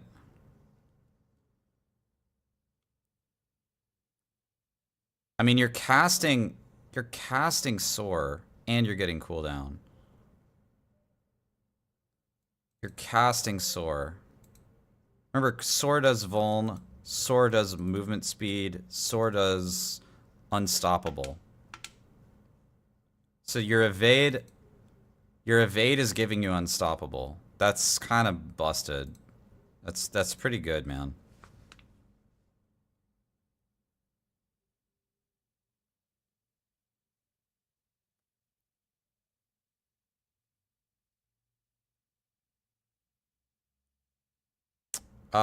Creeping Death is kind of good.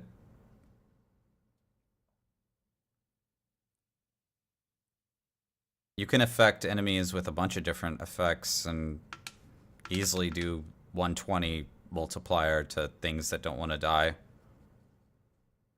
And get it's a 60x multiplier on the Ami. You could also just throw this on a two-hander, you know. Let's see what else. Creeping Death is interesting with this build. For Dot.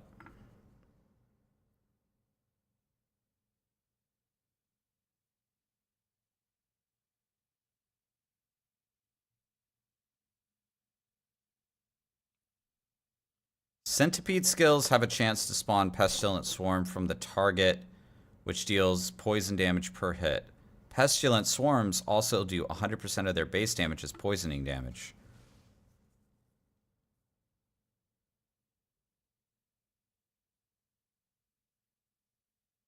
And since everything is a Centipede skill, there's maybe something there. Infestation looks interesting.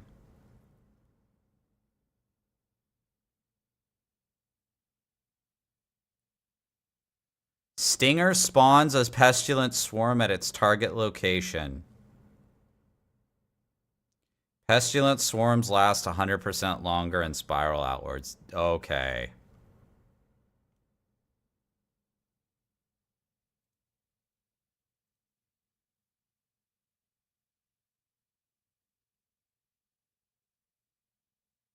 What the F?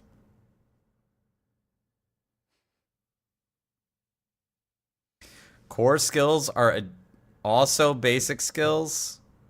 They're free to cast. And they deal 30% less damage based on their cost. At maximum vigor, your core skills instead deal normal damage. And consume all vigor to critically strike. What the hell is this?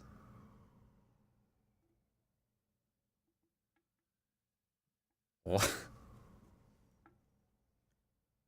You're telling me I can stack basic skill multipliers into this?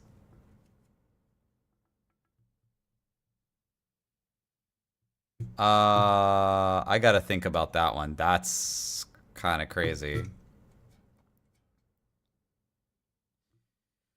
Casting an ultimate skill grants you its matching primary Spirit Hall bonus and increases all skill ranks by 10?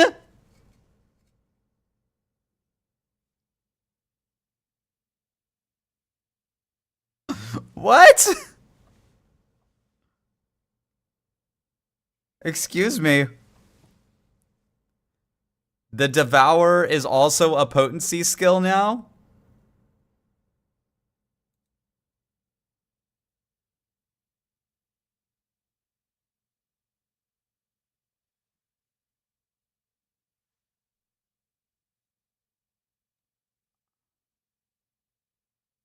Upon casting an ultimate skill, the last potency skill you cast prior becomes free to cast.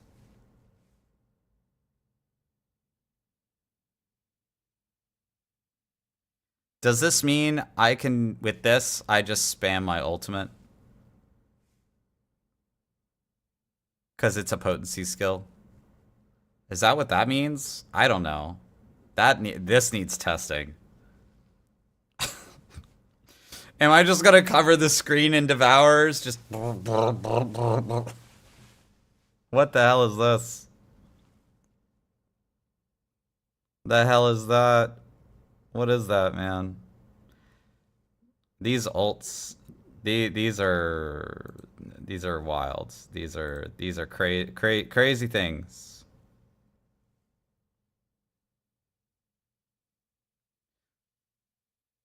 Plus 10 to all skills? What?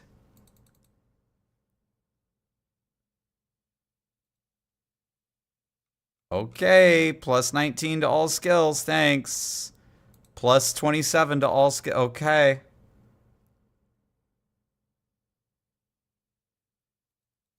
What the fuck? What?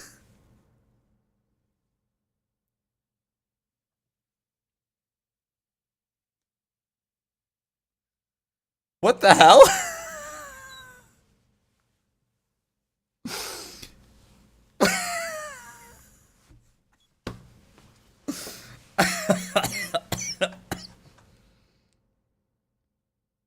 Everything is vulnerable forever. Guaranteed crit overpower.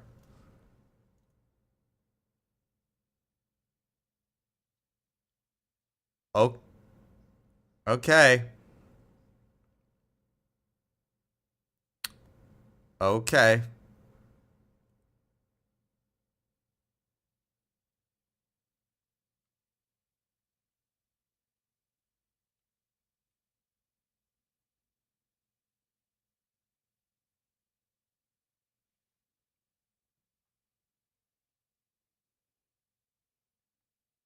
Okay.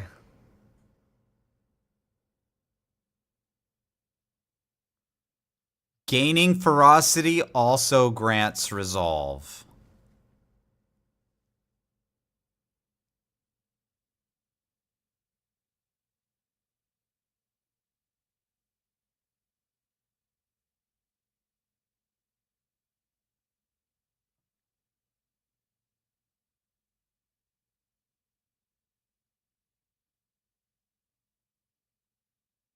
Dude, my brain is being exploded.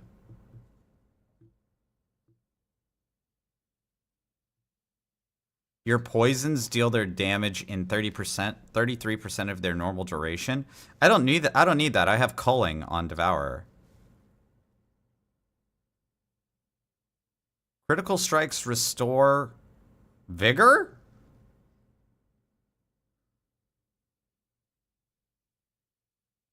Gain counterattack?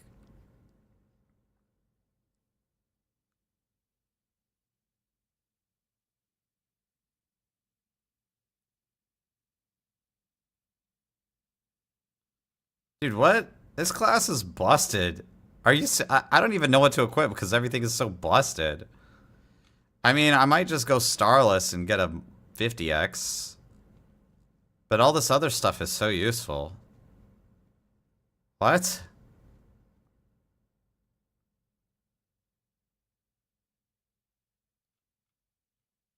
I don't even know where to start with this.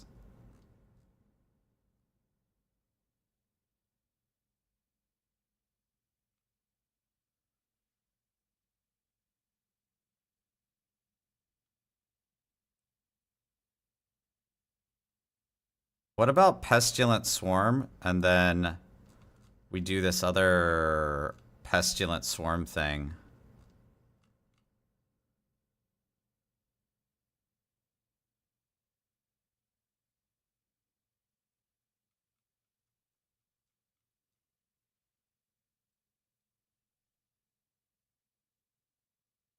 Yeah, this.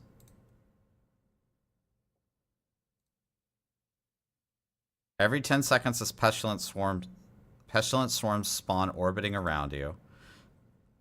Centipede skills have a 35% chance to spawn a pestilent swarm. Or spawn everything is a centipede skill. Stinger spawns pestilent storms, guaranteed.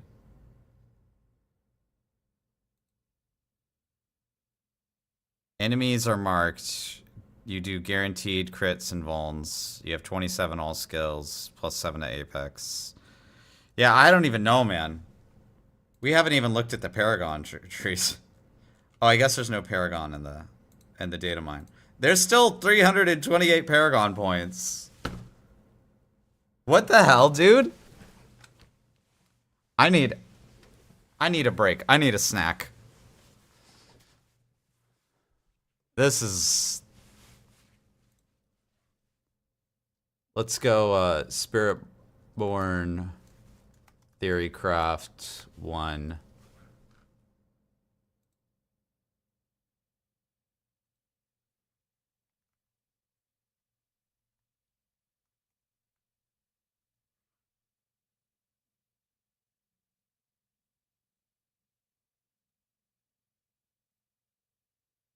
I'll post this in the Discord for folks. Yeah, Spiritborn basically breaks D4. This is... This has got to be old information. We'll be right back, guys.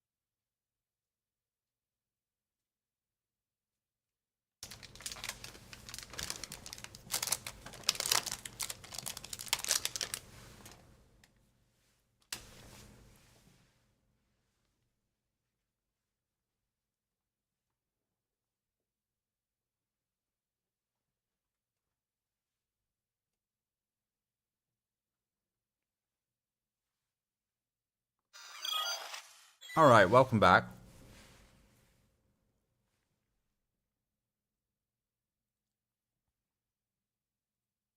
That's an absurd number of multipliers, man.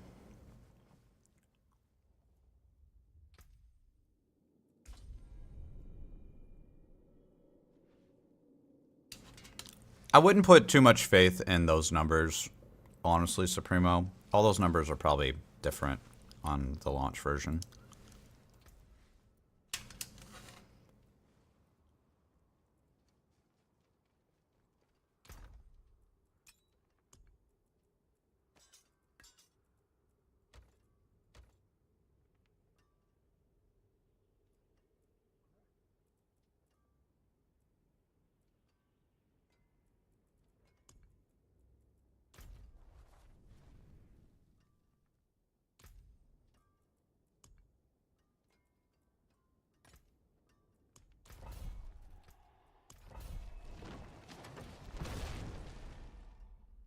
Yeah, if those numbers are true, everybody will play Spiritborn.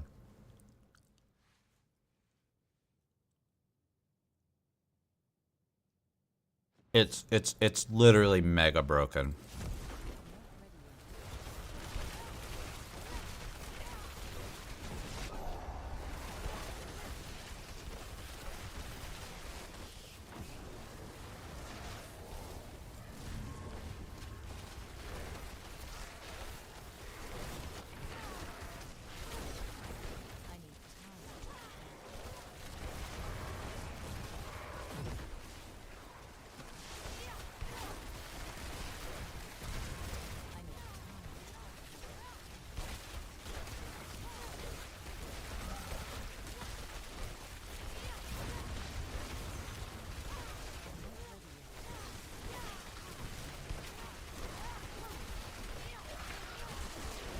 I mean, geez, the fact that you can just take damage and then clear it. Like, you just try to stack as much max life as you can with that. You don't need barrier. You just need to not get one hit KO'd.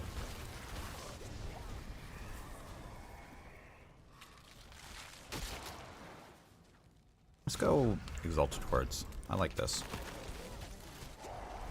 Yeah, that Uber sounds ridiculous. 27 all skill. Are you serious?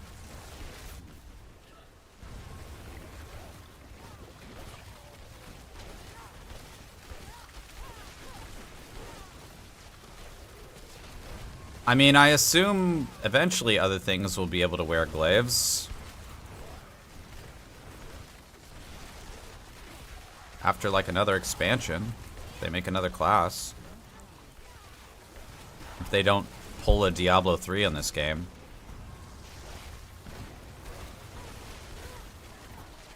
That's the thing with Blizzard, man. Can you imagine, like, it's 20... When did Reaper Souls come out? 2013? 2014? Whenever it came out. Can you imagine the hype after Reaper Souls? You're blasting, you're having an amazing time, and then they're like... And then you go to BlizzCon the next year, and they announce literally nothing. Like, they announce some cosmetics. You're like, what? Yeah, March 2014. And then you go to BlizzCon November 2014, and then there's nothing. They're like, we're not working on any expansions for this game anymore. It's dead to us. We just killed it. We just killed the game. Can you imagine if they do that with D4? Let's hope. Let's hope not.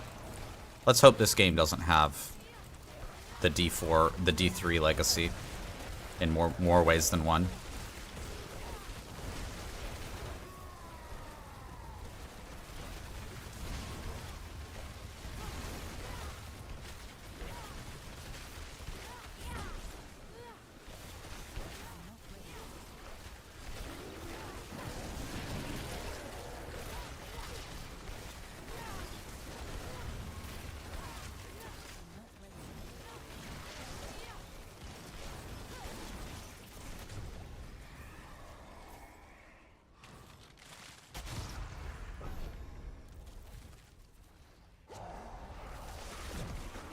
Oh, Concord.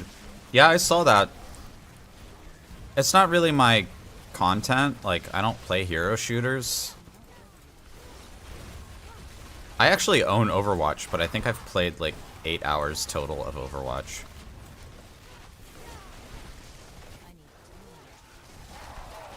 And I think I've played 3 matches of Overwatch 2. I played more Overwatch 1 than Overwatch 2.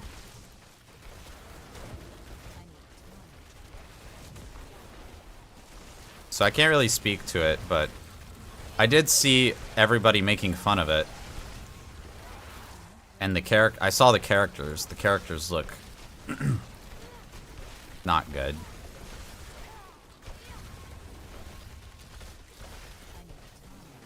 Like, maybe it's okay if your characters don't look good. Depending on the video game, right? But my understanding is that a hero shooter is about the characters more than anything else. Like, the characters are driving the game more than anything. So if your character design is bad, then, like, that's a lot of the game. That's a very important part of that genre. Is if the people want to feel like they have cool characters in that genre. In Dota, people don't really care what your character looks like. They just care that they have cool abilities. Or that they're strong. And then the character can look bad and just be a meme. And that's fine. People are like okay with that at that point. But like, I don't think you could do that same trick in a hero shooter.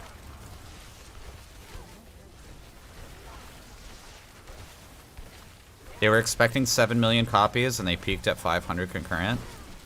Yeah, that's pretty bad.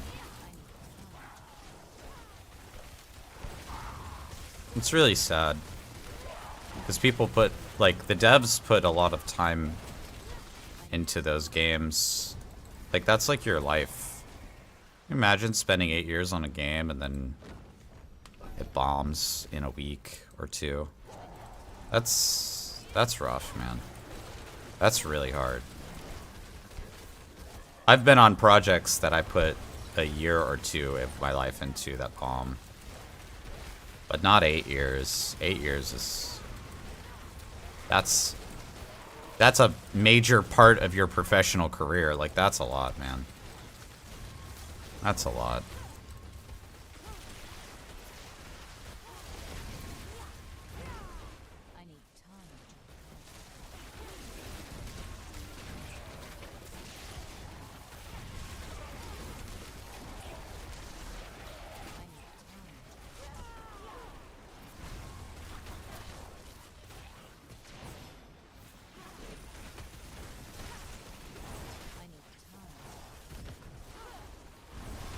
Hoping for double elites now or more Hellborn stuff.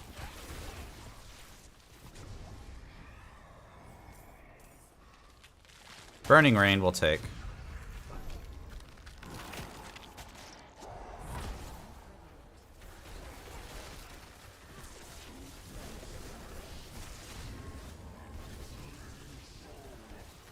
I was developing a gambling game for 8 months when I found out the company that hired me bankrupted. Yeah, there's... I would actually say maybe the majority of games that get made just never see the light of day. I met someone once who was working on some kind of MechWarrior title that they worked on for 5 years that never got launched. The game publisher just pulled it. Just pulled the plug on it 5 years in. Like, that stuff happens all the time. You just never hear about it.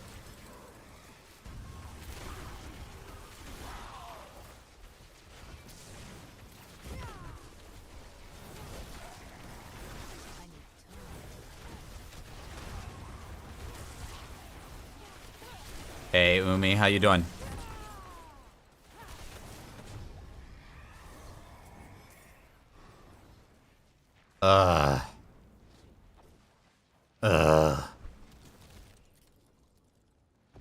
This is actually the best choice. That sucks. Way to take a good run and take a dump all over it. Damn.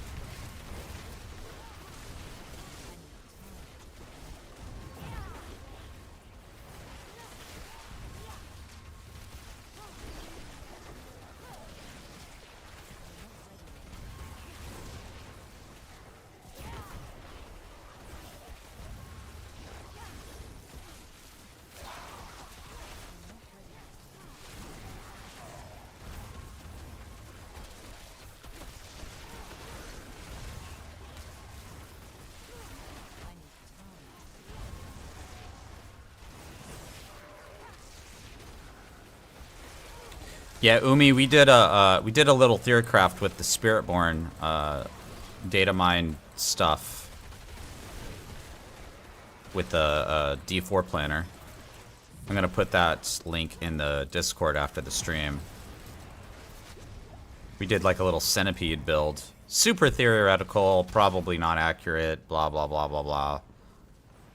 You know, all the asterisks. But it sounds super busted. What's the difference with the Necro? Some better optimizations and some of the new passives are worth taking. Aside from that, I definitely see some potential with like ultimate spamming builds. Like Bloodwave, like Shadow Bloodwave, Shadow Surfer kind of thing has a lot more potential now.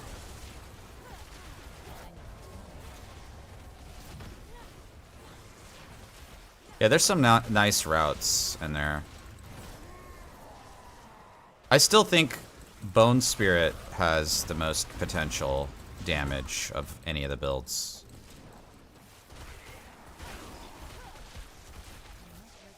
Like most top-end damage in one attack, that is.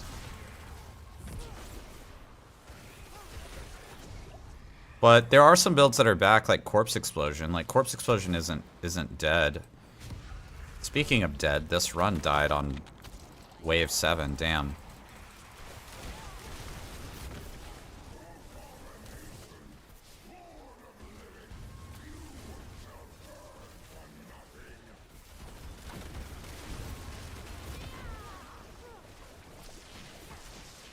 You don't like playing the same build over and over?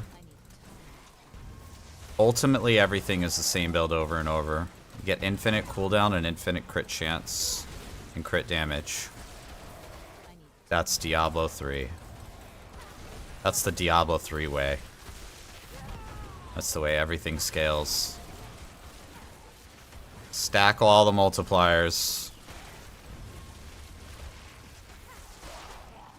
It's kind of crazy. This game was just, it was D2 for a little while, but now it's very, very D3. Now the multipliers are just going to get bigger.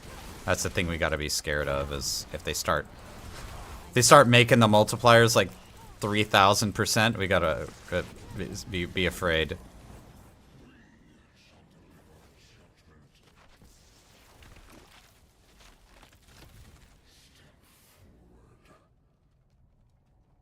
The season of D3 Reborn. I mean, you're joking, but you're not joking. Like, that's what it is. I love D3, so I'm glad to play D3.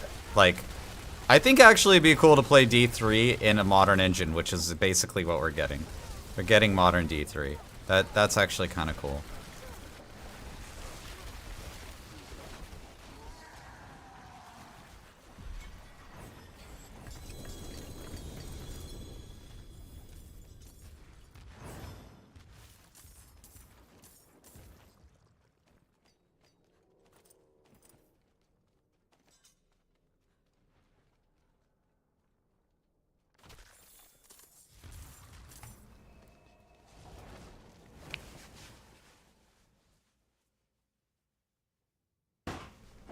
Ah, it's a wild waifu. Being a little gamer gremlin over there. You're going to bed. But we never sleep. We just play video games forever. What? Am I out of sigils?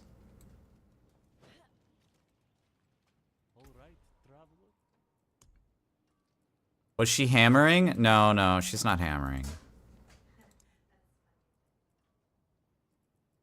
Why wouldn't I just get, like, these? Because they're so cheap to make. Get, like, 10 of these.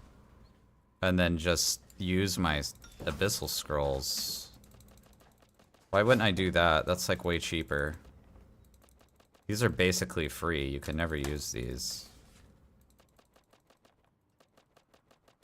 Let's craft these up.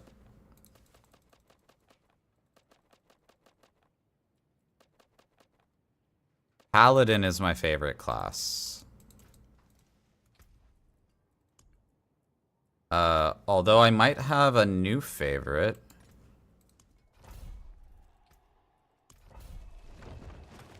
Some kind of sorcerer in PoE 2.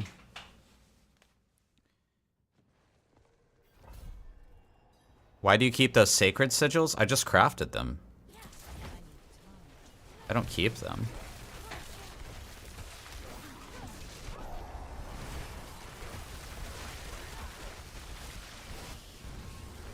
All I did was I crafted level 1s so that I could save myself a bunch of dust.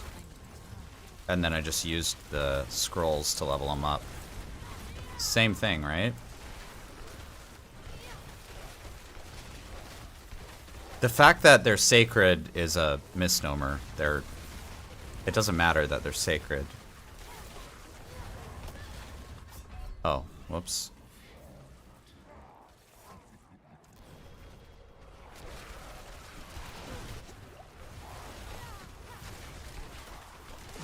Not compasses, the sigils. They're ancestral.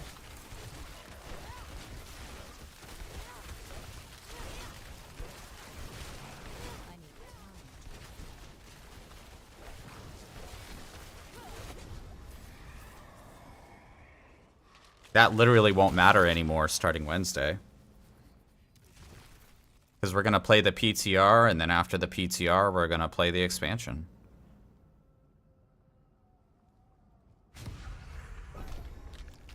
You got affected by the 360p. Well, hopefully the 360p is higher quality 360p, now that I fixed all my stream issues. Maybe the blur is slightly less blurry.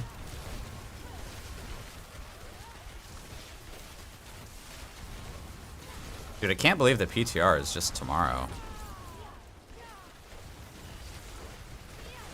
I was just at PAX yesterday, guys. Like, we're not getting a break from the content over here. Like, jeez.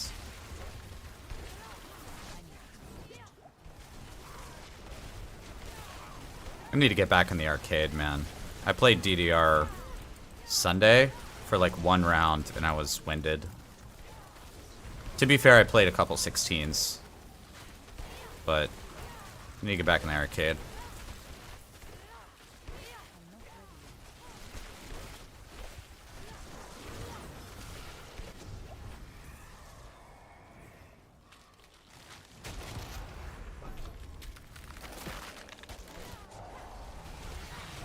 You gonna play the DLC with Necro? What are you doing, man? Don't play with Necro. I'm so over Necro, man. I'm over it, man. The movement speed is so bad. They're not fixing the movement speed. I've told them 1,000 times, and they like added an aspect for it. And I'm like, what? Whatever, man. So lame.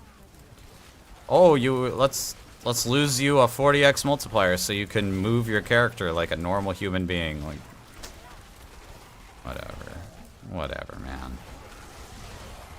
I'm over that.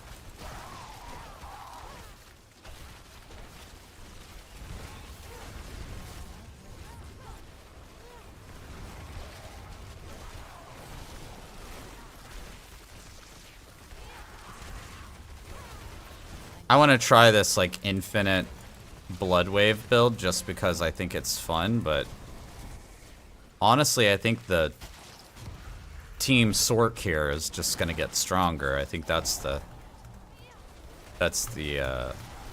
way, the truth, and the life. Like, Sorc is already fast, man. All you need to do is solve resource issues, which you can do with a little bit of warmth and mana per second on a chest or something. You don't even necessarily need a Shaco. The Shaco certainly helps.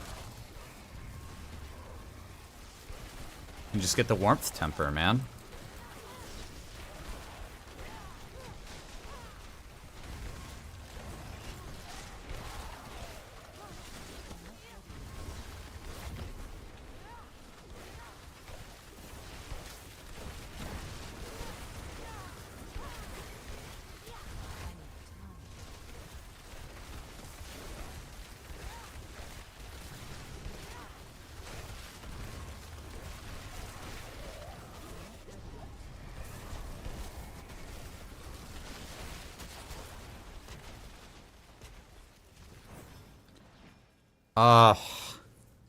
You gotta get summoned Hellborn here. That sucks. Because I want Invig Hellborn too, but you gotta get summoned Hellborn first. You don't get summoned Hellborn, you're not getting really too many Hellborns. I mean, on the PTR, I'm probably just gonna play Sorc again. I'm really enjoying it. Having a blast playing Lightning.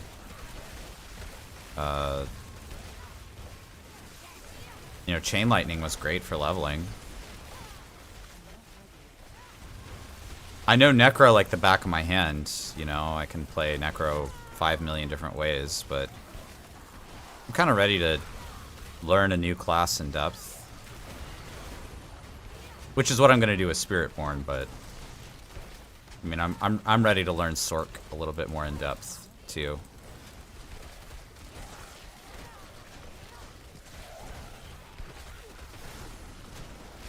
It's hard to learn a class in like in a lot of depth. It's hard. It really is. Knowing how everything kind of like mixes together is a lot. Learning the basics is not that hard though. Hey, gamer waifu. Did I do anything with the internet? No.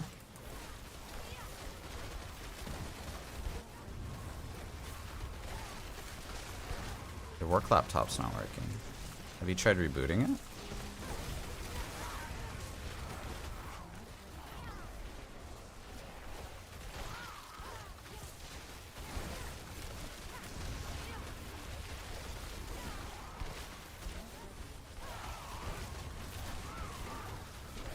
The devs mentioned a class refresh a season or two after the expansion. Yeah, I mean, they're going to have to do a balance pass. Because it looks like Spiritborn is going to be freaking cracked.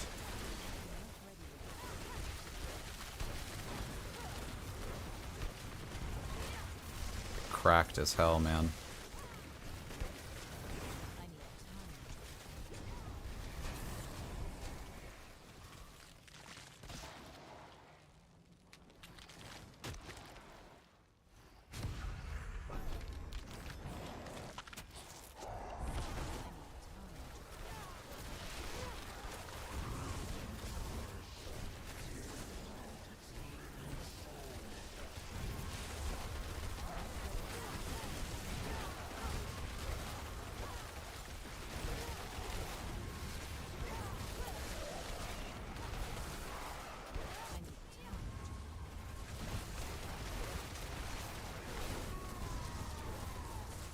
Your Ram's en route? Hell yeah. There it is. Do it.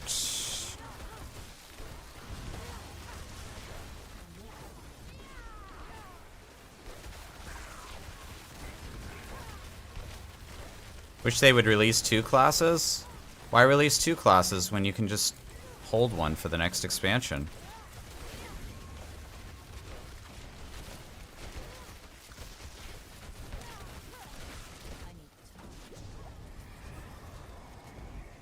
That's what you do, right?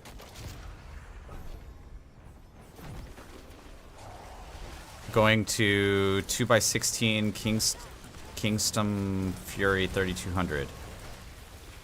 So that's 32 total? That's pretty good. I mean, they know everybody wants to play Paladin. That's specifically why they're not making Paladin the first expansion. I'll guarantee you, they hold the Paladin for a second or third expansion.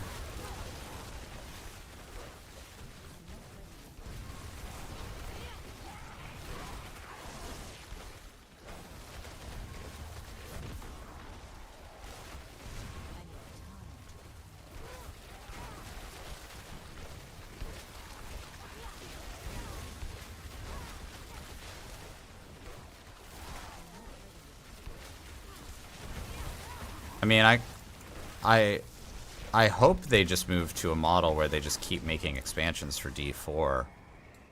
The graphics are good enough, man. Like the 4K graphics.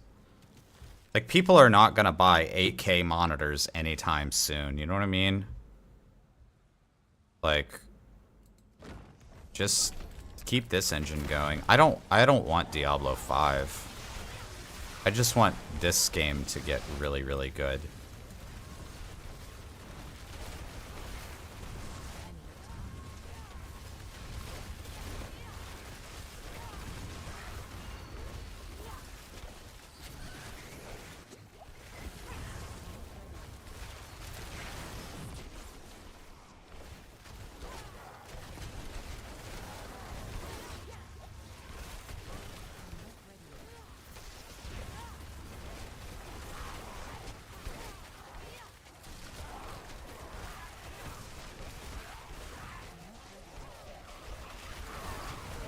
I want to maybe get in the circle so I can get my Soul Spire. Thank you.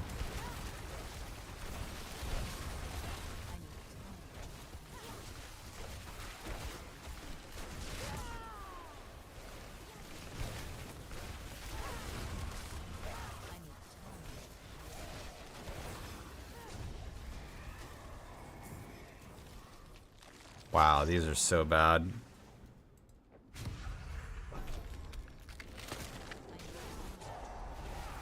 Paladin comes with a blessed shield that does 5,000% damage to all enemies on screen, auto vuln, auto crit, auto OP, and heal.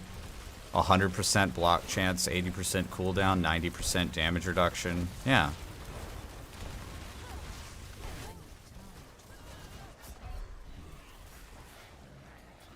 Apparently Carver Shamans can 100-0 you instantaneously. Just like Paladins, you know, can do that. That was a Paladin skill that got used there.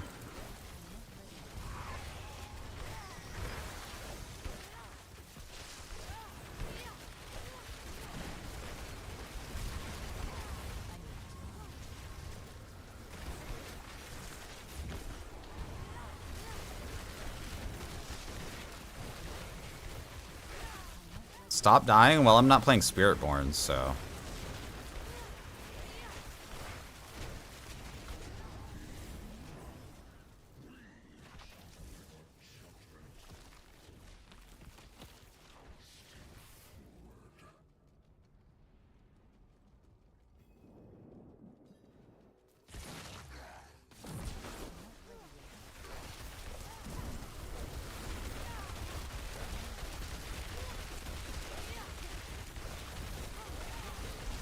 Stupid freaking Gala, but Jesus. He like teleports across the whole arena and then nothing hits him. He's so annoying.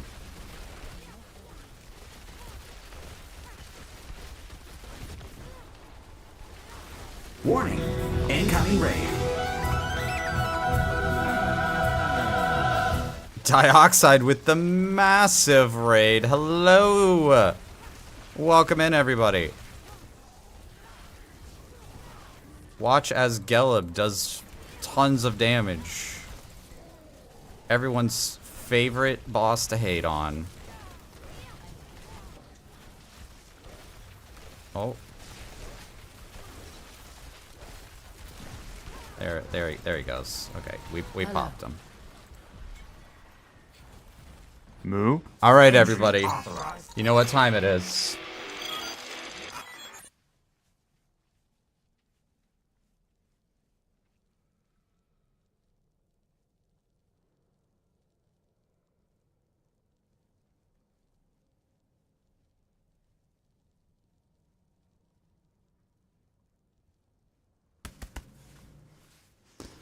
All right.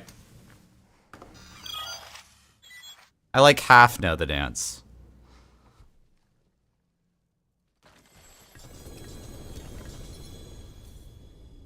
Oh, nice 2GA.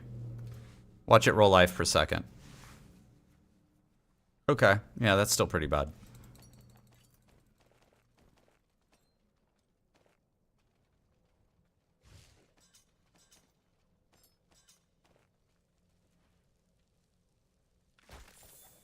Hi, Rez. Thank you for that follow.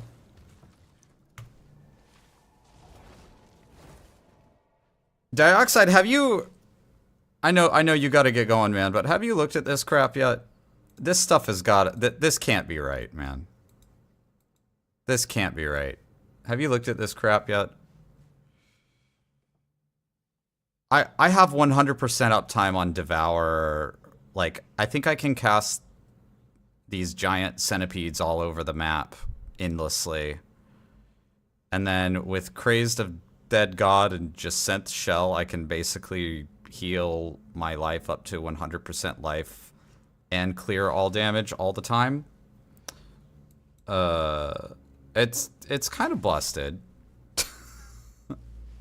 I almost hope these numbers are wrong. I mean, this one's definitely wrong, right? This is definitely wrong, right? There's no way this is correct. 123.8% cooldown reduction? Like... Yeah. 27 all skills.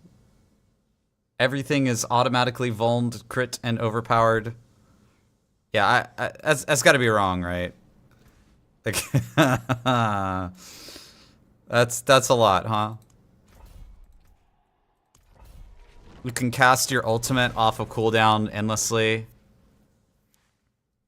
Oh, I forgot to mention this interaction. Okay, so watch this. Where is this? Where is this? Where is this? Was it this? What was this? Was it, something else? I think it was something else. So, okay, let's say we don't get Nisecum or whatever. It was... Oh, is this? Ultimate skills gain an additional skill type, right? Devourer is a potency skill. There's a passive over here. Upon casting an ultimate skill, the last potency skill you cast becomes free to cast. So can you just spam Devour forever? Entry authorized. I don't know, man.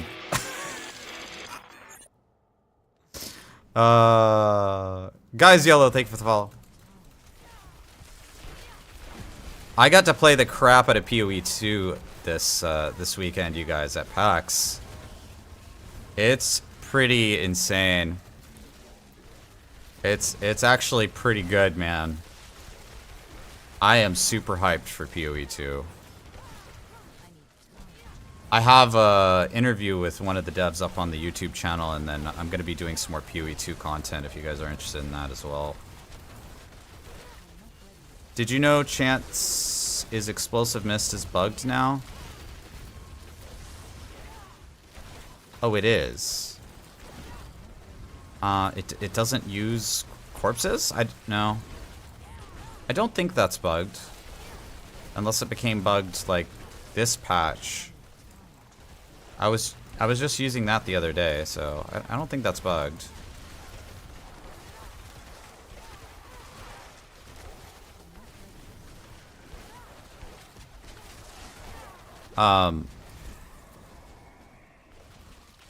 Yeah, there's some pretty cool stuff in PoE, too.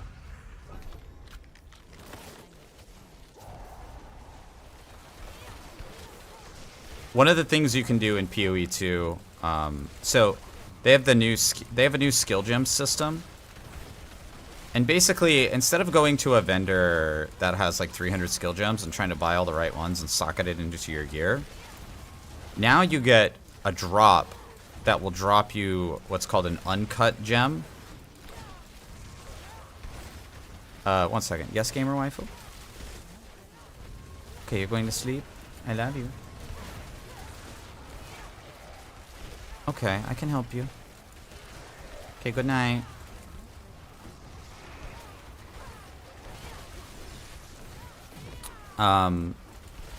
Where was I? Oh yeah, you get the uncut skill gem. And then you can cut it as whatever you want. I'll go pull up this UI for you guys. It's actually pretty nice. Hold on, let me go find this for you real quick.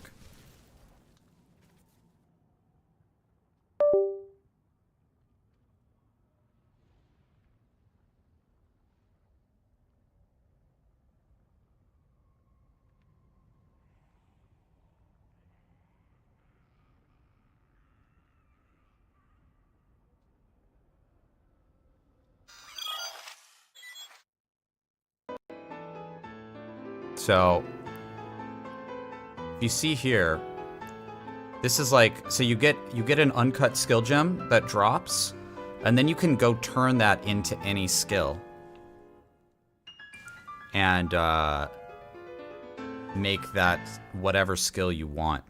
And they have this nice like affinity now, as opposed to what they have on PoE 1, right? Oh yeah, if you guys want to help me become a Twitch partner, then go ahead and refresh the stream. Basically what Twitch does is if you're a raider, they stop counting you as like a real viewer for the purposes of being a partner, which kind of sucks. So if you want to help out, then just hit that refresh and that should help out. But yeah, this is super cool. This whole skill gem system is super cool.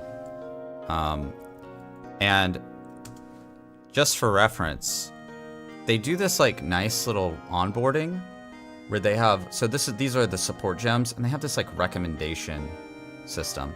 So there are 9 supported or recommended support gems for like your particular skill.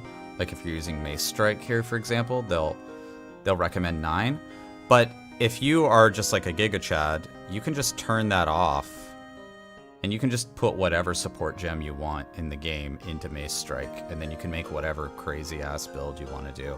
It's kind of insane.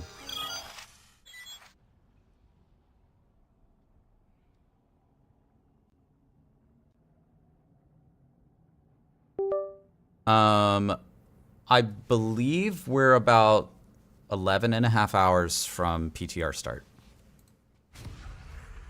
So I'm definitely going to be going to sleep before then. And then going to work and then coming back later. So I'm going to have a bit of a late start because I have work during the day. I'm not a full-time streamer, unfortunately. I'm not that cool. I'm pretty cool, but I'm not that cool.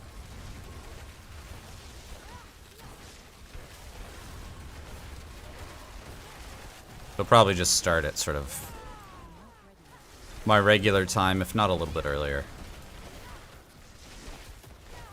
More dancing helps.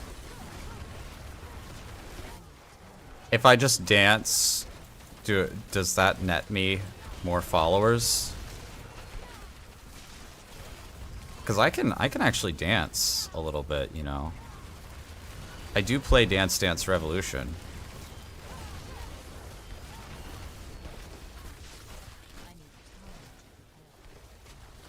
You know what I need to do is I need to dance from the nest. There's a place here locally that is like a private arcade. Let's go invigorating here actually. There's a private arcade near here, and I know the owner, and I bet you I could convince them to let me stream from the arcade. I could stream DDR directly from the arcade. Now technically you can stream from the arcade, the public arcade, but the internet sucks. The internet sucks really hard. So it's kind of hard to do. And you have to like bring a laptop and everything. I would rather just have like a PC, like a streaming PC just sitting there next to the arcade, at the arcade. And just play. Oh, streaming on a phone is a really bad idea. One of my streaming buddies, Cooters, she was at PAX West streaming, and she told me about her live streaming setup. So she has her phone capturing her like camera as like a camera, but then that's just going to like a relay device that is then getting like VPN'd over to her home machine that then streams directly to Twitch, which is like insane. That's an insane setup. That's ridiculous. But apparently that's like how all the live IRL streamers do that.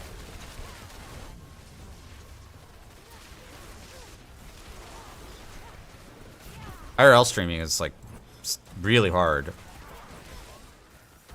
to make like a really like a solid, consistent, technologically up-to-date stream. That's really tough.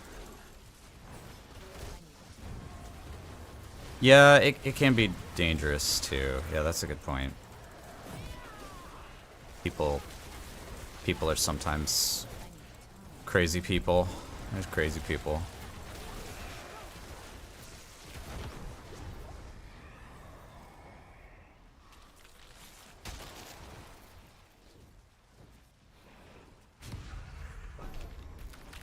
World boss in 21. Top of the next hour. Thank you. Thank you, Supremo. I think I'm skipping world bosses now. They pretty much don't give anything anymore. They're not really worth it.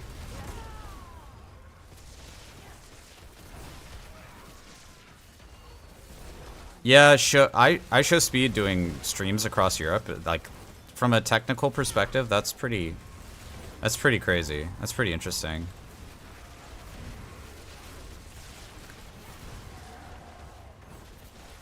Their content is not my content, really, that I'm interested in.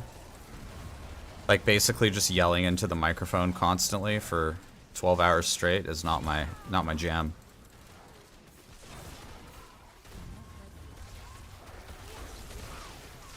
I don't want to say I'm old, but I'm old enough to not want to do that.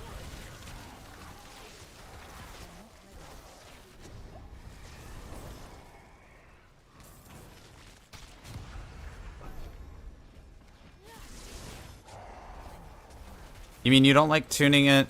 You don't like tuning into someone who just yells for, 12 hours straight?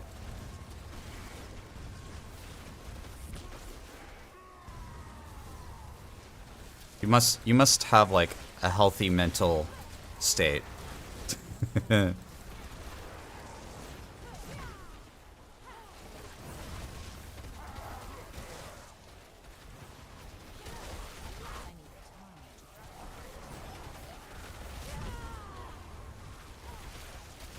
And there's so much happening. I literally am not going to be able to stream and keep up with everything. I'm going to have to, like, pick a main content game.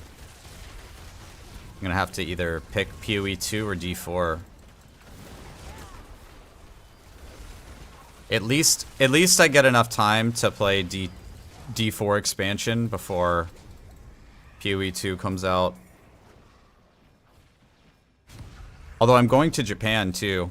I'm going 2 weeks after launch. I'm going to Japan for 2 weeks, and then we get back November 8th or so, which gives me a week to prep for PoE 2. It's basically gonna be non-stop, dude. From now until PoE early access, non-stop.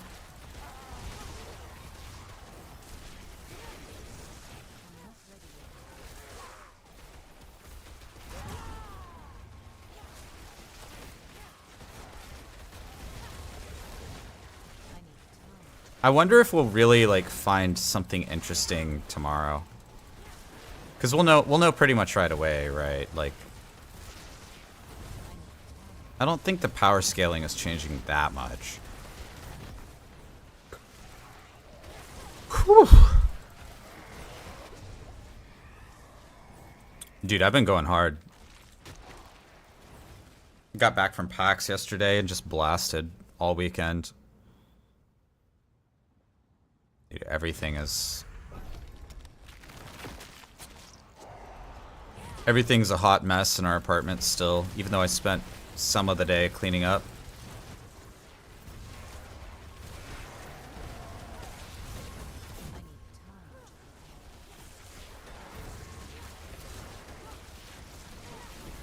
Basically, me and Gamer Waifu, we just blast PAX, and then we come home, we just throw all of our stuff on the floor, and then we go and do another day of PAX. By the way, if you want to see any of the Gamer Waifu's cosplay, we have a cosplay channel in the Discord, !Discord in the chat. I'll be posting all that stuff soon. I processed some of the photos today, so there's some stuff to post.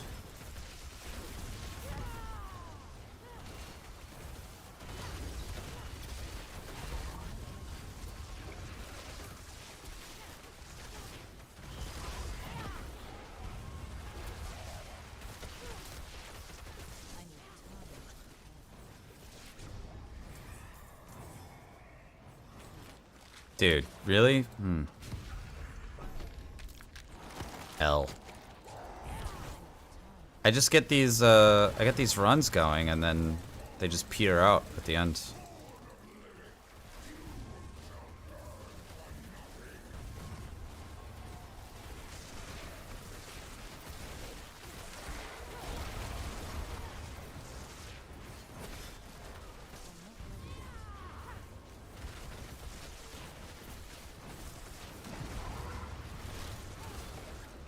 Oh, you know, we put the Path of Exile soundtrack actually in the playlist. I just added that recently. I can't believe I didn't have that in there. Some of those tracks are really nice. What's the most efficient way for iron chunks?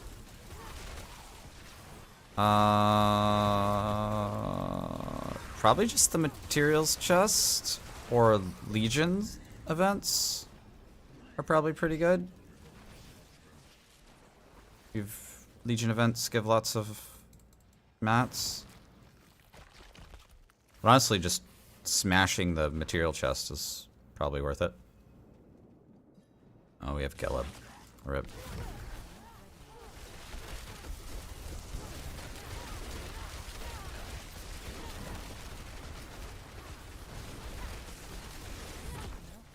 Where is he? Oh, of course he's out here. Being a little jerk.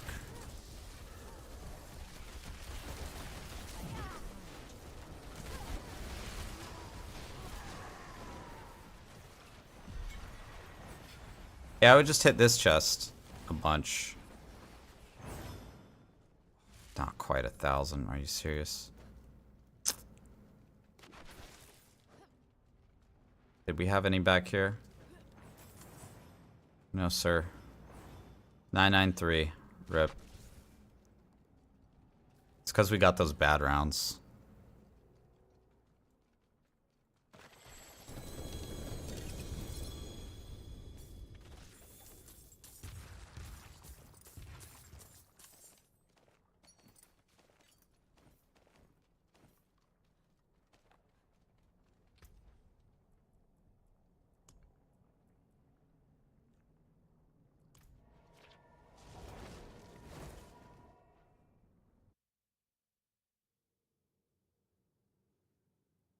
Has anybody played Star Wars Outlaws?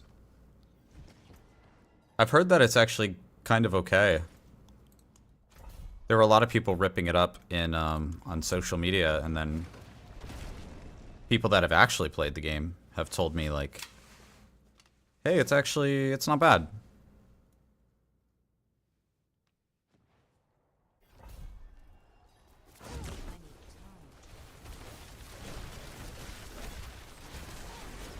One of my friends composed the soundtrack for that game, so I have a vested interest in its success.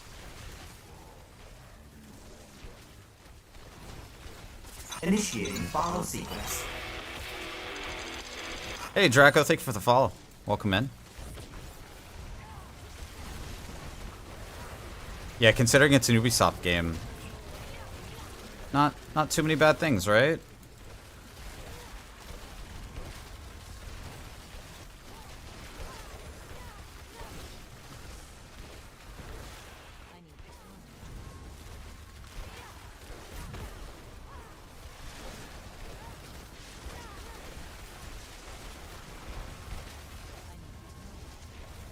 It's a single player game though, so I don't think there's a server to worry about, which is good.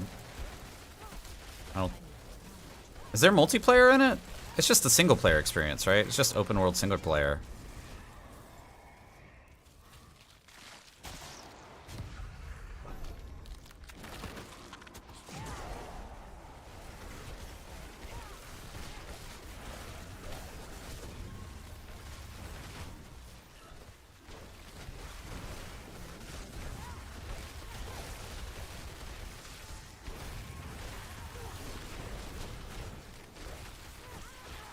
What is the crew?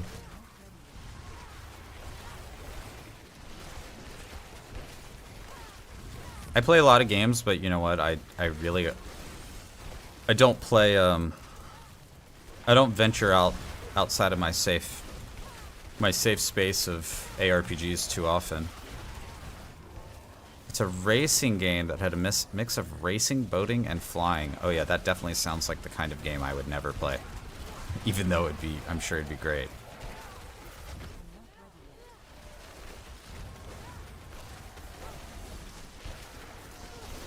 Like, there's certain games that I'm pretty sure I would never play, like Forza Horizon and FIFA, Madden, like whatever. I would never ever play those.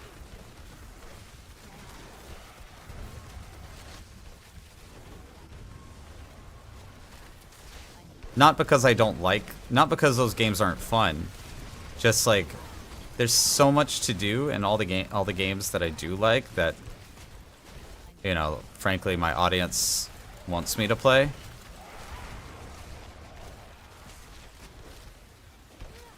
If I go play a racing game, we'd have 0 viewers. Even Distro and Supremo would be like, all right, I'm gonna go watch paint dry.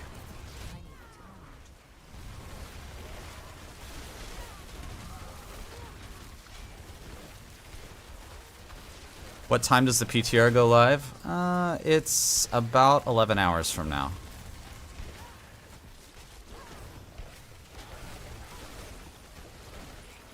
I actually don't play video games off stream, really.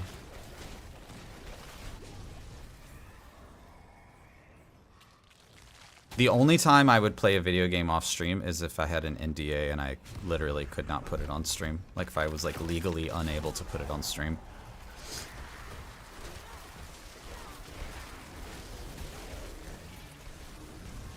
Currently, Star Wars Outlaws does not have co-op, multiplayer, or online options. Well, there you go. Ubisoft can't kill it.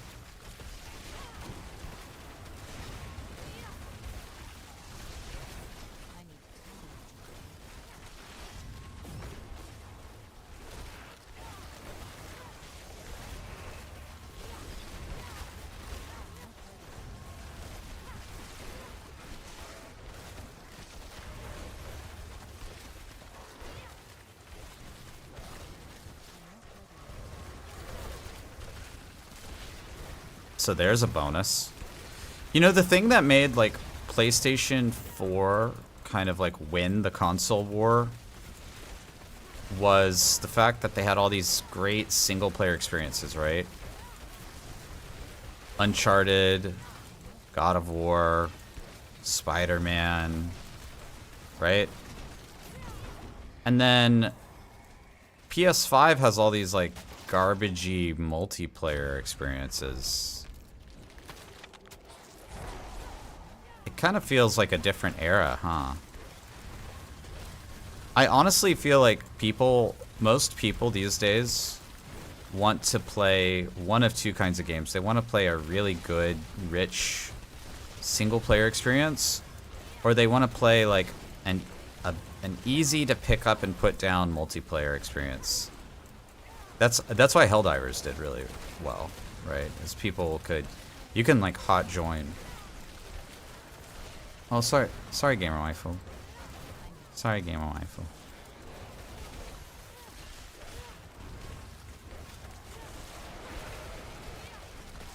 I might have to get out of here, you guys. Gamer waifu. Not only is she super tired after PAX, but I think she got the con crud, so she needs to get her beauty sleep.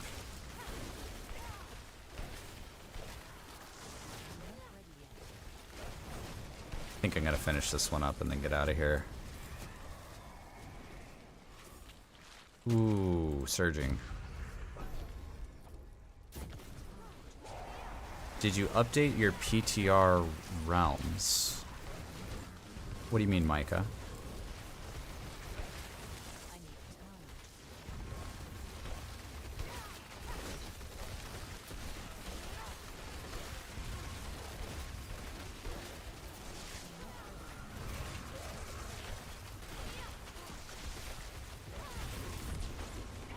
Oh, PTR Realm has an update?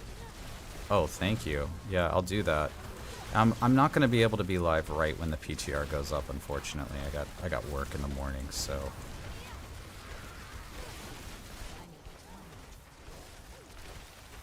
I'm actually taking time off for the expansion launch, but probably won't have time to take time off just for the PTR. Besides, the PTR is probably going to be buggy as hell, man. This is a big patch, you guys. I would expect, I'm going to expect this thing to be buggy as all hell. Everything's going to be broken, man. It's going to be super busted. Like, it's going to be really busted, man.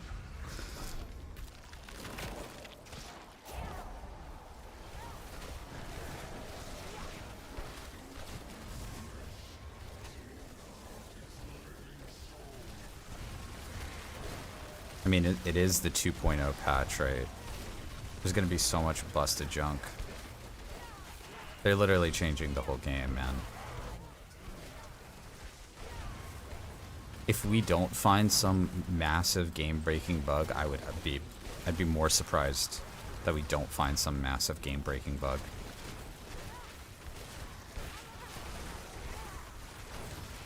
So just, you know, hold on to your butts. I think that PTR is going to be a wild ride.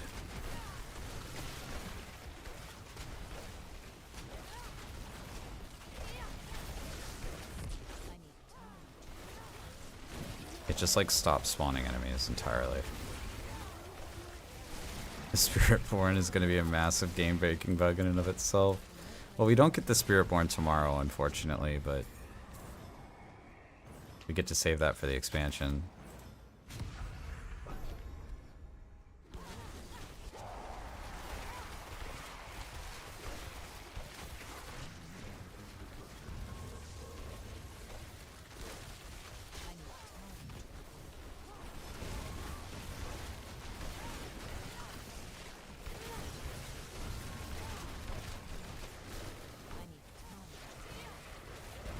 Oh, you're talking about Steam? Yeah, the Steam, Steam is like all messed up right now. If you have D4 in Steam. I knew as soon as they put D4 on Steam that was like... Usually the Steam version of the game is the right choice, but for a Blizzard game, that's definitely not the right choice. Like, the Blizzard launcher is actually really, really good. They have, their download technology that they have built into the launcher has what's it called? It's like a multi staging download that they have, which is it's some pretty hot shit. Not gonna lie. Like from a technological perspective.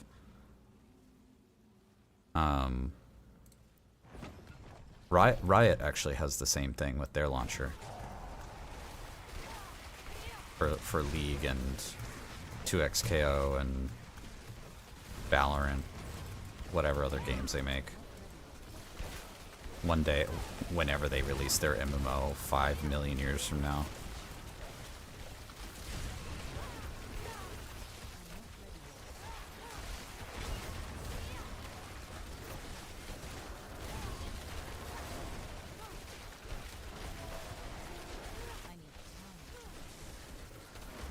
Oh yeah, I mean that's a good point. Is like if you're in another country, the Steam CDNs are actually way better worldwide in general.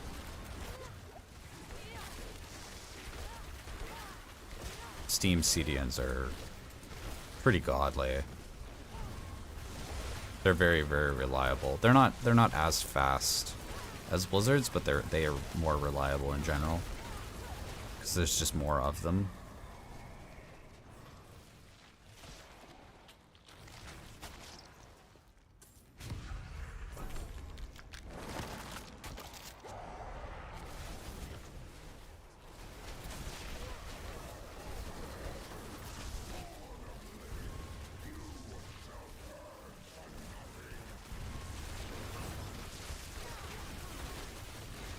Do I have Invig? Trying to look at my buff bar and there's so many buffs on it. I don't think I do have Endvig. I guess we'll know when we get to the boss, but I'm pretty sure I don't have Endvig. Entry authorized. Grez, thank you for that follow. Welcome in.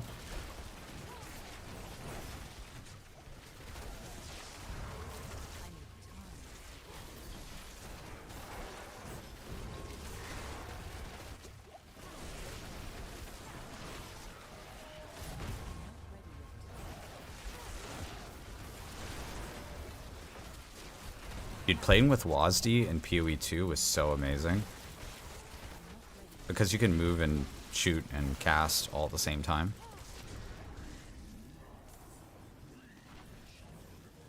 Okay, yeah, no invig.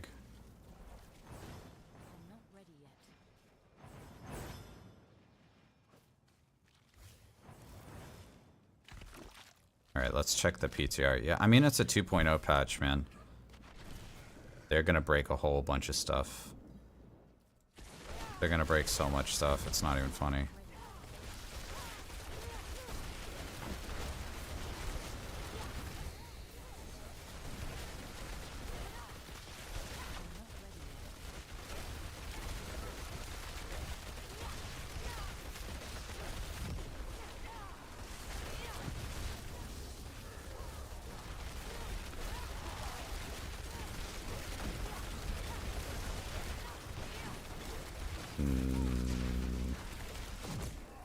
Where's Geleb? Is this Geleb? I can't even see because he's talking. His stupid talking crap is covering his name. Are they all dead? Alright, they're all dead.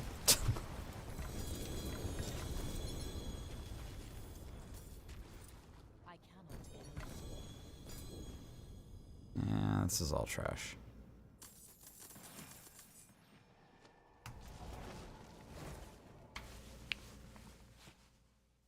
Let's see what this patch is. Might as well go ahead and switch over to PTR.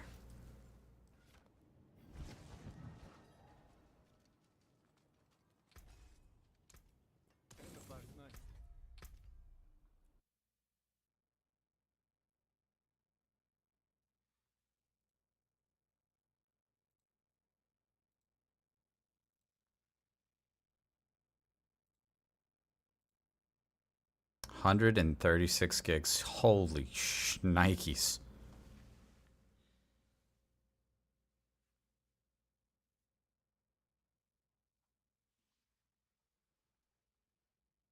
Wow, dude.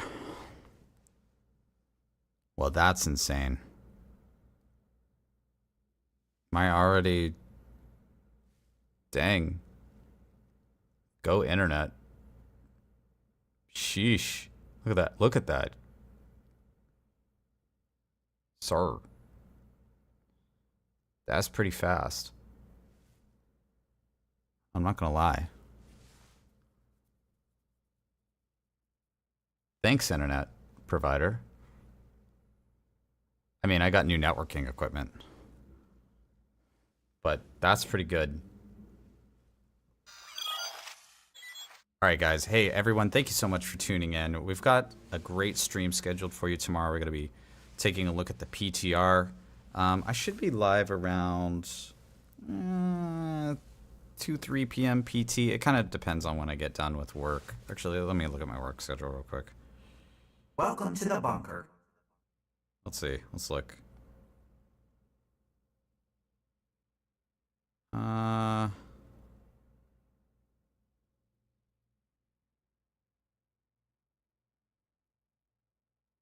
Yeah.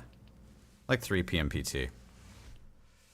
Yeah, what else do we got? So we have a PoE 2 interview over on the YouTube. Make sure to go check that out. Welcome to the bunker. We have cosplay stuff from PAX West. That's all going to get dropped into the Discord, ! Discord in the chat. And thank you everybody for the follows. Hammer and Trenton, thank you guys for the follows. We'll see you guys next time. Have a good one. Peace.